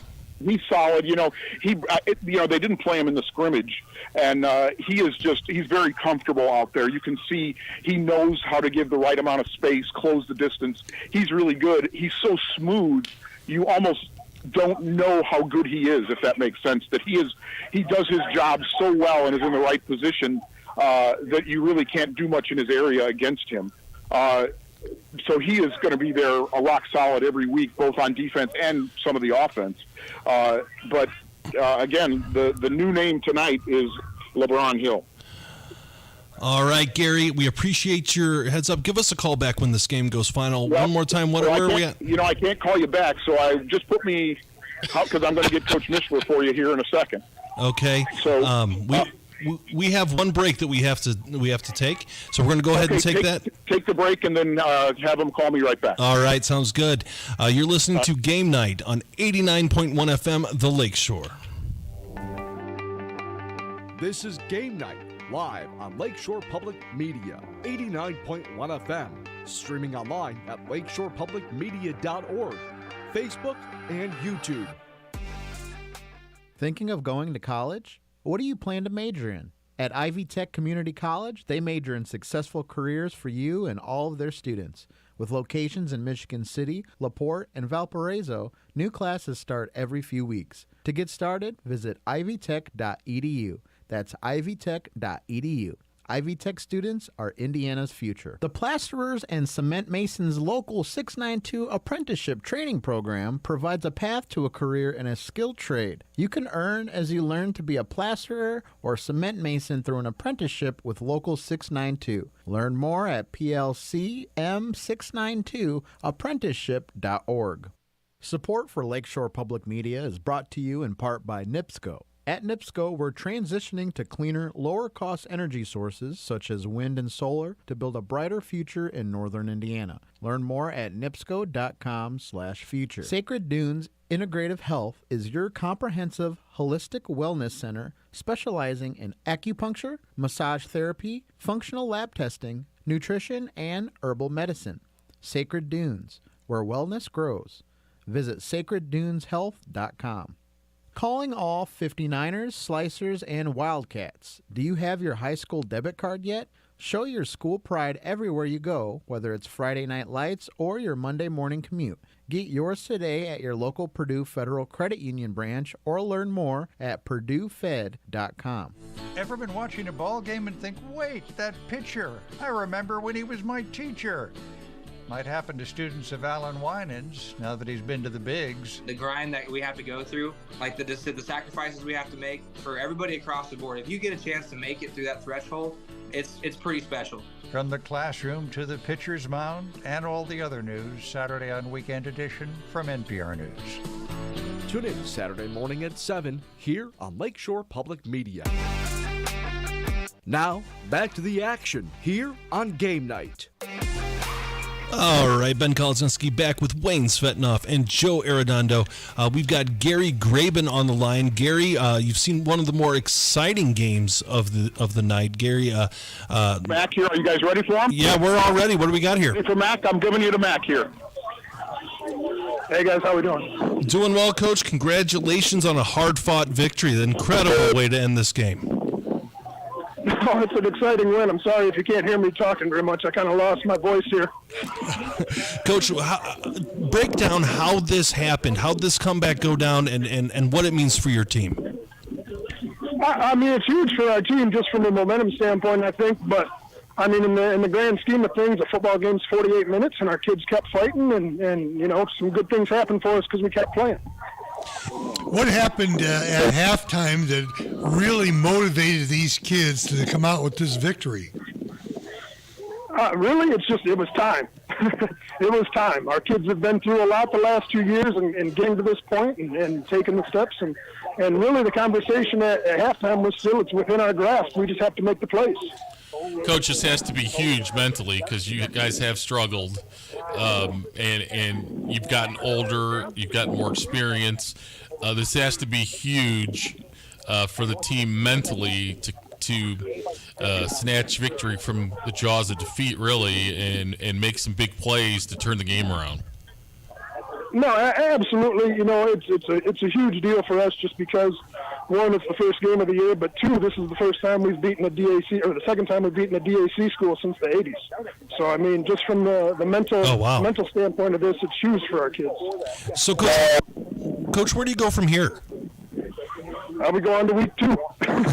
That's spoken like a really good coach that way. He knows exactly the right way to put that. So what did you learn about your team when a comeback victory like this? We keep fighting. You know, I think that's the thing for us is resiliency. We had some things not go our way. We got down a little bit, but we kept fighting, clawing our way back in, and then at the end made enough plays to pull it out. What's the message tomorrow? I mean, you kind of avenged a huge loss to start the season last year, but you're going to have the opportunity to avenge another big loss from last year next week against a really good Hanover team. No, absolutely. You know, we'll enjoy it tonight, and tomorrow we'll get back to work and we'll focus on Hanover. One of your young players, I'm forgetting his name, but Gary had talked about him tonight, kind of stepped forward. We've heard about Freddie Brown and some of your other players, but one of your offensive ball players really stepped up tonight, made some plays. Demario Spence had a heck of a game at wide receiver tonight. You know, he as a senior, not a young kid, but as a senior, had a heck of a game tonight. And obviously, you know, with our run game with Freddie Brown and Dontel Harris, it was another good showing. But again, our offensive line is a lot of returners, but they're still fairly young returners. So I was really pleased with what they were able to do tonight. All right, Coach Mischler, congratulations on an excellent and exciting comeback victory. But you've given us a lot of entertainment and thrill for tonight. So congratulations, enjoy tonight, and congratulations. Absolutely. Thanks for having me, guys. I appreciate it.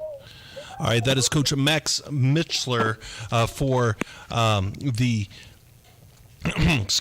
the Hammond Morton Governors. So an excellent comeback, incredible comeback, and that's really, really excellent. So I believe that we are going to go ahead and go to a scoreboard update here with Steve Schmidt. And now, the Plasterers and Cement Masons Local 692 scoreboard update.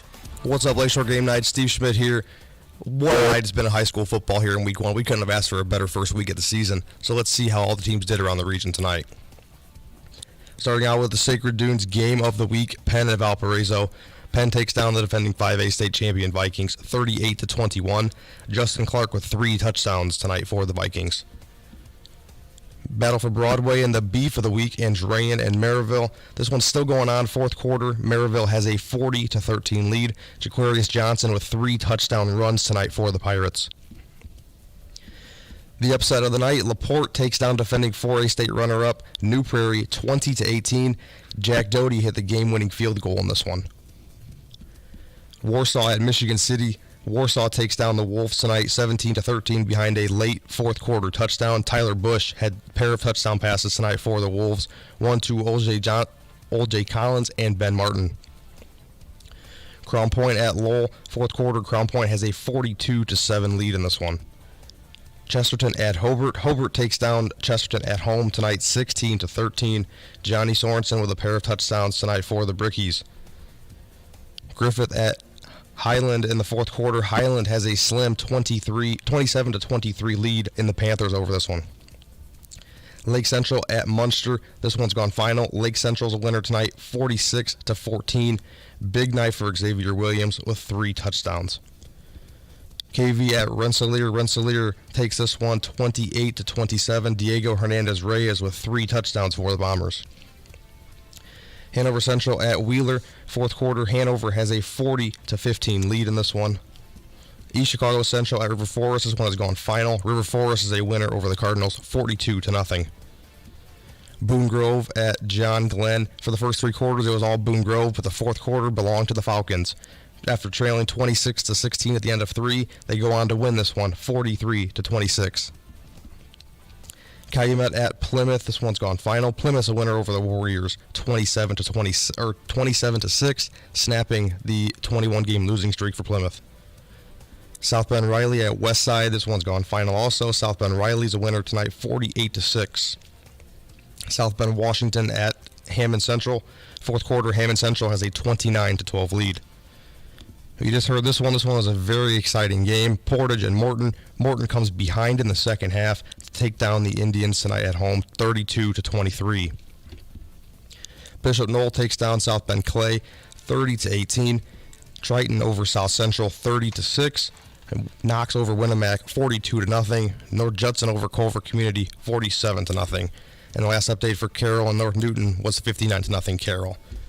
What a week it's been of high school football here. If the rest of the season's going to be like this, guys, I think we're in shape for a very, very entertaining year this year. Yeah, I'm not sure my cardiovascular health can take this. So thank you, Steve. I really appreciate all of your help.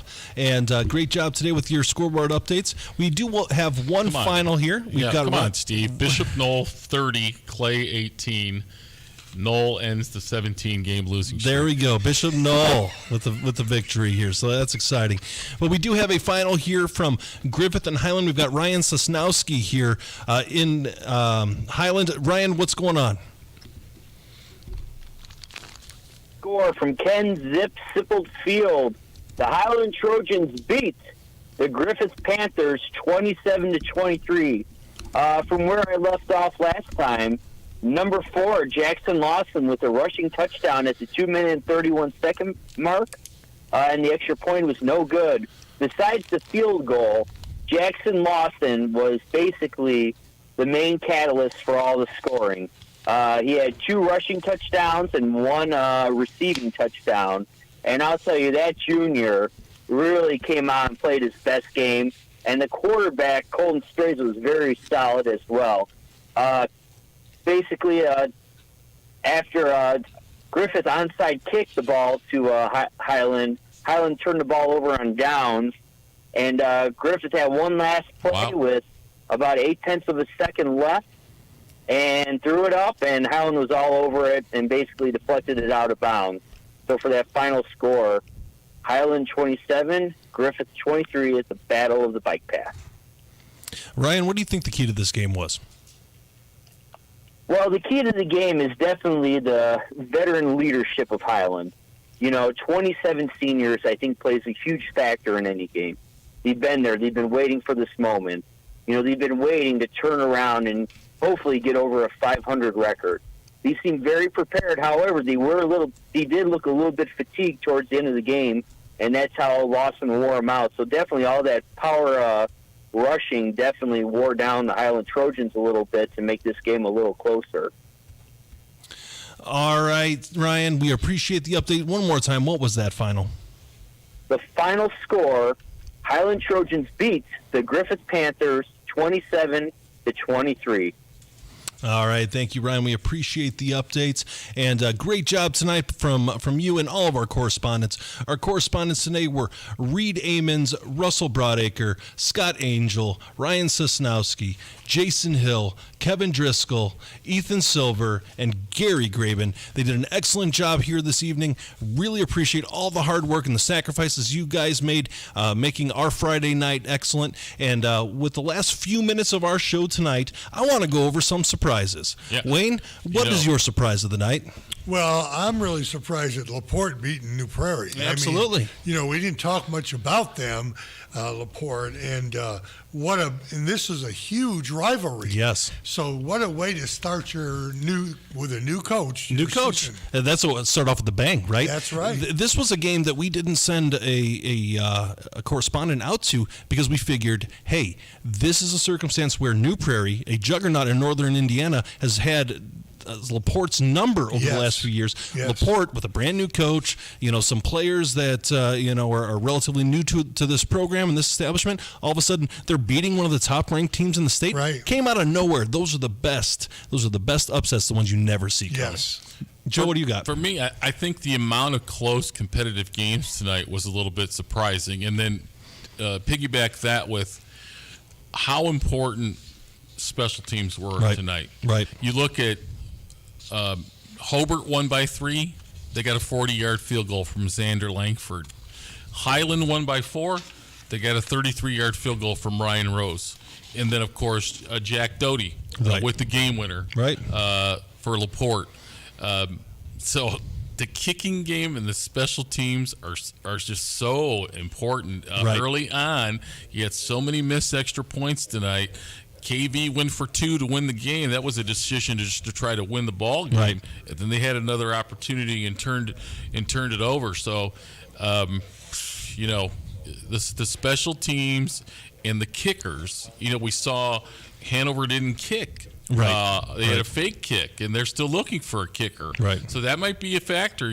Hanover's schedule, each and every week, they're going to get challenged. Now, you look, Highland had a nice win tonight. So that's going to be Morton. Going to be looking for revenge next week because, Hanover shut them out last year, and this looks like a Morton team that's improved from where they were, especially early last year. Right. They struggled real early in the season last year. So my surprise of the night is the Morton Governors. They were dead to rights. Yeah. They had no business winning that game. But you know what? They dug deep. Portage, they may have, slipped up a little bit and made a couple key mistakes late. But you know what? A mistake can be made, but you have to capitalize on those mistakes as an opponent. And that never say die attitude. You're always in the game. They were down 2 scores. You're always in the game until that final gun, that final whistle. And it showed today for the Morton Governors. Yeah, I think Portage had driven down the field. Right. And I think the momentum changed. And they didn't stop. Morton didn't stop playing. That their they continued to build on that momentum for the final quarter of that game. Absolutely. This is definitely a circumstance where this has been an exciting Friday, and we're getting ready to give us one final scoreboard update here.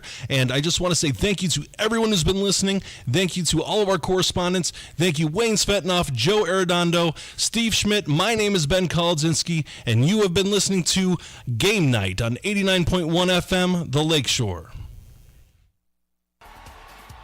And now, the Plasterers and Cement Masons Local 692 Scoreboard Update. What's up, Lakeshore Game Night? One final time here tonight. Let's go over the scores in the Plasterers and Cement Masons Local 692 Scoreboard Update. Let's see how your favorite team did tonight here in the region in Week 1. The Sacred Dunes game of the week, Penn at Valparaiso. Penn takes down the defending 5A state champion Vikings 38-21. Justin Clark with 3 touchdowns for the Vikings. Andrean at Maryville for the battle for Broadway and our beef of the week. Maryville starts out the season 1-0 behind a 40-13 victory over the 59ers. Jaquarius Johnson, 3 touchdowns for the Pirates. New Prairie at LaPorte. New Prairie came in as the defending 4A state runner-ups, but LaPorte had other plans as they take down the Cougars tonight at home, 20-18 behind the strength of Jack Doty kicking the game-winning field goal. Warsaw at Michigan City. This one was a back-and-forth game. Warsaw takes the victory tonight, 17-13. Tyler Bush with a pair of touchdowns for the Wolves. Chesterton at Hobart. Final score here is Hobart taking down Chesterton, 16-13. Johnny Sorensen with a pair of touchdowns for the Brickies. Griffith at Highland. You just heard this one from Ryan. Highland takes down Griffith tonight, 27-23 to start the season, 1-0. Lake Central at Munster. Lake Central takes down the Mustangs tonight, 46-14. Xavier Williams with 3 touchdowns tonight. Kankakee Valley at Rensselaer. Rensselaer takes down the Cougars tonight, 28-27. Diego Hernandez Reyes with 3 touchdowns for the Bombers. Hanover Central at Wheeler. Hanover Central takes down the Bearcats tonight, 40-17. Caden Verrett with 3 touchdowns. River Forest takes down East Chicago Central tonight, 42-0. Boone Grove at John Glenn. Glenn comes back in this one in the fourth quarter to take down the Wolves, 43-26. Plymouth snaps their 21-game losing streak tonight, taking down the Warriors of Calumet 27-6. South Bend Riley at West Side. South Bend Riley takes down the Cougars tonight 48-6. Portage at Morton. This one was a dramatic one late as Morton prevails over Portage after being down by more than 2 scores late in that game. 32-23 is the final. Bishop Knoll takes down South Bend Clay tonight 30-18. Triton over South Central 30-6. Knox takes down Winnemac 42-0. North Judson over Culver Community 47-0. What a week it has been in high school football. We cannot wait for week 2 already. We'll see you guys next week here on 89.1 FM, the Lakeshore.